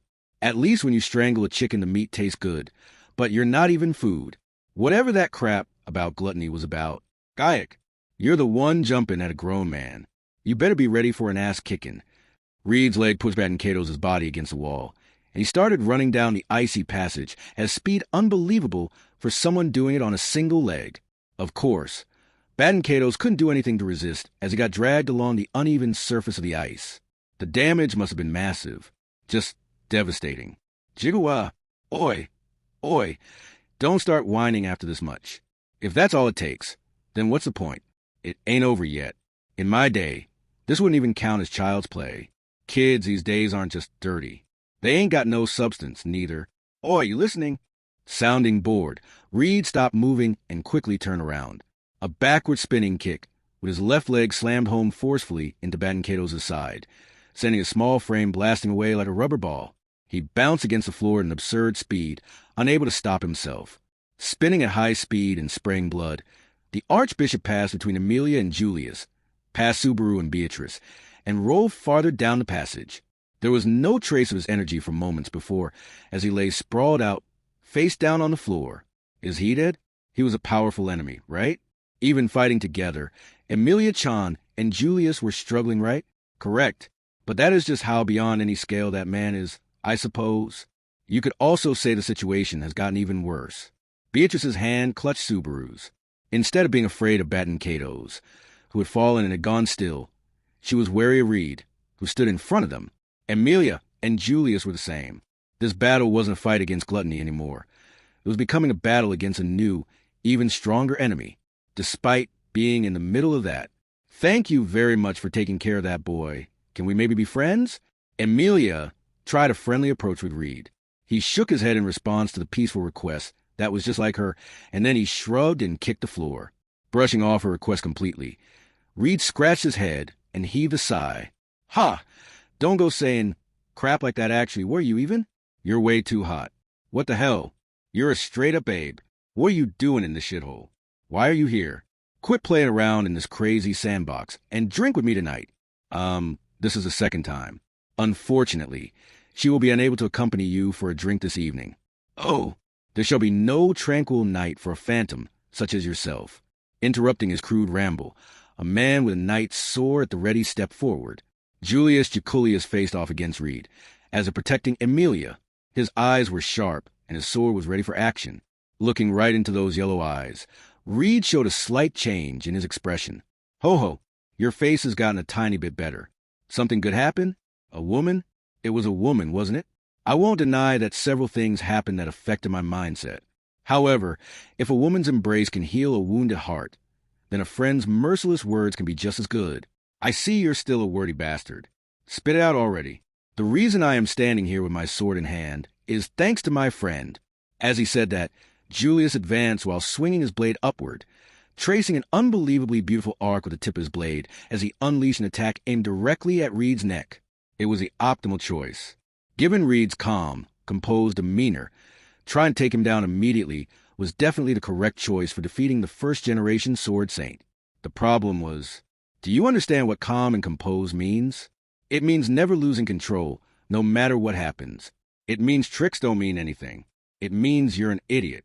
Reed caught Julius's preemptive attack with the two chopsticks in his hands. It was an absurd technique, almost like the reenactment of a story about Miyamoto Musashi. No, even Miyamoto Musashi didn't stop an opponent's sword with nothing but chopsticks. NGRGH. Well, it wasn't bad, I guess. Anyone other than me would have bought the farm. Well, let's go. Reed grinned like a shark at Julius, and then, with one chopstick in each hand, he stepped forward while brushing aside the tip of the sword and unleashing an attack. The impact hit the side of the knight's sword with a loud crack. The short, wooden stick was incomparable to a sword, but in the hand of a master like Reed, it became a lethal weapon far greater than its size implied, sowing destruction wherever it went. Right after a ferocious crack, the resulting shock wave blasted Julius's hair and clothes, shattering all the frozen ice coating the passage. It was completely absurd, utterly unreasonable. It wouldn't be wrong to call it a glitch in real life. Despite seeing it before, Subaru was still speechless and struck again by a stark realization.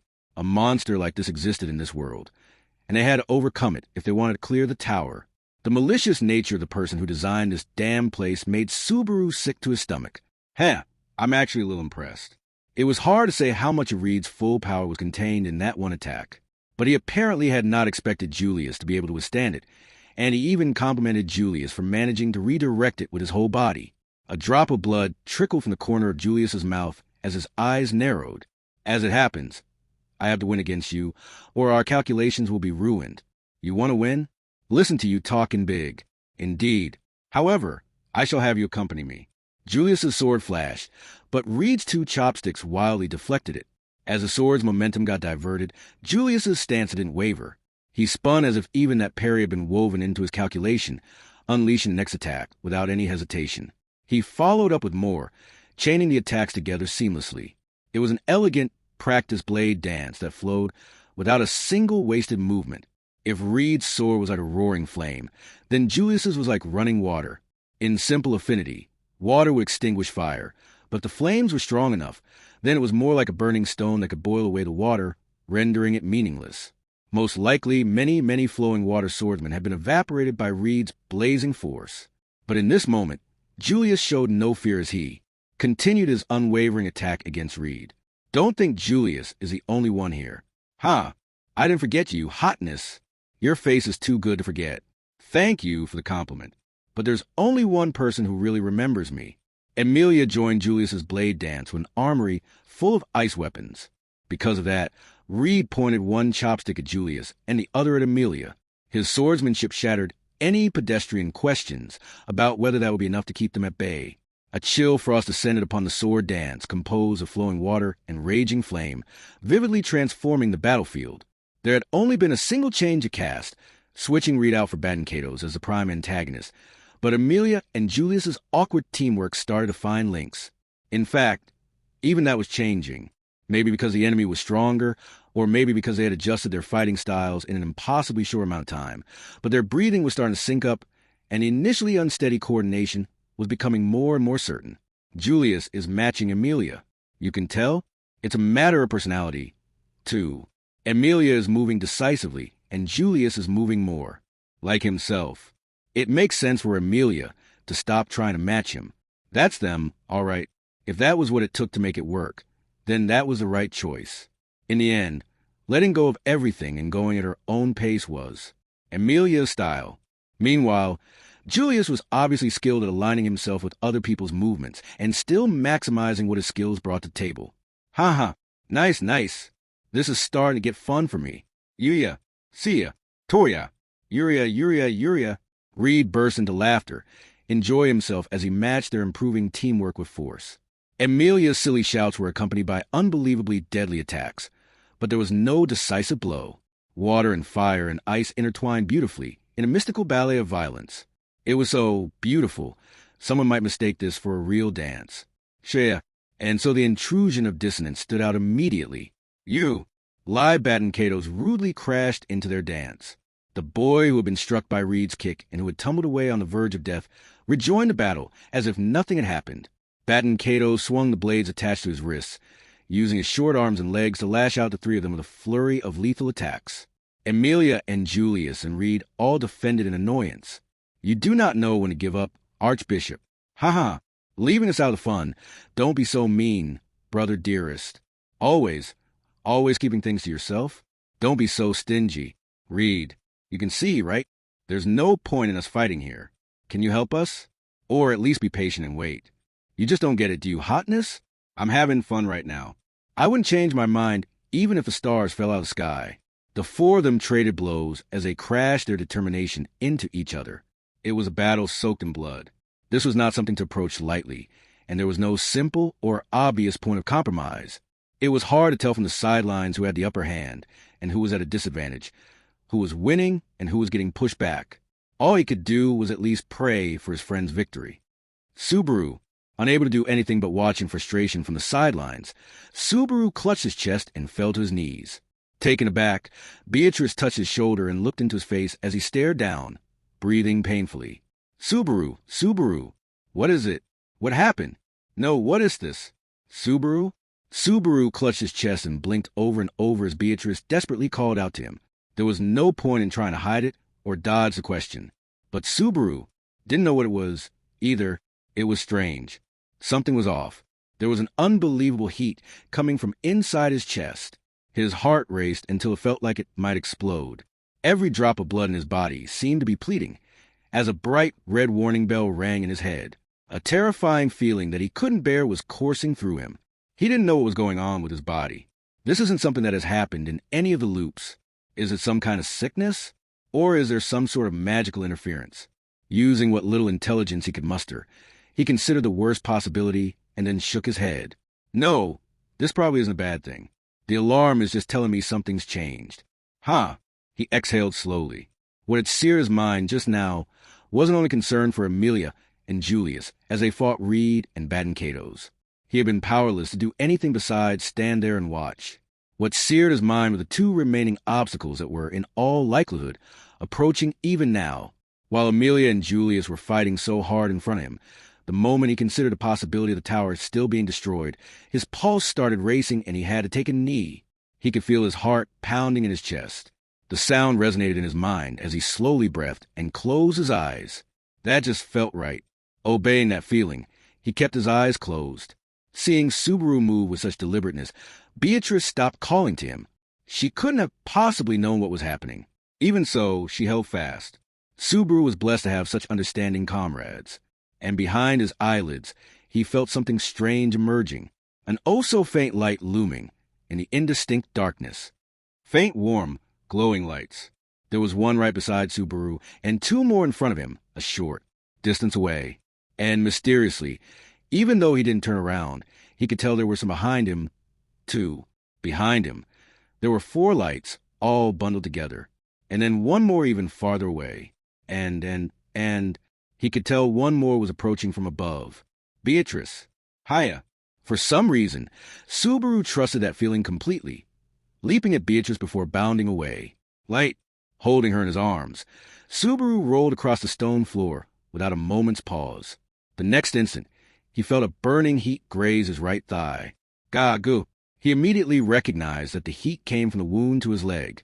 Most likely, he was intentionally distracting himself from the fact that his leg had been badly gouged. He spun around while holding Beatrice, and opening his eyes as pain and tears blurred his vision. He saw it. "I figured you'd be coming, you damn scorpion." Subaru spat those words at the giant scorpion that appeared before him for a second time. The scorpion, with a black carapace and eyes like red lights, crawled along the wall with its multiple legs, glaring down at them. Ah! Beatrice's eyes widened when she saw its large, ominous form. Her eyes focused on the scorpion's pincer that had left such a deep furrow in Subaru's leg. The scorpion's pincer tip had a nasty chunk of Subaru's flesh in it, and blood streamed out, dripping onto the floor. This was the giant scorpion's intrusion that he had been worried about. The obstacles they had overcome were all gathering in one place. Understanding how bad the situation was, Subaru's mind burned red hot with pain as he raced to find some way out.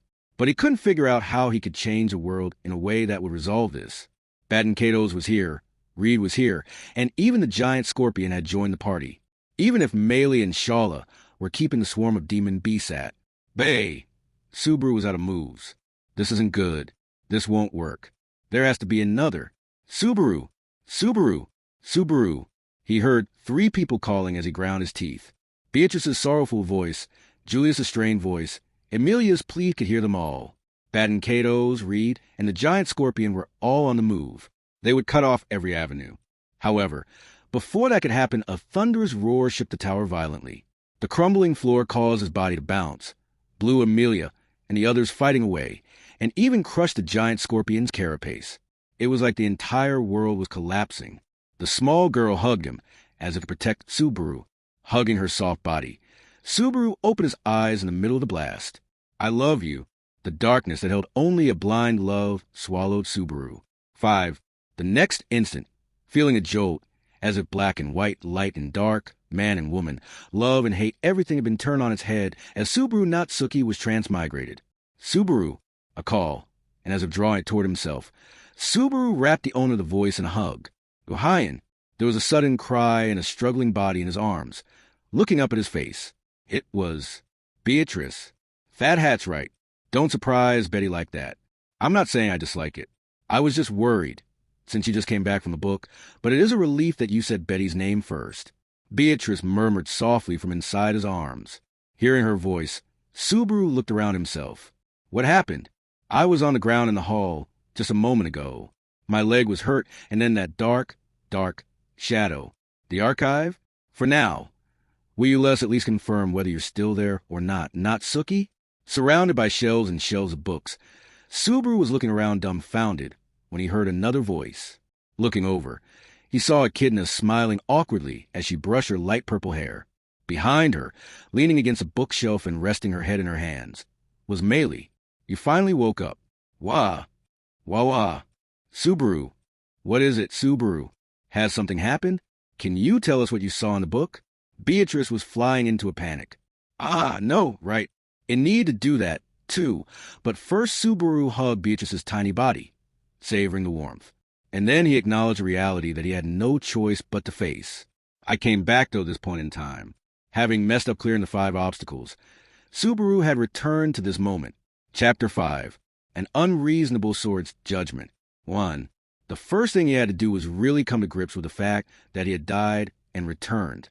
They had failed to deal with the Pleiades Watchtower's 5 obstacles in time, and in the end, that terrifying black shadow had destroyed everything in the heart of the tower. And in dying there, Subaru gained a chance to redo things, but this time was completely different from the other loops. The checkpoint is different. His 5th death, in and of itself. That was something worth grieving over. But the biggest problem was the new reset point. It had been updated to right after he returned from Reed's Book of the Dead, from the corridors of memory. He had expected this. The Subaru Natsuki, before he lost his memories, must have used his return by death ability in the same sort of way. So the starting point being right after he had lost his memories obviously stood out, unless the save point updated somehow. The current Subaru couldn't have restarted from the green room, so the starting point updating itself wasn't a surprise. But I was brought back right before the worst moment, with basically no time to prepare anything. By the time he had returned from the corridors of memory, the major obstacles were already in motion. The faint rumble he could feel from the floor was proof of the demon beast stampede approaching the tower. His time limit was tight. The demon beast stampede, Reed Astrea, the mysterious giant scorpion, the two gluttonies, and the brutal shadow that swallowed up the tower. And time's running out. There's no time. No. Will you calm down, I wonder? Subaru was digging himself deeper and deeper into a pit of worry, but a forceful smack brought him back to his senses. Beatrice squeezed his cheeks between her hands and looked straight at him with her big, round eyes. Pressing against him, close enough he could feel her breath. Tell Betty what happened in the book. Subaru, talk to Betty, and we'll think of something together. That's our strength. Beatrice's words helped him clear his mind of the panic and regret that threatened to consume him. And as he regained a semblance of calm, the enemies that lay past the panic and regret came into view. At the same time, he realized how shameful he must seem. And then he remembered the scolding that spurred him on when he was at a standstill just a short while ago. Right, time to stand up. Beatrice's eyes widened. Nothing. I was just reminded again how stupid I am and how little progress I've made. Holding on to Beatrice, Subaru rose to his feet. Echidna and Melee are here, too, and I generally know what the others are doing. I have a good idea what kind of mess they're probably in, too. I'll keep it short. I couldn't see Reed's memories in the Book of the Dead. Something got in my way. The book is connected to some Odo Ragna thing, and I ran into a troublesome person there. All three pairs of eyes widened in shock as he quickly explained everything, apologizing mentally for not giving them any time to process these revelations. Subaru moved to the most important bit. The Archbishop of Gluttony, Louis Arneb, declared war on us. 2. Another Archbishop? Even all the way out here at the eastern edge of the map? Looks like there's some bond between you and them you just can't escape. Echidna joked. Once Subaru finished his explanation. From how she said it, it sounded like the Gluttonies weren't the only ones he had a connection with. There were probably 7 archbishops total. He wanted to believe this was the worst of the lot. But let's save lamenting all the bad relations that linger around Subaru for later. What we need now is... first up is supporting Shala. Melee, can we count on you? Finishing Julius's thought, Subaru entrusted Melee to cooperate with Shala and deal with the stampede of demon beasts outside the tower. Julius had come back to the 3rd floor to report the problem just as they were quickly finishing up their discussion. Knowing that the swarm of monsters was the reason for Julius's concern, Melee had an impish smile on her face when Subaru turned to her. Oh, after that big talk, you're just dumping work in my lap? But you were at least honest about it, so you can leave it to me. Be grateful. Of course I'm super grateful. I love you. So cheap. Evidently annoyed by his confession, Melee still agreed to take care of the demon beasts. She was acting like she didn't really want to do it, but that was just her hiding her embarrassment. Any doubts about that would have disappeared the moment anyone saw how fast she rushed toward the hidden balcony. 1 down, 4 to go. Subaru, you must have something in mind if you sent Miss Melee alone. You're quick on the uptake. I said gluttony was coming, right? Yes. You said that one of several gluttonies stole your memories last night. In which case, I trust you are going to give me a chance to avenge myself. Julius's voice was low as he touched the sword on his hip.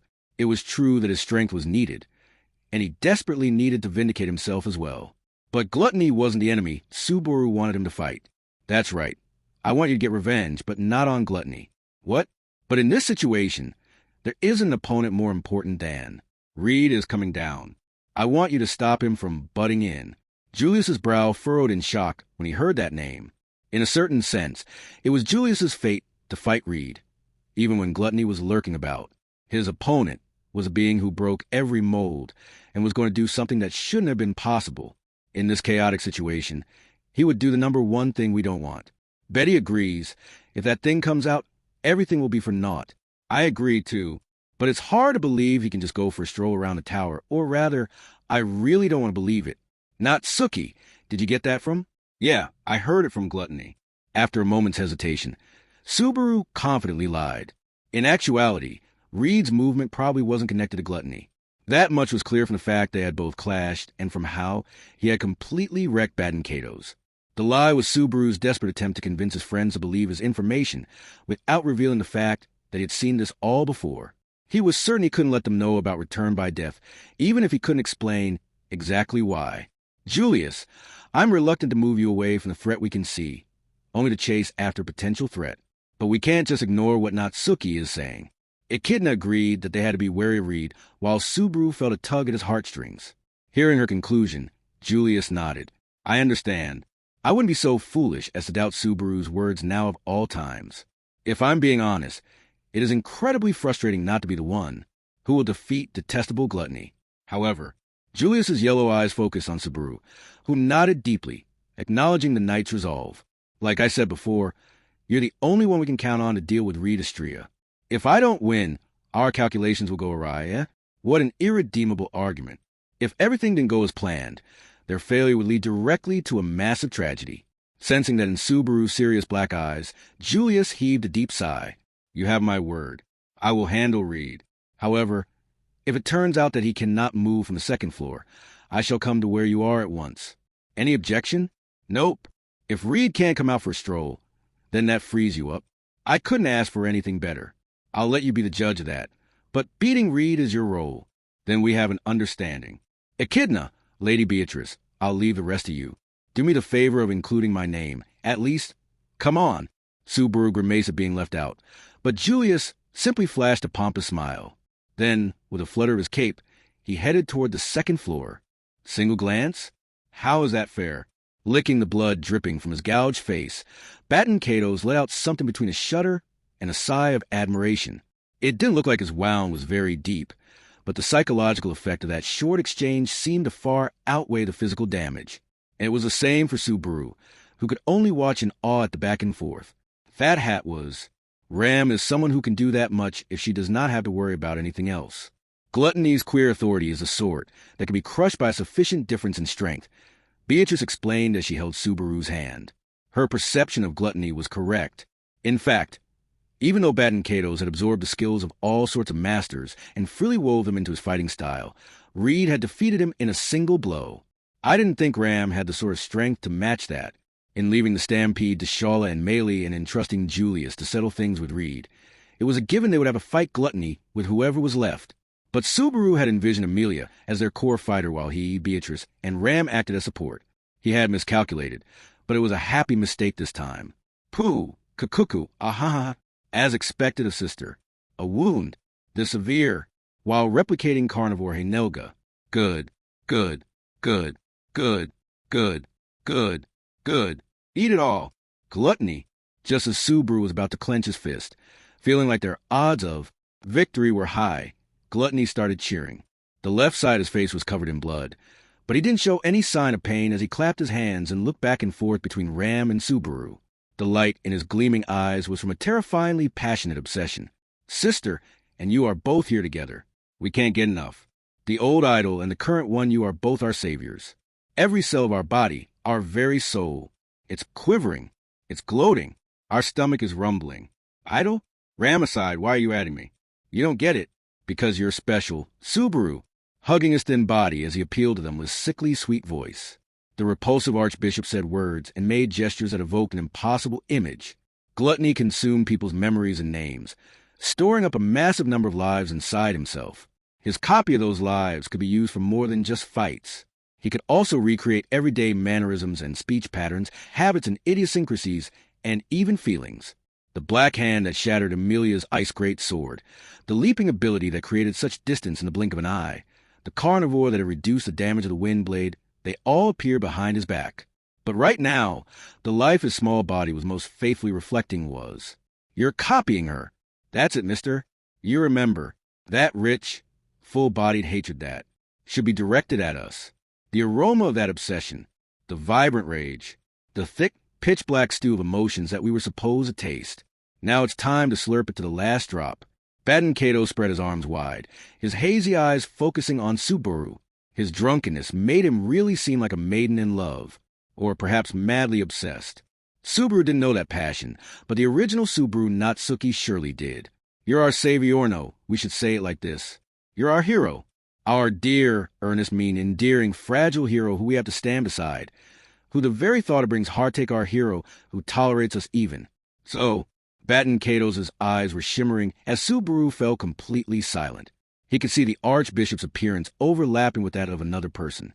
It shouldn't have been possible the girl who had so powerfully spurred him on when he had been on the verge of shutting himself off from everything. The moment those images overlapped, Subaru's body was consumed by rage and dread. How is it? Let's reenact that moving moment. Let's start here, mister. From one, no, from Z. A holy ground that should never be touched was being corrupted. In that instant, BGH. Baden Kato's was so focused on reproducing the memory, his attention had focused entirely on Subaru. He had surely not let his guard down, against Ram at least, but Subaru and Ram could be talked with. His attention should not have been focused on them. Murak, I suppose. And sneak up and wham. Beatrice and Amelia nodded to each other. As a result of their teamwork, Baden Kato's had been knocked unconscious by a blow to the back of the head. The Archbishop of Gluttony had been hit by a heavy swing of Amelia's ice hammer after she snuck up on him. Dumbfounded, Subaru hoarsely asked, WWE 1? 3. Baden Kato slumped, his eyes wide and empty, and the one who had done it, Amelia, hooray, nodded cheerfully and raced over to Beatrice, giving her a high five. Seeing that, Subaru looked over at Ram. So basically, using Lady Beatrice's Moorish shadow magic to erase her presence, Lady Amelia stealthily snuck behind the enemy. It is a method that fits Lady Amelia, but Ram massaged her brow, as if feeling tired, noticing that Amelia cautiously peered at her. Was that bad? No, it was splendid. Yes, it was truly splendid. Swallowing her mixed emotions, Ram praised Amelia and looked at the slumped-over Baden Kato's with withering disappointment. I totally get you. To think Baden Kato's, who I had thought of as a mortal enemy, would be this easily beaten. It's all thanks to Betty and Amelia's splendid teamwork. Be grateful. That was more like a heated collision. But either way, good job, both of you. Let's get him tied up quick and go take care of the next problem. Subaru patted Beatrice's head. Wait, you intend to let him live? Ram furrowed her brow. He will be nothing but a potential threat. Her concern was natural. Subaru also wanted to avoid leaving any loose ends, even if it was just a shallow peace of mind gained by killing someone. I'm not saying tie him up, because I don't want to kill. The whole reason we came to this tower is to save the people whose lives were stolen by them, wasn't it? That's true. All the more reason. There's no proof that what he's eaten will be returned if he's killed, right? Not only that, but we'll also lose our chance to pry that information out of him if he's dead. That's what I'm afraid of. He had already asked Louis Arneb about memories and names that were eaten. Her answer was that she didn't know how it worked. But that was just her answer. There was no guarantee her brother's answers would be the same. If you have a way to get the answer out right now, then fine. But without that, we don't have capacity to deal with him now. There are plenty of problems besides him. The tower rumbling, and Julius and the others being missing are concerning. Ram scrunched up her face in thought as she listened to Subaru's argument. Ram, I agree with Subaru. For now, I'll make ice shackles so he can't move, and we can ask him more later. While Ram was thinking, Amelia chimed in on Subaru's side. She swung her arms, and there was a crackling sound as ice formed around Baden Kato's hands and feet, binding him tightly. See? That should be enough, right, Ram? Understood. However, when it comes time for discussions, please allow me to handle it personally. Okay, got it. I'll let you talk to him. Amelia's and Ram's understanding of the word discussions were not quite in sync, but Subaru couldn't find a reason to explain the difference or to stop Ram from handling the interrogation. There was no reason for him to feel sympathy for Gluttony. So, Subaru, we've taken care of Gluttony here, but what next? Reinforce Shaw and Melee? Or? Yeah, about that. Just give me a moment. I'm thinking. Subaru put his mind to figuring out what their next step should be. Of the 5 obstacles, they already had party members set out to deal with the Demon Beast Stampede, and with Reed. And unexpectedly, Gluttony's intrusion had been beaten back by Amelia and Beatrice's teamwork. The remaining obstacles were the mysterious giant scorpion and the specter of demise that crushed the entire tower, and of course the remaining Gluttony, who had not shown himself yet. Louis had the names Lai and Roy. Soip Baden Kato's is Lai. Then the other should be Roy. He hasn't shown himself once yet. There was trouble happening all around the tower. It was hard to imagine there. After watching him go, Subaru turned around, only to be met by a sudden whisper. I won't ask how you can be so sure, so long as you don't betray his trust or mine. Subaru gulped slightly at Echidna's words. As pragmatic as she was, it was only natural she would doubt how he could possibly know with such certainty that the Sword Saint would start roaming around the tower, especially when there was so little connection between Gluttony and Reed. The only reason she hadn't burst his bubble in front of Julius was because she placed some level of trust in Subaru based on what it had done so far. I have to live up to that trust. When his mind got that far, he felt a stinging heat in his chest. It was the same strange heat that he felt just before the shadow had swallowed him at the end of the last loop. His pulse started racing, and he closed his eyes as the impatience swelled inside him. What appeared behind his eyelids were faint, pale lights in his arms, right beside him, and here and there in the distance down the passage. Subaru? I'm okay. We need to get to Amelia-chan and Ram. Let's hurry. Beatrice peered at Subaru's face as it tensed. Shaking his head, Subaru took her hand and started running to meet up with the others. No, more precisely, it wasn't to meet up with Amelia, because at this point, it wasn't Amelia they would run into down this passage. But, Barusu, you're awake. Ram. What appeared around the corner was the same group as last time, Ram holding on to Rem while riding Patlash. She dismounted with a flourish and tossed the reins to Subaru. You're too slow. Take care of Rem. If she's hurt, or if you touch her in any strange way, I won't forgive you. So protect her like your life depends on it. Wait. Too fast. I get why, but calm down. You, the Archbishop of Gluttony, is here. Lady Amelia is fighting, but she's at a disadvantage. I have to get back at once, or it will be too late. The emotions that Subaru felt in that moment were complicated.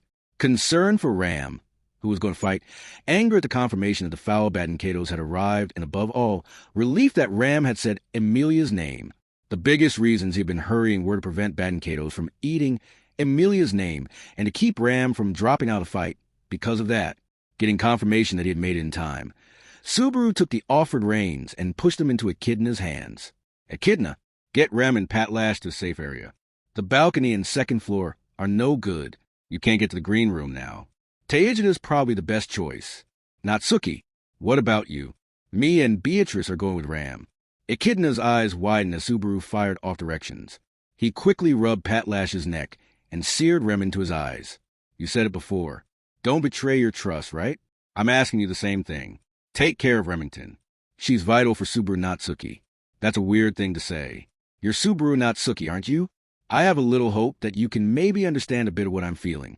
From what he had heard, Subaru had gathered that Echidna was inhabiting a body temporarily, but her goal was to return it to its original owner. In a sense, that was similar to connection between the current Subaru and Subaru Natsuki. Echidna's eyes widened. Natsuki, are you? I'm counting on you. Not letting her finish, Subaru started running. He only had Beatrice, who was determined not to let her be alone, and Ram, who had started running first. Ram glanced back. Why are you coming, Barusu? Rem told me to go take care of things, instead of just worrying about her. She gave me a lecture inside the book. Rem, what? What are you talking about? Ram's pink eyes quivered at the news as Subaru ran alongside her. But there was no time to get into the weeds about what happened in the corridors of memory. So, he simply told her the most important part. Rem told me to fight and take everything back. So that's what I'm going to do. Of course, don't forget Betty is here, too. That's enough for now. I will cross-examine you 100 times over later. 100 times. Subaru shuddered. When Ram said that, it didn't sound like a joke. But since he couldn't explain anything right now, maybe that response was a sign of her benevolence. It was also proof that they were in a situation dangerous enough that she couldn't press him for details. Ice brand arts. The next instant, down the white, frosted over passage, he spotted Amelia's back as she danced with weapons of ice in her hands. She was facing off against a small archbishop, Badincados. Lady Amelia. Ram's shout was a final confirmation to Subaru that they had avoided the worst-case scenario. At the same time, Amelia noticed him when her name was called. Ram. Why did you come back? And Subaru and Beatrice. I'm glad you're safe, but it's really dangerous. Get away. Leave. Ram has been moved to a safe location. Now I may assist you. Ram pulled the small wand strapped to her thigh while answering Amelia. It was a short wand, sort of like what a wizard would have. At a glance, it looked entirely normal, but when Ram held it, it suddenly felt powerful. Seeing Ram intended to join the fight, Gluttony sneered while putting some distance between him and Amelia. Haha, what? You came back, sister? Ooh, so dashing. Why are you so cool, sister? You're so wonderful. Silence. I'll kill you, Archbishop. Her voice was dripping with raw hostility, as Ram advanced on Kato's. Subaru immediately reached for her back. Hey, it was clear from the last loop that Gluttony was incredibly powerful, able to match Amelia and Julius blow for blow. If Ram lost control here, they would end up losing the advantage they had gained from safeguarding Amelia's name. Worrying about that possibility, he tried to grab Ram's shoulder. But who do you think you are talking to, Barusu? Fall back at once. His fingers touched nothing but air as Ram disappeared. Whoa! In a flash, Ram reappeared directly in front of Kato's. Seeing the wand thrust at his forehead, Kato's widened his eyes, and he shouted rapturously as he crossed the swords on his arms to catch. The imminent blow. Ah ha ha! Are you serious? Creating wind beneath your feet? You're lucky you didn't blow your legs off. Most people would be too scared to try that. Don't use such a pointless standard to judge me. Also, you thought this would be the end? You've underestimated my anger. Ram's eyes narrowed. A blade of wind flew from the tip of the wand. Expecting that, Kato's twisted his body, but he didn't make it in time. The blade of wind cut through everything in its path, tearing into Gluttony's evil countenance. Gah! Kato's cried out as the left side of his face was torn open. He pushed Ram back with a desperate kick. Unfortunately for him, even that had been accounted for. I'm here, too. Amelia rushed at Kato's from behind, wielding a great sword made of ice. Because Ram had been pushed away, Amelia didn't have to hold back. Even if it wasn't a sharp sword, an attack with enough force to knock Kato's out of the fight in one blow was hurtling downward. Ultimate Palm Kaya. A black fist shattered the ice sword mid-swing, like it was made of glass. The unexpected destruction ruined Amelia's balance, and Gluttony's hind legs swept her pivot foot out from under her, sending her spinning with a cry, as his fingernails thrust toward her face. Just as the cutest face in the world was on the verge of being mauled, Lady Amelia's face is one of her few traits that is completely flawless. Ram's foot stomped down on his claws, and then her left elbow sent Kato's flying, while Amelia quickly recovered by extending her right hand. Wow, whoops. Thank you, Ram. I almost bumped my head on the ground there. Please be careful. Lady Amelia, he can use some troublesome techniques. Yes, it looks like it. That palm attack made my neck really tingle. That is formidable. However, joining forces, the two of them spoke while warily watching Kato's, who had retreated to a distance of about 30 feet in an instant. It had truly been in the blink of an eye. Leaping Dorkel's teleportation. That's quite the gaudy name for a simple trick for moving here and there. Ahaha, are you serious? Figuring out the gist of it after A was yet another obstacle he wasn't aware of, and he didn't want to dwell on the possibility. If nothing else, it didn't seem like the shadow of the other Gluttony was lurking around any of his comrades who were scattered around the tower. Melee was currently fighting the demon beast swarming around the tower.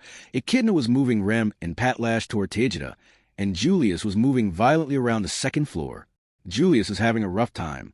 That must be Reed. Subaru? What are you talking about? Where are you looking? Where? What are you talking about, Beatrice? I'm glancing at Beatrice, who was peering up at him. He suddenly realized the weirdness of what he was saying. He couldn't say what exactly he was looking at and how he knew. What is this? I can tell where everyone is and what they're doing. I can see. Clutching his chest, Subaru confirmed the feeling, the inexplicable sight that allowed him to sense something like faintly glowing lights. It was the same feeling that he'd noticed in the middle of the last loop. He didn't know how to describe it, but it was a sort of sixth sense that let him feel the presence of his comrades in the tower. The way he had managed to find Ram and the others on the way here with unerring accuracy was a sign of his subconscious knowledge. He had just accepted it as naturally as if he'd been born with a third arm. But Subaru didn't know anyone who naturally had a third arm since birth. Subaru finally realized how unnatural this all was ingrown. The repulsive, incomprehensible sensation was physically nauseating. Subaru! Beatrice steadied his shoulder as he stumbled. Noticing something was strange, Amelia raced over, too, but he held his hand up to stop them. It is okay. I'm just a little lightheaded. Are you sure? You look awful. It might be because you read Reed's Book of the Dead. Maybe you should hide somewhere. Don't bench me like that, please. I'm just in the middle of upgrading. Upgrading? Amelia cocked her head at the unfamiliar word. Even as he was thinking that her gestures were cute, Subaru desperately tried to get his newfound powers under control. I don't know how this happened, but I can't let the sixth sense slip away. With all his comrades scattered right now and virtually unable to fight himself, this was an authority that Subaru wanted more than water and hay. Desert. Quit acting up and become mine. The unnatural third arm had emerged in response to the cry of Subaru Natsuki's soul. So it should answer my call now. As he made that wish, the third arm took root inside him. It allowed his sense to extend for an unbelievable range and perceive his comrades all around the tower as faint lights. I can vaguely tell where everyone is and if they're safe or not. With this, I can still be useful for breaking out of the situation, just as he thought that. Ah, you're so stingy, mister. There was a voice slithering along the ground that drew their attention. It was a resentful no, the jealous voice of Kato's, whose limbs were still bound in ice. He had apparently regained his consciousness. Before any of them could react, Kato's closed one eye. Then his body disappeared. W.H. Subaru Natsuki. While they were stunned by his magic act, Kato's crossed the sky with his mouth open wide. His toothy maw uttered Subaru's name just before his red tongue danced. He couldn't move in time. His instincts recoiled in the face of a predator telling him he was about to be eaten. Kato's mouth closed on Subaru's neck. Thanks to the Maya, a flash of light passed over the top of Subaru's shoulder and tore into Gluttony's wide-open mouth. It happened in an instant. Neither Subaru nor anyone else had been able to move. Kato's alone let out a stunned sound as the light pierced his body and blew him away before he managed to reach Subaru's neck. Rather than the bloody left side that had been carved up by Ram, it was the right side of his face that sustained a grievous injury. Even that was putting it mildly. There wasn't much left. The area from his right cheek to his right eye was completely gone, leaving a wound that didn't bleed because the flesh had been seared. This was the work of the same white light that was still being unleashed at Kato's as he flew through the air. The beams pierced Gluttony's body one after another, completely obliterating him. Bound hand and foot and hurtling through the air, Kato's couldn't evade. His last hope was that instant teleportation, but it didn't seem to be activating, possibly because the source of that ability had already been destroyed. His arms, legs, torso, and head were all swallowed up in dazzling white light. Isn't death supposed to be more? In his last moments, he started to say something, but he never got to finish. It sounded like he was about to comment on his impending death, but no one would ever hear the rest. Most of his body was erased, and what bloody chunks of flesh remained had been scattered across the corridor. Confirming Gluttony's demise, Subaru exhaled, remembering to breathe again. Then his heart leaped in his chest. It started pounding furiously, like it wanted to make him understand how close he had come to dying and being robbed of something important. That was dangerous. I almost had eaten thanks. Even as his knees almost gave out, Subaru's face went slack in relief. This was the result of his underestimating Gluttony's eccentric fixation. Fortunately, the one who paid the price had ended up being Kato's. I want to keep him alive, but I won't ask for too much, Subaru said as he wiped his forehead. You saved me there, Shala. Shala? Beatrice's voice was incredibly grave. Finding that reaction strange, Subaru glanced over at her. Beatrice? What is it? Why the face? I know it was a close call, but no, not that, Subaru. How can you say that, Shala? How? He was confused, not understanding her question. What do you mean, how? I know because I know. The third arm that stuck onto him, the sixth sense that let him know the current location of his comrades, was telling him that she was standing at the other end of the hall. When it came to why she was there, he didn't know. She was supposed to be on the balcony with Melee, dealing with the monster hordes. Why was she in a perfect position to protect me from Gluttony? Subaru, get back. Emilia-chan, where are you? Why do you look like? Emilia held out her hand, taking up position in front of him. Ram was standing silently beside her, wand in hand, and eyes fixed on something down the passage where the white light had come from. Their caution was strange. It didn't make sense. He could feel it down the passage. A faint light. His sixth sense was letting him know an ally was over there. That's what the light was. Shala? When Subaru looked, he could see the giant scorpion with its multiple red eyes overlapping with a faint light. For, when he first heard Shala's name, something had come to mind. It wasn't a name he was particularly attached to, but it was a word he had heard before. Shala was the name of a star that shone in the night sky. He knew star that was part of the constellation Scorpio. And Scorpio was associated with a big, black scorpion. It was an incredibly simple answer. It was so simple, it made him wonder about the naming sense of whoever chose that name. Of course, the main suspect was the same Subaru Natsuki, who she called her master. Is that Shala? That short diversion in his mind wasn't enough to distract him from reality. The massive pincers evolved for slaughter rubbed together ominously. Those red eyes watched their every move. The huge black body. This was a giant scorpion, one of the 5 obstacles assaulting the tower.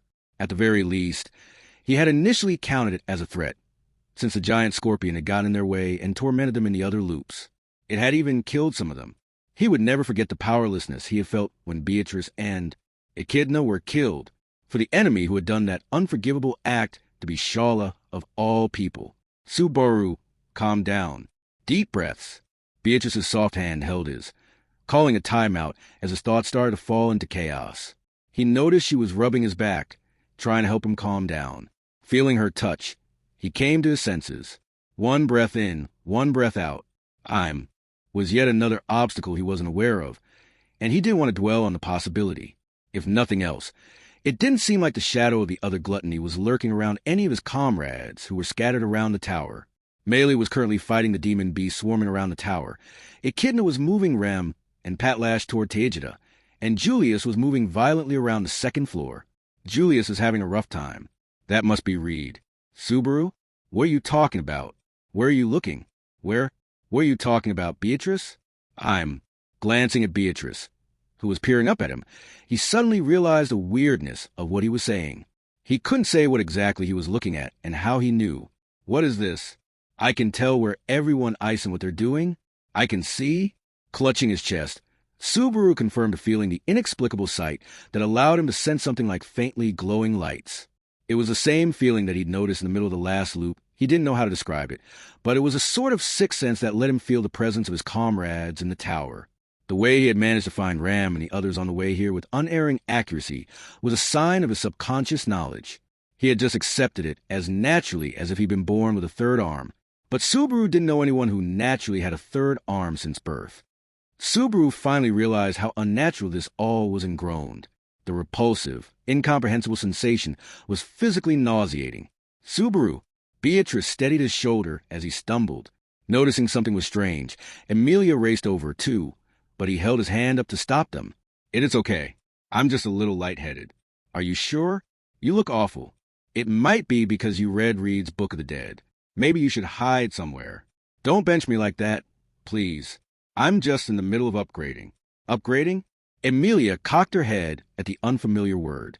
Even as he was thinking that her gestures were cute, Subaru desperately tried to get his newfound powers under control. I don't know how this happened, but I can't let this 6th sense slip away. With all of his comrades scattered right now and virtually unable to fight himself, this was an authority that Subaru wanted more than water and desert. Quit acting up and become mine. The unnatural 3rd arm had emerged in response to the cry of Subaru Natsuki's soul, so it should answer my call now. As he made that wish, the 3rd arm took root inside him. It allowed his sense to extend for an unbelievable range and perceive his comrades all around the tower as faint lights. I can vaguely tell where everyone icing if they're safe or not. With this, I can still be useful for breaking out of the situation just as he thought that. Ah, you're so stingy, mister. There was a voice slithering along the ground that drew their attention. It was a resentful no, the jealous voice of Baden-Kato's, whose limbs were still bound in ice. He had apparently regained his consciousness. Before any of them could react, Baden-Kato's closed one eye. Then his body disappeared. W.H.? Subaru Natsuki. While they were stunned by his magic act, Baden-Kato's crossed the sky with his mouth open wide. His toothy maw uttered Subaru's name just before his red tongue danced. He couldn't move in time. His instincts recoiled in the face of a predator telling him he was about to be eaten. Baden-Kato's mouth closed on Subaru's neck. Thanks for the Maya. A flash of light passed over the top of Subaru's shoulder and tore into Gluttony's wide-open mouth. It happened in an instant. Neither Subaru nor anyone else had been able to move. Baden-Kato's alone let out a stunned sound as the light pierced his body and blew him away before he managed to reach Subaru's neck, rather than the bloody left side that had been carved up by Ram. It was the right side of his face that sustained a grievous injury. Even that was putting it mildly. There wasn't much left. The area from his right cheek to his right eye was completely gone, leaving a wound that didn't bleed, because the flesh had been seared. This was the work of the same white light that was still being unleashed at Baden-Kato's as he flew through the air. The beams pierced Gluttony's body one after another, completely obliterating him. Bound hand and foot and hurtling through the air, Baden-Kato's couldn't evade. His last hope was that instant teleportation. But it didn't seem to be activating, possibly because the source of that ability had already been destroyed. His arms, legs, torso, and head were all swallowed up in dazzling white light. Isn't death supposed to be more? In his last moments, he started to say something, but he never got to finish. It sounded like he was about to comment on his impending death, but no one would ever hear the rest. Most of his body was erased, and what bloody chunks of flesh remained had been scattered across the corridor, confirming Gluttony's demise. Subaru exhaled, remembering to breathe again.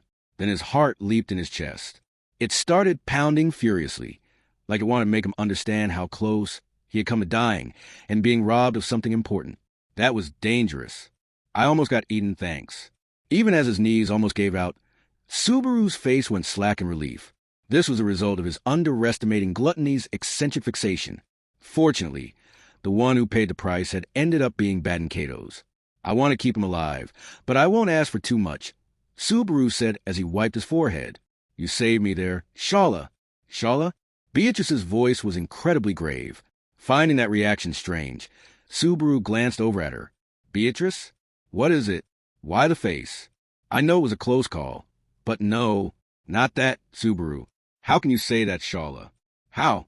He was confused, not understanding her question. What do you mean, how? I know because I know. The third arm that stuck onto him, the sixth sense that let him know the current location of his comrades, was telling him that she was standing at the other end of the hall. When it came to why she was there, he didn't know. She was supposed to be on the balcony with Meili, dealing with the monster hordes. Why was she in a perfect position to protect me from Gluttony? Subaru, get back. Emilia-chan? Where are you? Why do you look like? Emilia held out her hand. Taking up position in front of him, Ram was standing silently beside her, wand in hand, and eyes fixed on something down the passage where the white light had come from. Their caution was strange. It didn't make sense. He could feel it down the passage. A faint light. His sixth sense was letting him know an ally was over there. That's what the light was. Shala? When Subaru looked, he could see the giant scorpion with its multiple red eyes overlapping with a faint light. For, when he first heard Shala's name, something had come to mind. It wasn't a name he was particularly attached to, but it was a word he had heard before. Shala was the name of a star that shone in the night sky. He knew star that was part of the constellation Scorpio. And Scorpio was associated with a big, black scorpion. It was an incredibly simple answer. It was so simple, it made him wonder about the naming sense of whoever chose that name. Of course, the main suspect was the same Subaru Natsuki, who she called her master. Is that Shala? That short diversion in his mind wasn't enough to distract him from reality. The massive pincers evolved for slaughter rubbed together ominously. Those red eyes watched their every move. The huge black body. This was a giant scorpion, one of the 5 obstacles assaulting the tower.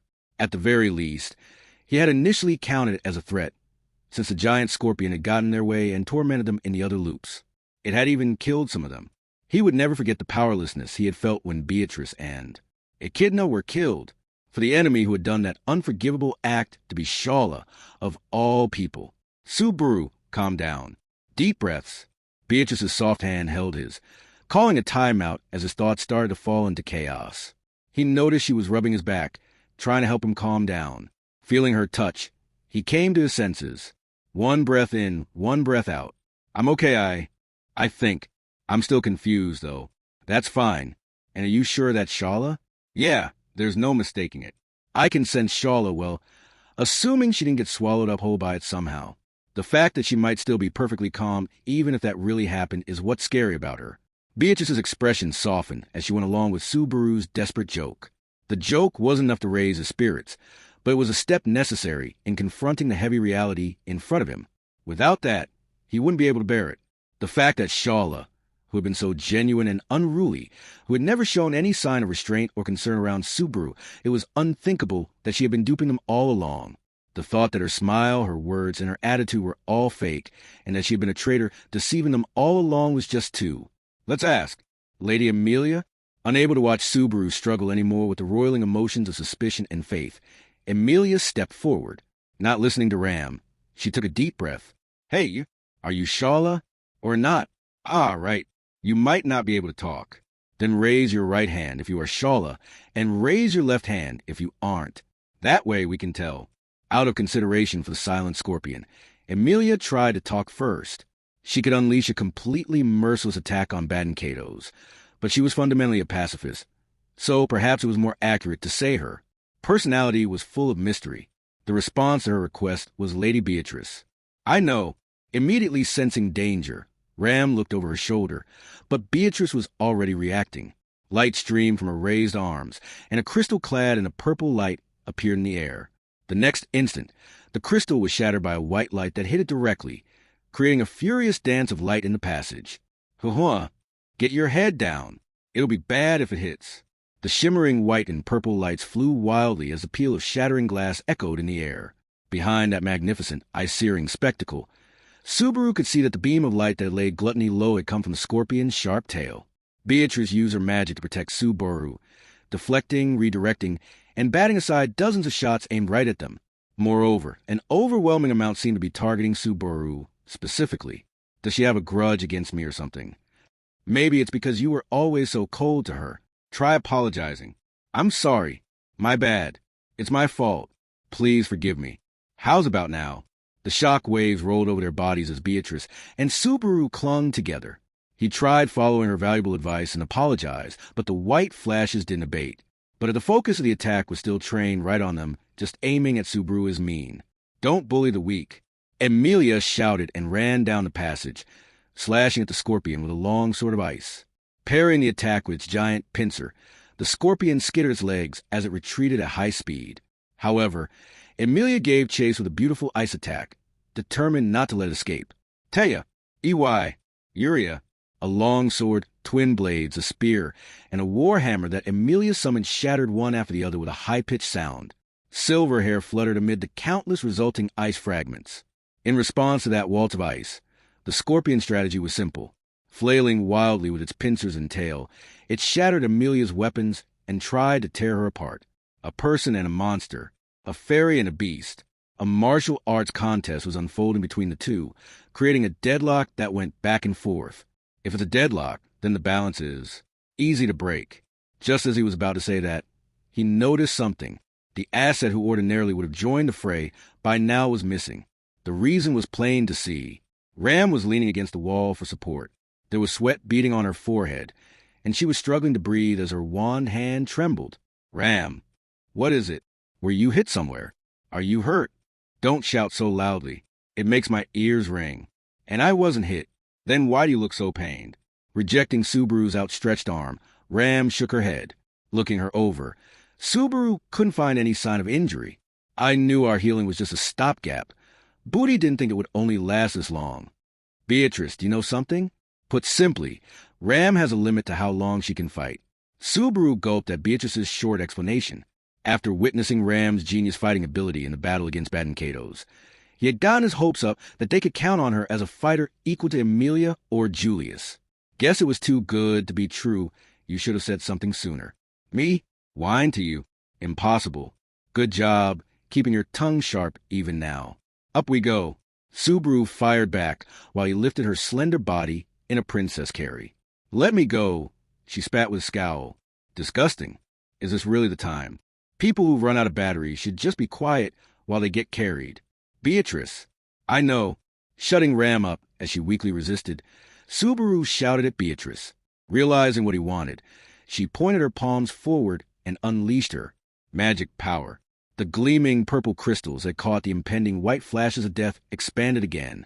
The target for this mass of razor-sharp crystals was the scorpion clashing with Emilia.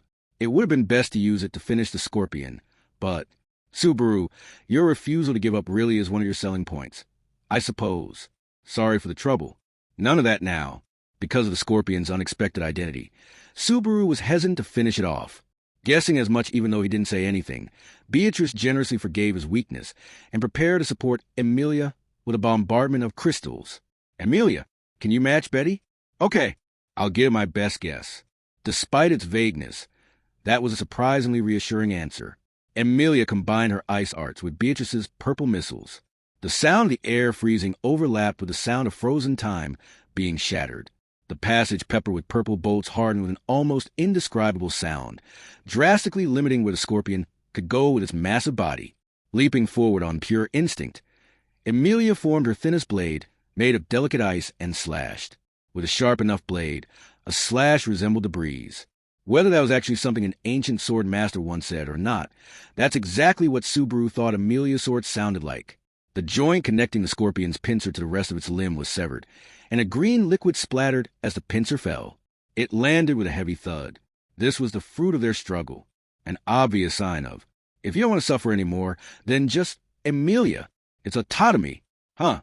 Subaru shouted desperately as Emilia tried to convince the scorpion to surrender.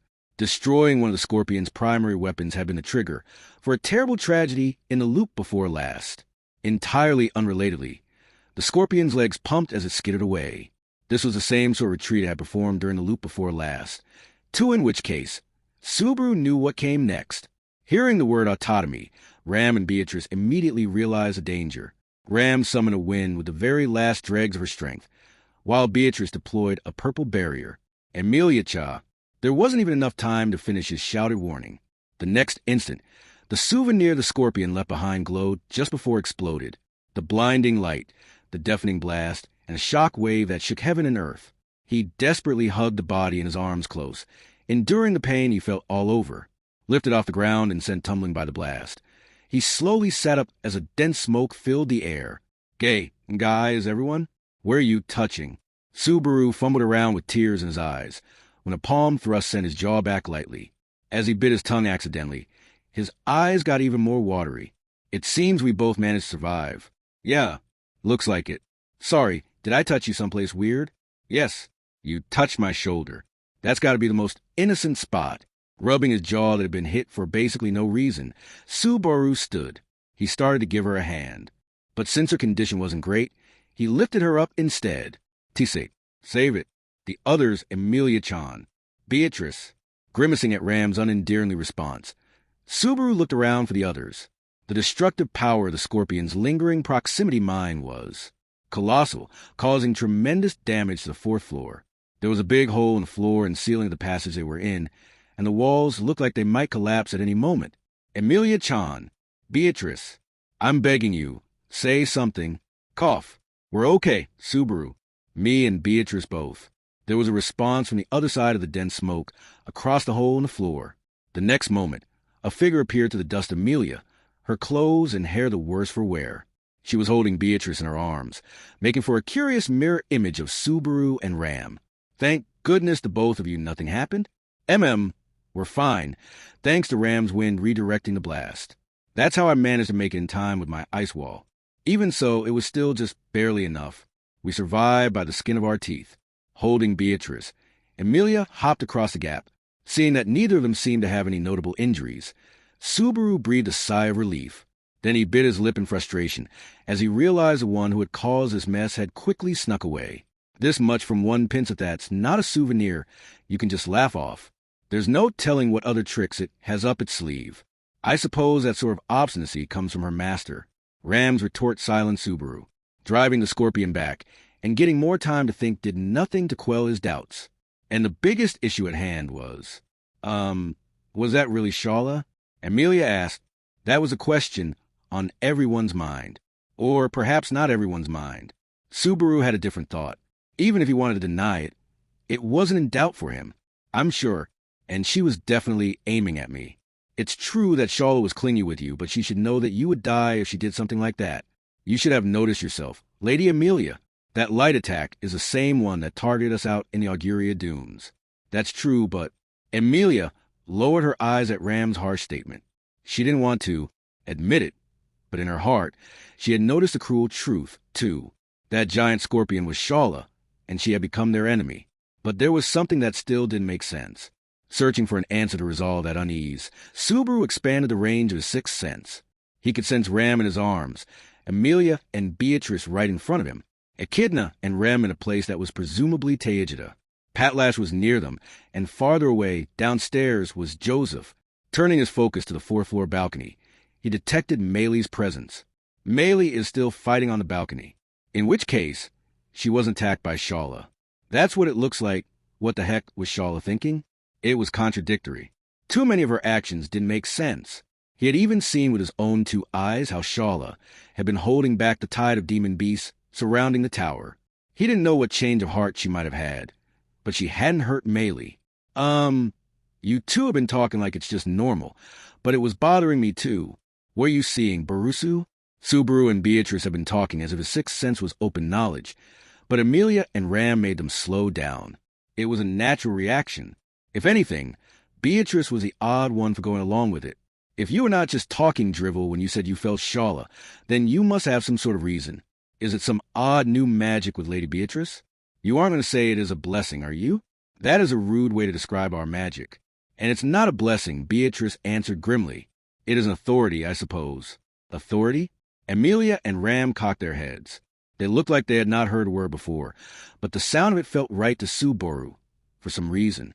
Almost as if that was a natural way to describe it. Beatrice, what is an authority? Think of it as something akin to a more effective blessing. A what? Ram had a pensive look on her face as she glanced up at Subaru's. But Subaru couldn't tell what thought might be lurking behind her pink eyes. All he could say was that Beatrice's explanation was probably not wrong. I don't know the details, but Beatrice is right. The effect of this authority, or whatever, lets me generally tell where everyone is inside the tower. And amazing, is that power why you thought that big scorpion was Shala? Pretty much. There was a mixture of concern and astonishment in Amelia's eyes as Subaru nodded emphatically. Authority. Sixth sense, whatever it was called. Subaru could use it to sense that the light that was presumably Shala had taken up a position quite a distance from them. Whether that was to heal the damage of losing its claw or for some other reason, he couldn't say. There was one thing he knew for certain: it was probably after me. He felt oddly confident of that. It had taken time to accept that the giant scorpion was actually Shala, but it wasn't hard to swallow that its target was Subaru. As long as it wasn't after any of his other comrades, then there was plenty to take advantage of. Right, and speaking of authority, he didn't know the origin of the authority he possessed, but that wasn't important now. What mattered more wasn't Subaru's authority, it was Gluttony's. There was no trace left of the remnants of Baton Kato's corpse in the hallway after the explosion. There was no need to confirm it, though Gluttony had died before their eyes. In which case, what about the scars gouged into the world by his authority? Ram, are your memories? If you mean Ram, I still can't remember her. Ram shook her head, rejecting Subaru's faint hope. Looking over at Amelia and Beatrice, she surmised there wasn't any change in their memories either. There was still the possibility that the missing bits might gradually return with time, but doesn't seem like defeating Gluttony is enough to recover what we lost. A troublesome enemy, vexingly so. Ram grimaced bitterly. This was what Subaru had been afraid of, but there was no change in the fact that Baton Kato's was dead. It was a simple fact that one of their options for recovering what Gluttony had stolen had disappeared. No, don't get depressed. Amelia took a step forward and shattered the darkening mood. There was an earnest light in her purple eyes as she looked between Subaru and Ram. We have to keep it together. All the more so in a situation with such a hodgepodge of terrible things. Echidna and Julius and the others are doing their best right now. And we have to have a proper talk with Shala, too, right? Amelia was single-mindedly positive, incapable of standing still, managing to pull Subaru up whenever he was on the verge of stumbling. And not just this time. Last time. And the time before. And not just Subaru. It had probably been the same for the other Subaru Natsuki as well. All right. Let's get fired up. Beatrice, cheek me. Cheek you? What would you have Betty do? Give me a slap. Horia. While Subaru was feeling moved, Amelia had an unreasonable ask for Beatrice. Beatrice went along with the request and gave Amelia a solid slap with both hands. There was a crack, and Amelia groaned a little bit. All right. Thank you, Beatrice. Do you want me to do it for you? If you did that, Betty's neck would be torn off. So thank you, but no thank you. Ha, silly Beatrice. Amelia laughed like it was just teasing, but Beatrice's eyes were serious. Either way, though, watching the two of them, Subaru realized that some of the tenseness in his shoulders had slipped away. It wasn't as if it was okay to relax completely, but getting too tense was also a problem. Lady Amelia is relaxed, not that she ever isn't, though. I don't think you want to talk. Stop saying such rude things. So what now? Pinching Subaru's neck from ultra-close range, Ram already seemed like she was back to her usual self. Subaru's eyes watered a bit as he nodded and focused his attention on his perception again. He also wanted to talk things through with Shala. Unfortunately, that wasn't their top priority. Should we rendezvous with Echidna and the non-combatants? Or check on Meili to see what happened when Shala left. Huh. Subaru was dumbstruck as he expanded the range of his sixth sense to search for contacts around the tower. The ones who had not moved from their holding positions were fine. He could understand that the Shala giant scorpion was probably healing its wounds, too. But a different entity was moving to the tower at an absurd speed.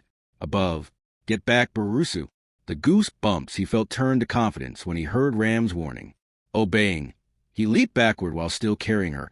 At the exact moment the ceiling he was looking up at a cracked ceiling almost destroyed by the explosion split diagonally.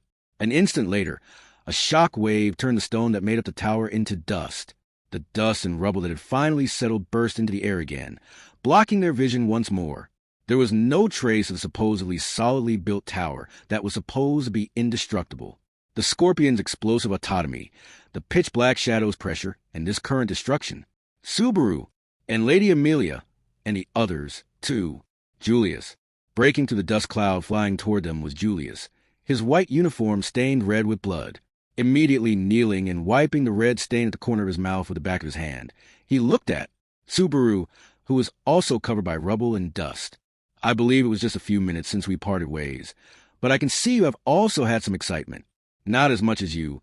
Cutting straight through the tower, Subaru fired back. Julius had appeared after crashing through the tower floors at a savage speed.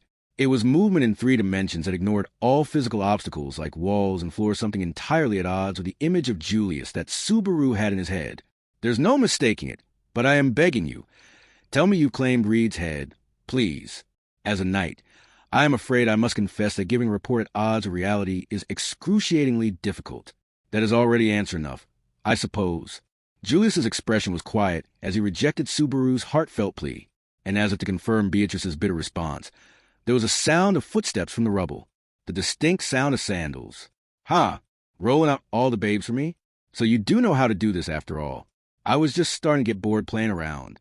So now it's your turn to entertain me? Huh. This is a terrible development." Ram's blunt response was what everyone there was feeling. The tall, red-haired man slowly emerged from the smoke, a ferocious, demonic aura emanating from his entire body. The incomprehensible judgment of God. "Reed Astrea. Kakaka, don't look so annoyed, small fry. I just came here since it seemed like the tower was getting busted up. I'm disappointed to see you here, too. In that case, why not pull a U-turn and go back to the waiting room? An overwhelmingly powerful guy, like you'll get a bad rep stooping to something as lame as picking on the weak. Sorry, but when you're born like this, you can't do anything but pick on the weak. No matter where I look in this world, there ain't anything but people weaker than me." It was an arrogant and insolent declaration, but Reed had the air of strength that made it impossible to deny. Feeling it directly through the skin, Subaru gulped. One after the other, problems were ostentatiously standing athwart their path, and the way they were steadily getting more dangerous was nasty. "Reed, why are you here? I thought you couldn't leave that room." Oi, don't make me laugh. "Babe, I go wherever I want, cut whatever I want, and take whoever I want. You think I give a shit about anyone else's standards? That's really selfish." But as Subaru gritted his teeth at the tense situation, Amelia stood up to Reed, gentle and pacific, and maybe a little too calm. That was Amelia's nature in a nutshell. But even she couldn't help being put off by Reed's outrageously arrogant philosophy.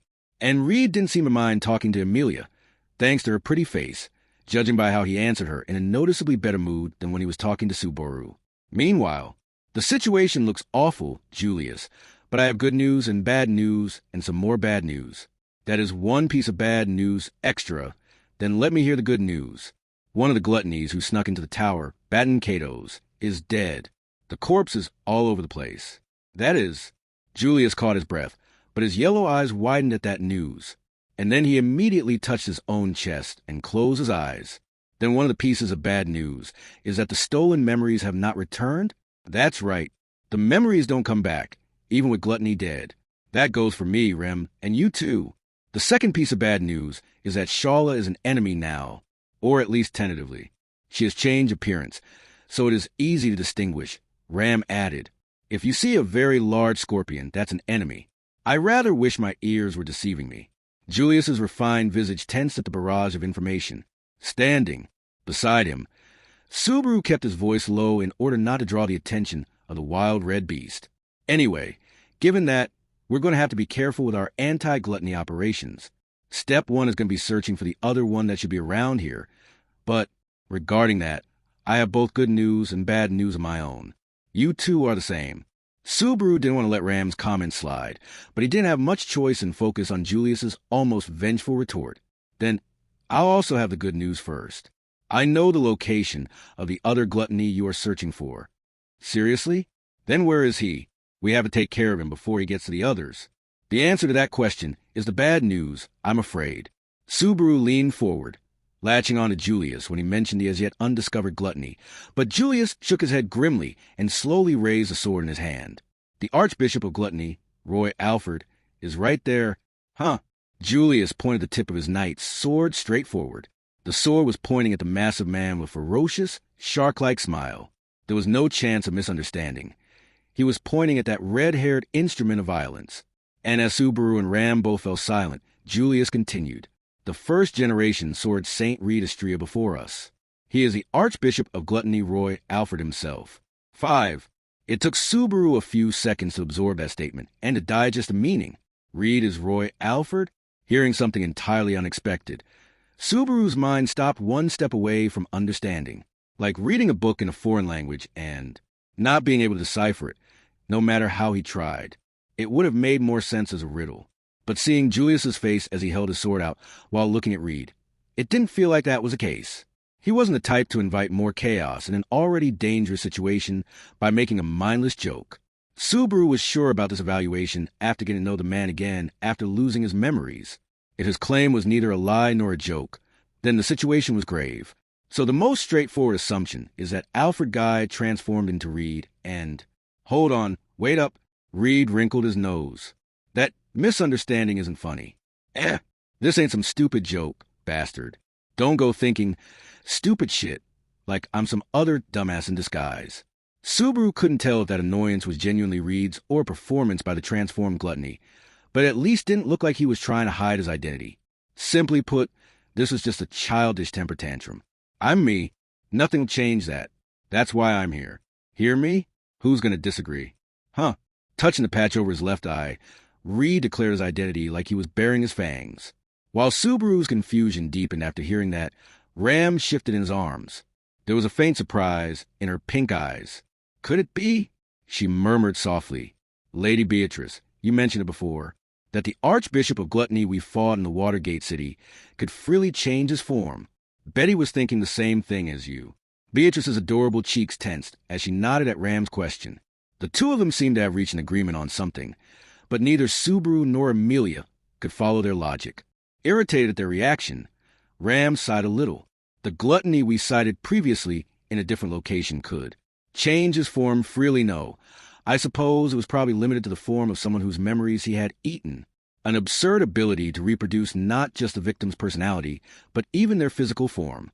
It wouldn't be strange if in the course of doing something like that, the Archbishop's soul became disassociated, and they could no longer return to normal. So it's not just techniques. They can even copy bodies. That would definitely be ideal for someone with a copying ability. Defeating someone with the ability to imitate other people's abilities because they couldn't fully control those powers was a fairly common trope.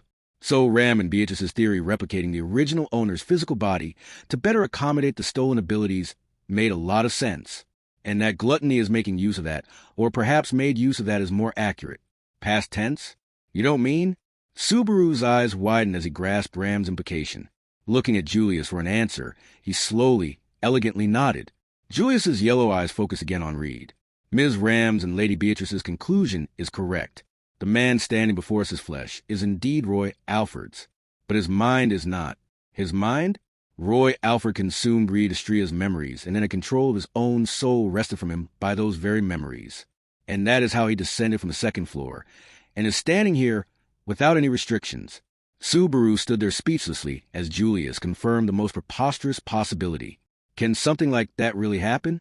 But it explained everything about the mystery surrounding Reed, including how he had suddenly gained his freedom and could walk around the tower in all this chaos, even though he was supposed to be confined to the second floor as an examiner. It made perfect sense if he had taken over Gluttony's body.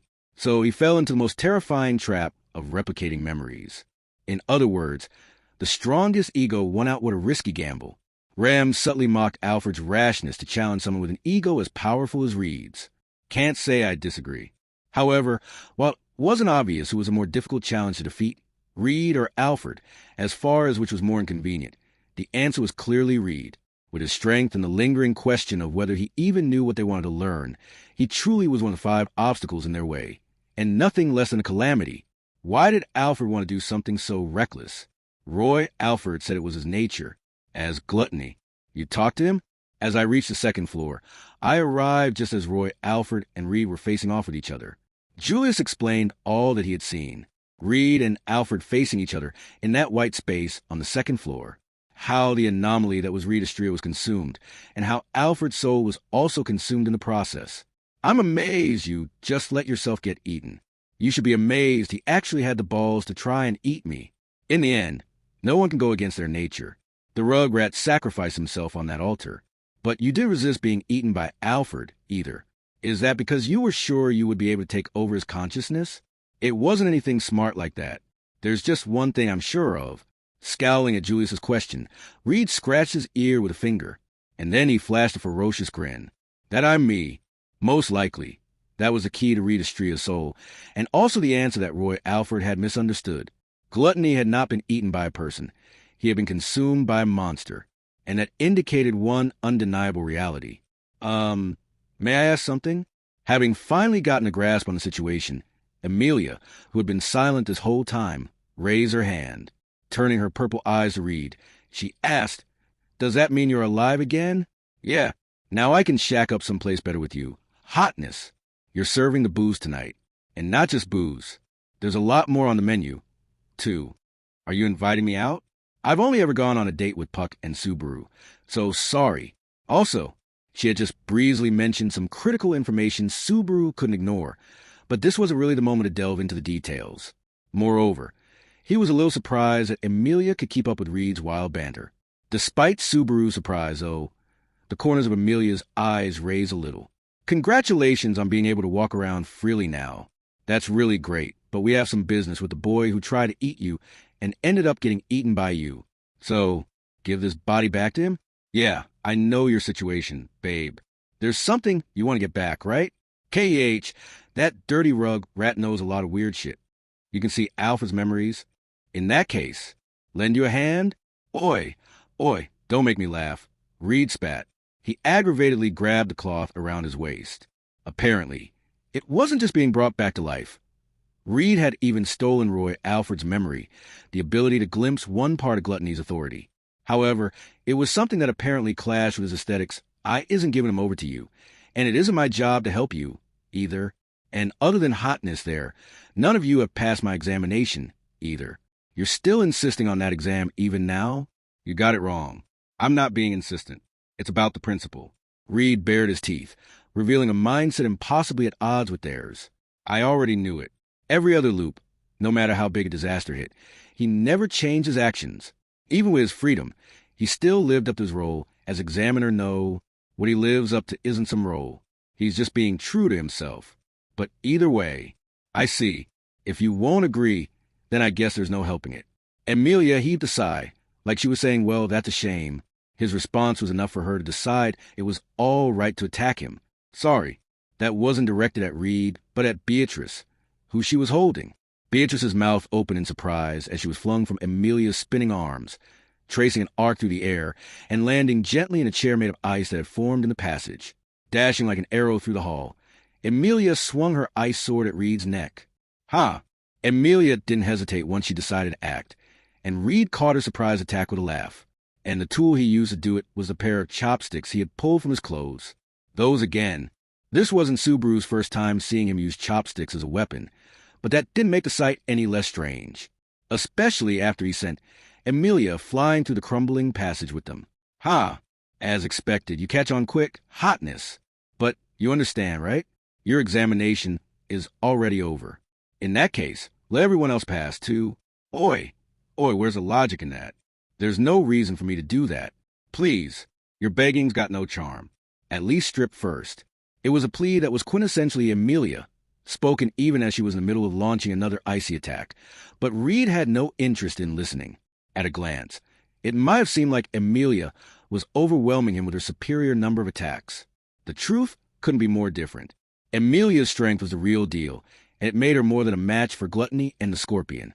At this range, it wasn't an exaggeration to say she could defeat 100 Subarus with ease. But even so, she was still just child's play to Reed. With just a mere handful of exchanges, he used those chopsticks to defeat everything Amelia brought to bear. It was an unbridgeable gap in strength between them that even an amateur could see. Lady Amelia, NGH, Barusu, I know, Julius, Beatrice, let's do this. Ram could see the future of Amelia's defeat. 2. Firing back at her raised voice, Subaru decided to challenge Reed with all of their combined strength. It was an unexpected matchup ordinarily. The battlefield should not have ended up like this, but it was an actively developing situation. We have to play it by ear and do our best. That isn't your style of fighting. As if he'd read Subaru's mind, Reed cut Subaru down with those words even faster than with the chopsticks. And Reed Estrella didn't need much time to cut through Subaru Natsuki's shoddy adaptation, either. Just 1 minute later, there was no one left standing in the passage, save Reed. Amelia groaned, somehow managing to attempt standing. Her legs were painfully discolored, and they refused to cooperate as she tried to channel her noble spirit into the strength to rise. Face down a little distance from her, Beatrice was unmoving and unconscious. The excellent mage, who appeared to be nothing more than a little girl, didn't have any means of resisting the style of the legendary swordsman revived after 400 years. Humiliating. Ram, sitting with her back against the wall as blood dripped from her mouth, had put up the best fight, even in her battered state. She had wrung herself dry and almost managed to scratch Reed. She was a hero most worthy of the Medal of Honor, and you had no chance, even if you used every trick in the book. But it would have been better if you at least tried. You'd still be a small fry either way, though. I guess you know that now. Son of Abbage. Reed Sandale foot kicked Subaru and pressed his head against the ground. It was gut-wrenching, but the pain searing his whole body and Reed's condescending comment really said it all. Even with a desperate charge, he still couldn't manage more than emulating a corner rat lashing out at a cat. But the gap between them was so large that if Subaru was a rat, Reed was a dragon. There was no hope of winning. No, that's not it. I couldn't create a chance of winning. It's not about numbers. You guys just don't understand that. You get it now, right? Standing above Subaru on the ground, Reed turned one eye toward the last remaining opponent, Julius Jaculius. He was the only one who had just barely managed to stay upright, albeit on his knees instead of on his feet. The will to fight still had not gone out in his yellow gaze. Why? Huh? Reed raised his eyebrow at the question. Watching him, Julius rubbed the corner of his mouth, and with knees trembling, he stood. And looking Reed straight in the eye, he continued, Why are you obsessed with me? Me? Obsessed with you? Bite your tongue. A guy who's all talk and looks is the thing I hate most. Why would I be obsessed with something like that? Then why? You're the one who has a reason to be obsessed with me, though. Or are you really fine with me leaving? It was hard to say. Reed's answer was clear. He was the type of person who didn't feel it worth the effort to put everything into words. And because of that, a lot of his answers were emotive and hard to understand. You too, small fry. You don't get it either, just like him. You don't know how to swing your sword. There's no fun like that. I don't use a sword ga. Adaptation, or whatever, doesn't change that it's just flailing. Only the strong get to be invincible all the time, right? So, Reed stopped there, his lips twisting as he swung his chopsticks. The next instant, there was a shrill noise, and the white flash closing on the side of his face was deflected by the chopsticks. Using your enemies isn't a bad idea, but it was too slow. Glancing toward the source of flash, he deflected. Reed snorted. At the other end of the passage, the multiple red eyes floating in the gloom were proof of the menace that they had driven back once before. Subaru had thought to use a light that tripped his sixth sense as at least a possibility of recovery from this hopeless spot. But TCH, an annoying one's just arrived. GUH. Reed kicked Subaru away out of the attack's path. The next instant, a downpour of white lights rained down, turning the area where Subaru had been moments earlier into a charred field. Reed batted aside those arrows and took aim at the unwelcome intruder. Subaru landed, just touching Beatrice. As Beatrice regained her consciousness, her face was pale as she said his name. Watching her go through this tugged at his heart. He wanted to do something, anything to help relieve the fear and unease on her strained face. It's not over, Beatrice. We'll find a way to recover. Somehow, Nanette that. It's coming. What? He assumed she meant the big scorpion. But in the sense of menace, at least, Reed and the giant scorpion were matched. What else could come in this terrible situation? You don't. Like I said, an annoying one's just arrived. As the thought flashed through Subaru's mind, Reed confirmed it. His tone was serious, almost as if he felt the situation would be difficult to digest. The next instant, the Pleiades watchtower jolted upward. The massive shock knocked Subaru off the ground as the world spun around him. Subaru was helplessly rolled away as the residents of this fantasy world all demonstrated stunning reactions. In midair, Emilia gave up trying to put any weight on her broken legs and used her magic from a painful position to defend Subaru from the concentrated barrage of light aimed directly at him. Julius dashed across the tilting world, answering Reed's challenge with thrusts that contained everything he could muster. And Beatrice immediately pointed her small palms towards Subaru to cast a spell. Murak, the instant she said that, Subaru was enveloped by a weightlessness that was obviously different from the sensation of being caught in a shockwave. It felt like he'd been freed from the shackles of gravity and let loose into a weightless world. The world being flipped upside down didn't have much effect on the situation. They all still did whatever they thought was best. And they were swallowed whole by the massive wave of black shadows that laughed at their efforts. The deafening sound of an implosion rang out. The watchtower made of material that boasted more strength than any simple stone was being ground to dust. This was an atrocity committed by a shadow that shouldn't have had any mass. It wasn't a simple harbinger of destruction, but a natural disaster that swallowed up even those who possessed superhuman strength in this world. Even Emilia, who had struggled against the scorpion, praying that she might protect her comrades. Even Julius, who had answered Subaru's request with a sword.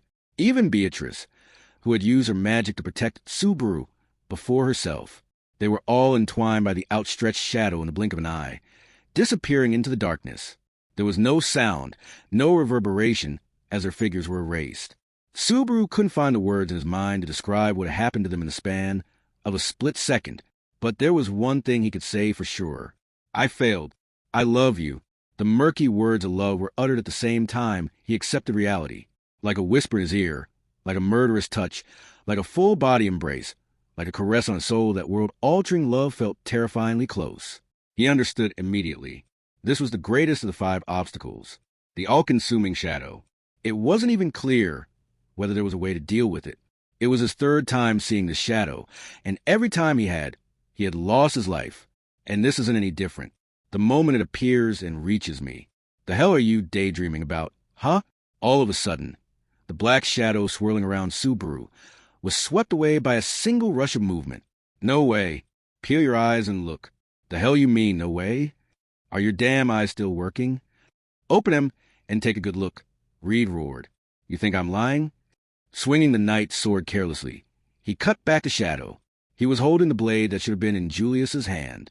Ironically, having lost its owner, it was being swung freely in the hand of the sword saint. But there was no time to feel anything about that fateful irony. The effect of Beatrice's magic persisted, and Subaru's body was still untouched by the influence of gravity. He watched as the floor and walls and ceiling disappeared and the tower lost all form. He saw Ram, who still had not been swallowed by the shadow, twisting his body, kicking against a fragment of ground. He desperately flew to her slender body. His fingertips just managed to reach her, and he frantically pulled her into his arms. The structure of the watchtower was already actively collapsing, and he had lost track of what was ceiling and what was wall. There was nothing but an unending black sky and an unending black floor, a black world. The only thing that felt real in that world that had lost all meaning was the warmth in his arms. Arg, the warmth from Ram's unconscious body. Gnashing his teeth, he bit his lip to anchor himself. Just now, as the darkness threatened to blot everything out, I gave up, not even trying to understand the situation. I was just waiting for the end. It was unforgivable. Not when this life in his arms was even now struggling to survive. Not yet. There's still something. Something could be gained from this situation. Subaru had been swallowed up by the shadow's evil influence and had lost his life twice before. But both endings had been sudden. He had never been given any time like this before. This time was different because of Ram, whose frail life carried on, and because of the help he got from Reed, who wore a savage grin as he floated in the darkness. Just like Subaru. Of course, he wasn't going to thank him. Subaru's whole body was groaning from Reed's rough touch. And the main reason he had run out of time before the shadow swallowed up the tower was because Reed had inserted himself into this whole mess. You're going to go down, too. One of us is going to make it happen. At least say it's going to be you to the end, small fry. Glancing down, Subaru saw Reed holding the sword in a backhand grip and taking aim at him.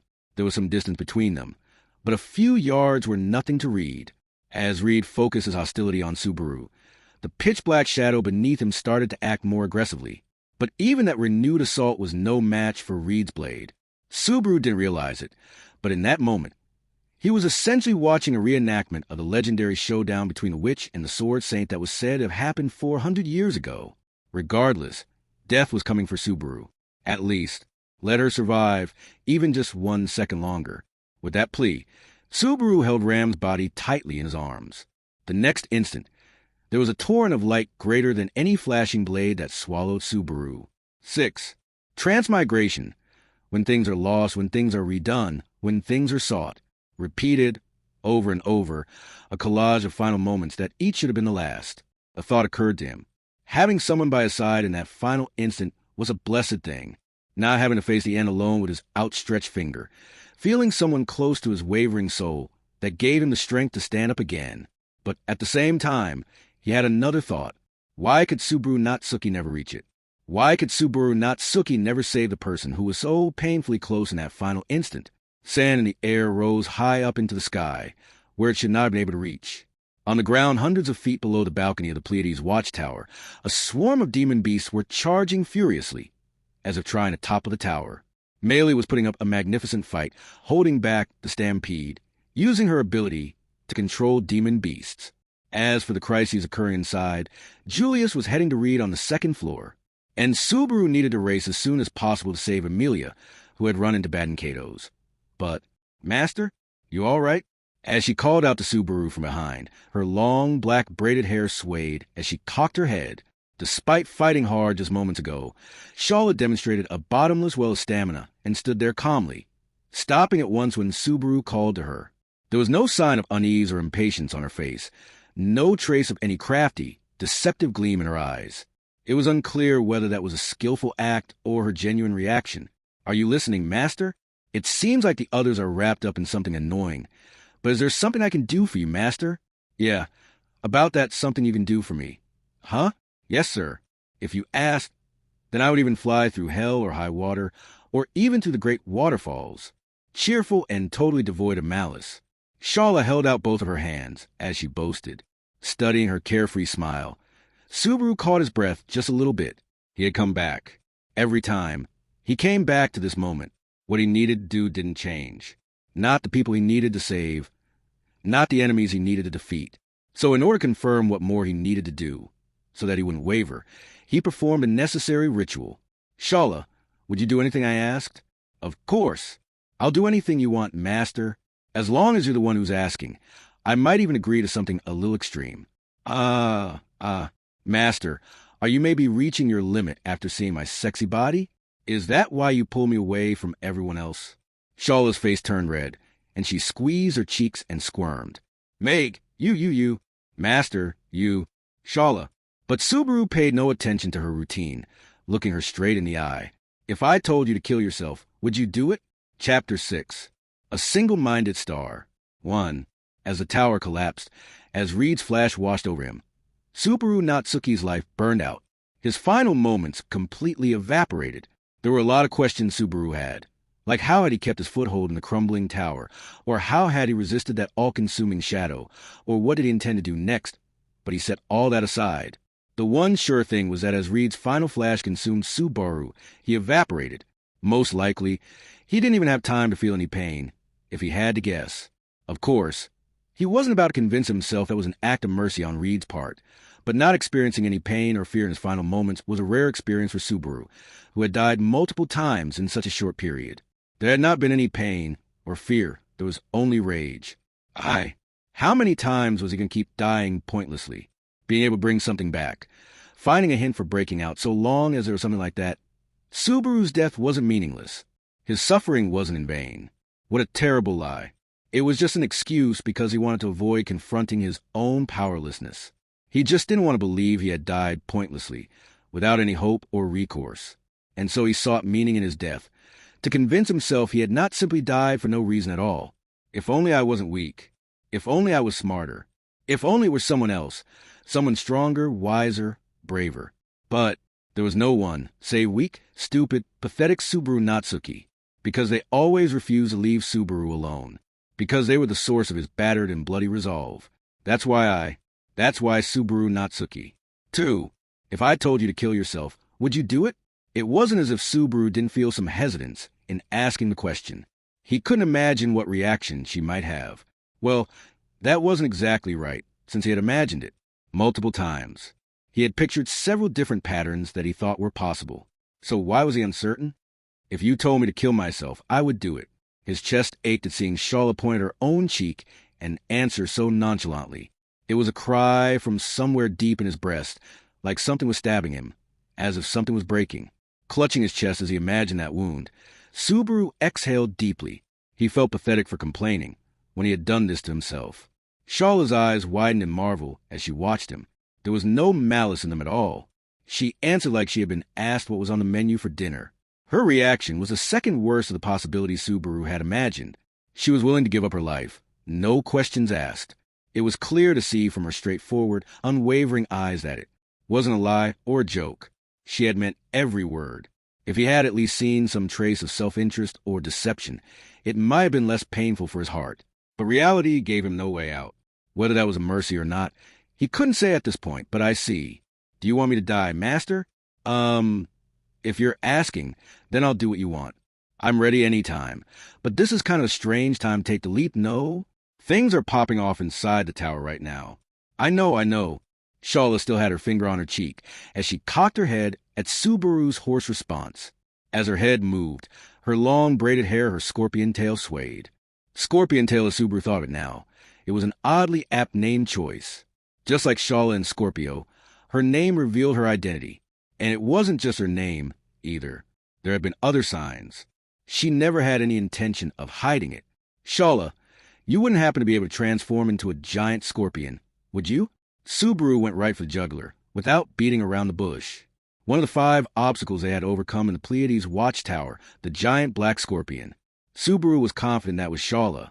However, that was just something he had deduced based on the soft yet unconfirmed power of his authority, that sixth sense he had suddenly developed. The fastest way to connect that intuitive answer to something more concrete was to simply ask her. Of course, if he had more time, he could have chosen a different method, and if he couldn't trust her answer, he should have tried to find one. But Shala just kept her head cocked. Transform isn't exactly how I describe it, but yeah, I can. But it's hyper not pretty, so I don't really like it much. I like this shape that Mom and you designed for me best. It was a question entirely out of left field, but Shala again answered without hesitation. She had no intention of hiding anything. All the more reason why he didn't have to doubt her words. That scorpion inside the tower was actually Shala, and she was there. Enemy. Master? You okay? You don't look so hot. Want to rest your head on my lap? Or in my arms? Or on my chest? Get a little recharge? Don't say pointless stuff like that. You said it yourself. We don't have the time for that right now. It's true things are popping off in the tower, but your priority one, as far as I'm concerned, Master. Everything else can come second or third even. So if you want to take advantage of the confusion to share a sweet embrace with me, I'm all for it. Burning for it. Even. No burning. Put that crap out. Meaning, pouting, Shala sulked a little. Bantering with her like that, with that utterly normal expression on her face, almost felt like they had found a moment of calm. However, reality wasn't so kind, and it was a far cry from peaceful. Even as they were taking their time chatting, Amelia and Ram were busily holding back gluttony while Beatrice provided them with support. Julius was clashing with Reed/Roy, and Echidna had met up with Patlash and Rem to guide them to safety in Teegida, and Melee was using her tame demon beast down below to hold off the stampede. The best possible hand was being played against all the 5 major obstacles at the moment. However, even that was nothing more than an excuse so Subaru could talk with Shala. Because in this loop, Subaru Natsuki was. Master? Seriously, is something up? If you keep looking at me so boldly, I don't know that I can hold myself back after 400 years of waiting. Shala held her body as Subaru stared at her, She was pretending to act like normal, but she was not. In fact, she seemed to be feeling uneasy about Subaru's attitude. It was unlike her. No, that's not it. This is probably her real motive. She didn't hesitate at all when Subaru mentioned ordering her to kill herself, but she always got flustered the moment he showed any signs of abnormality, almost like an innocent baby bird yearning for her parent. When he asked his first question, he had envisioned several possibilities. The worst of them all was revealing her true self the moment he asked that cruel question and killing him on the spot. That would have meant all her behavior thus far had been a performance, and everything they thought they knew about her had been a lie. That was the worst possible scenario he could imagine. It wasn't out of the question. Once she confessed that she was a giant scorpion. He knew she had killed Beatrice and Echidna once before. And it was likely that she, as a scorpion, was a prime suspect in the loop where he had returned to the tower to find everyone dead. That was what made Subaru's first question a gamble. It wouldn't have been strange if she shot him in the head the moment she heard his question. That gamble, he could call it a win now. But that wasn't the last roll of the dice. The negative feeling Subaru had subconsciously built up, the chips that Gluttony and the Pleiades watchtower had taken from him. Stringing together small wins wouldn't be enough to make up for those losses. He would have to bet big. Shala, sorry for asking so many questions, but there's something I want to know. From what I've heard, there are a bunch of rules to the examination in this tower. You asked that right when I'm turning bright red. Well, yeah, there are. I talked about it before you hit your head on the toilet, too, but let me hear them now. Poking her fingers together in front of her chest, Shala didn't hide her sullen disappointment. But when he asked again, she held up her finger. 1. It is forbidden to leave before the examinations have been completed. 2. It is forbidden to break the rules of the examinations. 3. It is forbidden to show disrespect to the library. 4. It is forbidden to attempt to destroy the tower itself. She counted down her fingers as she went through the explanations with practiced ease. Of course, when it came to Banner, she was a pro, so there was nothing strange about her explaining it all so unfalteringly. But there was something that felt off. Part of it was her unusually serious tone, but the other part was that as she was counting down her fingers, she had started to touch her fifth finger, but she hadn't mentioned an additional rule. And the fifth? There isn't one. Weren't you listening, Master? I only said 4. Are you bad with numbers, Master? That's no good. I'm not great with them, but I can at least count that much. Shala. Subaru took an audible step forward, closing the distance with Shala. They had already been rather close, but now they were close enough that they were almost touching. This was another gamble on Subaru's part. Of course, the difference in their strength couldn't be made up by simply moving one step closer. But, Master, are you playing with my heart? If you're getting close to me and not the other way around, if you want to make me talk, then maybe keep it up and give me a hug. If that would really make you answer, I will. I'd even call it a perk, but if my unreliable instinct is right, I don't think that'll do it. Shala, I'm asking again, what is the tower's 5th rule? Accepting Shala's mild rejection, Subaru asked again. It wasn't a matter of physical distance. He had to step into her heart. Whether the result was a present or something more painful, he had to ask the question. Seeing Subaru steel his resolve and clench his fists, Shala inhaled slightly. Nuhu. Nuhu? She shook her head and crossed her arms in an X in front of her ample bosom. The gesture was childish, but her eyes were dead serious. Staring into Subaru's eyes as he stood in a dangerous place, her eyes were filled with extreme emotion. She was silent, but suddenly seemed so frail and fragile. Her gaze was almost a supplication. She shook her head again like a child. Don't wanna. No, I won't say it. The 5th rule? Who cares about that? It has nothing to do with our honeymoon. There's no way it has nothing to do with this. Me and everyone else here are taking this tower's exam. We can't just assume we'll be fine without knowing all the exam's rules. So, Shala, I don't wanna. Shala, she covered her ears and looked away, like a child who refused to listen. Subaru stepped closer. He grabbed her shoulder to reveal the secret she was trying to keep hidden. You should have your own role in this tower. You're the tower star guardian, right? You've been keeping watch all this time, haven't you? For 100 years, if that's really true. So, for days. Huh. It was a whisper that cut Subaru short. A time span so short, it couldn't begin to compare with the centuries he had mentioned. But it wasn't that her earlier explanation was a lie. For days? What are you talking about? You've definitely been here longer than that, and it's only been 4 days. You've only been here for 4 days. Ah, a hoarse rasp left his throat when he heard Shala's weak voice. The loneliness she was feeling was something he had not imagined, had not even tried to consider. And more than anything, the fact that he had not even imagined that might cause her to. It's 4 days. The entreaty in her eyes was still there as her lips trembled again. It's only been 4 days since you came to this tower. And of that, you were asleep for the first 2 days, so it's only been 2 days that I could see. You, talk to you, be at your side even though I waited 400 years. Just 2 days. Shala, I thought a moment, even just a glimpse, would be enough. Shala looked down, but she quickly stopped. It was like she didn't want to waste even a single moment with him out of her sight. No. Thinking back, it had always been like that. As best he could remember, whenever she was in the same place as he was, she was always looking at him. Not because she was observing his every move, but because I waited for you in the tower all this time, Master, for 100 years. I thought I would be satisfied if I could just see you once. But that was a lie. You're my everything, Master. All of you, all of my feelings for you, that's all of me. Even if I had 400 years, it wouldn't be enough to tell you everything. But to only have 2 days, I don't want that. That's why you won't tell me the 5th rule. Emotion coursed through Shala's whole body, making her who she was. For 100 years, he had just thought of it as a number. But now, it felt like he finally understood a little of the weight of what that number truly meant. Her attitude had seemed so frivolous next to the heavy weight of 400 years. He had convinced himself that maybe she just didn't have the ability to feel pain or bitterness or sadness. He had thought maybe she was just as cold and inhuman as that scorpion, at heart. I don't want to talk about the rule. Knew who? 'Cause if I do, you'll realize how to clear the exam. So if I say it, my time with you will be over. Shala hugged herself as she bared her heart for Subaru. Her voice, holding back sobs, tore at Subaru's heart. This was an answer he had not anticipated.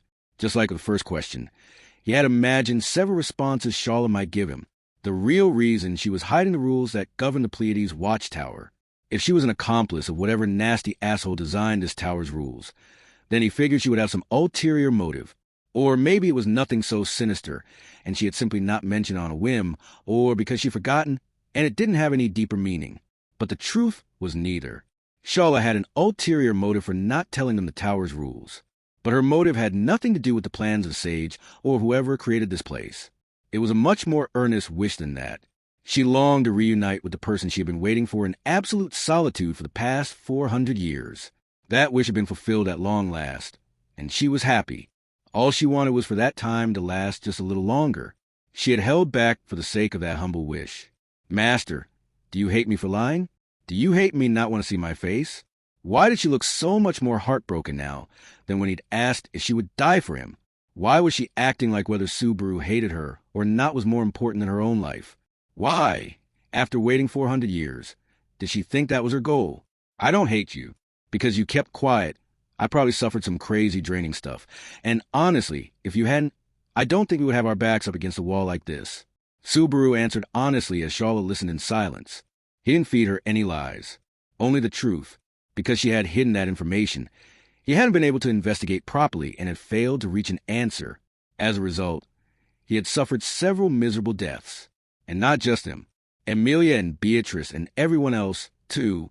He couldn't forget the despair, the disappointment, the powerlessness he felt in those moments. He was sure that if those moments had been caused by some evil mastermind, then he wouldn't have been able to forgive them. Could he feel the same way about Shala? No, he couldn't hate Shala. Shala, who had spent 400 years in solitude, and at the end of that long watch simply wanted to enjoy a mere 2 days, feeling like she had fulfilled her meaning in life. Subaru couldn't bring himself to think of her as some evil mastermind. If there was some evil at the root of all this, it was the unreasonable world itself, and the master who gave her the order 400 years ago, who created this situation. Suddenly, a soft gasp escaped from Shala's lips. Shala? She didn't respond. She just covered her face with her hands. It was a pained, trembling voice that sounded totally unlike her. No, master. Master. Shala. What is it, Shala? Subaru reached out to shake her pale, trembling shoulders, but she grabbed his arms instead, clenching his wrists painfully tight. Someone broke the rules. Staring into her eyes, Subaru gulped. There was a strange change in her large eyes. Her pupils had split into 3, and started pulsing with a red gleam. It happened to both eyes at once, giving her 6 pupils, 3 on the left and 3 on the right. 6 eyes. Master, there's still time. Still time? If you order me now, I can kill myself. Her eyes were pulsing red, and white steam started to rise from her body. Her pale skin was gradually getting redder, and he could feel an abnormal body heat from where she held his wrists. The cause was unclear, but her body was heating up and changing. This was probably the initial stage of her transformation into the giant scorpion. It's too late if I change. I'll become a heartless killing machine and kill you, Master. I want you so much. Master, I want you so much. I can't bear it before that happens. Please tell me to kill myself. If you do, I won't. Have to kill you. That was what she couldn't bring herself to say. But instead of words, her eyes, her trembling voice, her very soul said it all for her. An incomparable dread welled up from inside Subaru. It was his human instinct in the face of a terror that seemed worlds apart from reality. The human Subaru Natsuki was scared of the monster in front of his eyes, Shala. And so Subaru. Shala, tell me the 5th rule. This isn't the time. If you tell me, then... Subaru shouted, interrupting her. Her shoulders trembled, and he grabbed them. They were hot. Hot enough that he thought they might burn his hands. Her body felt like it was on fire. Don't let go. Don't let go of what's burning her body and mind. If you tell me, then I'll give the order. Don't worry. I'll give the order before you become a monster. Shala's eyes widened as Subaru looked her right in the eye. Master toying with women's hearts. I don't remember doing that. Then you're toying with my heart. A lady killer, just for me. Smiling faintly, Shala gently put her hand over Subaru's as he held her shoulder. 5. The destruction of examinations is not forbidden. See, your eyes changed. To my beloved master's eyes. Shala pushed Subaru's chest. He moved back, unable to hold on to her shoulders after the unexpectedly forceful shove. Coughing slightly, he looked forward and saw Shala holding her body, crouching down. Red steam rose from her body. The steam-changing color was a sign of danger. The pupils of her eyes disappeared, having changed into pure red eyes at some point. Master, hurry, before I lose myself. Say it. Tell me to die. If you say it, with the same mouth that had pleaded so earnestly to keep them from finishing the examination, from leaving the tower, she was asking him to give the order that would end her life, giving her a way to avoid killing them, to avoid killing her beloved master. Hearing her desperation, Subaru sighed. Shala, sorry, that was a lie. Her eyes widened. Seeing her reaction, Subaru held his breath and took a big leap backward. Her pushing him back had been a blessing in disguise. If she had held on to his wrists, he would never have been able to do this. Subaru's body passed over the balcony's railing and out into the open-air Ma.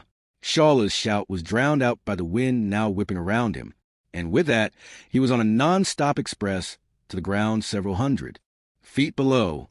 He had not prepared anything to save himself. It was simple suicide. He had absolutely not wanted to do something like this, and he didn't want to admit it, but he had intended this from the start.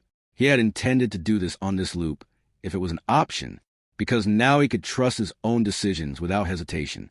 Because, Master, Shala had leaped over the balcony just like him and was hurtling after him. Her eyes were wide, and she was stretching her hand out, desperately chasing after Subaru. Not to kill him, but to save him. The giant scorpion was Shala. Shala had intentionally hidden one of the tower's rules. Shala had killed Subaru and his comrades multiple times and barred the way forward as one of 5 obstacles. But now I know I can save you. He wouldn't forget her plea for him to order her to kill herself so that she wouldn't transform against her will, so that she wouldn't have to kill him. It was selfish, but he wanted to confirm that. Who to save, who not to save, who to defeat, who to protect, who to love. Without confirming that, he didn't think Subaru Natsuki could advance any further. He didn't have to be unsure of who he could love anymore. Master. Shala's form shifted as she followed Subaru, hand outstretched. Her arms swelled, transforming into a black pincer. There was no trace of her pale skin. It grew rougher and was covered in carapace, her flesh swelling from the inside. In an instant, her body transformed painfully, as if her flesh was bursting at the seams. The sinister giant scorpion was complete. The scorpion's tail quickly took aim at Subaru. Most likely, the white beam launched from there would end Subaru's life in an instant. He had no way to dodge in midair. Shala would cry, "So I'm not letting you kill me." Their fall would end before it could loose a shot. Subaru and the Scorpion were plummeting toward the ground, where the demon beasts were swarming. Subaru wouldn't see what came of it.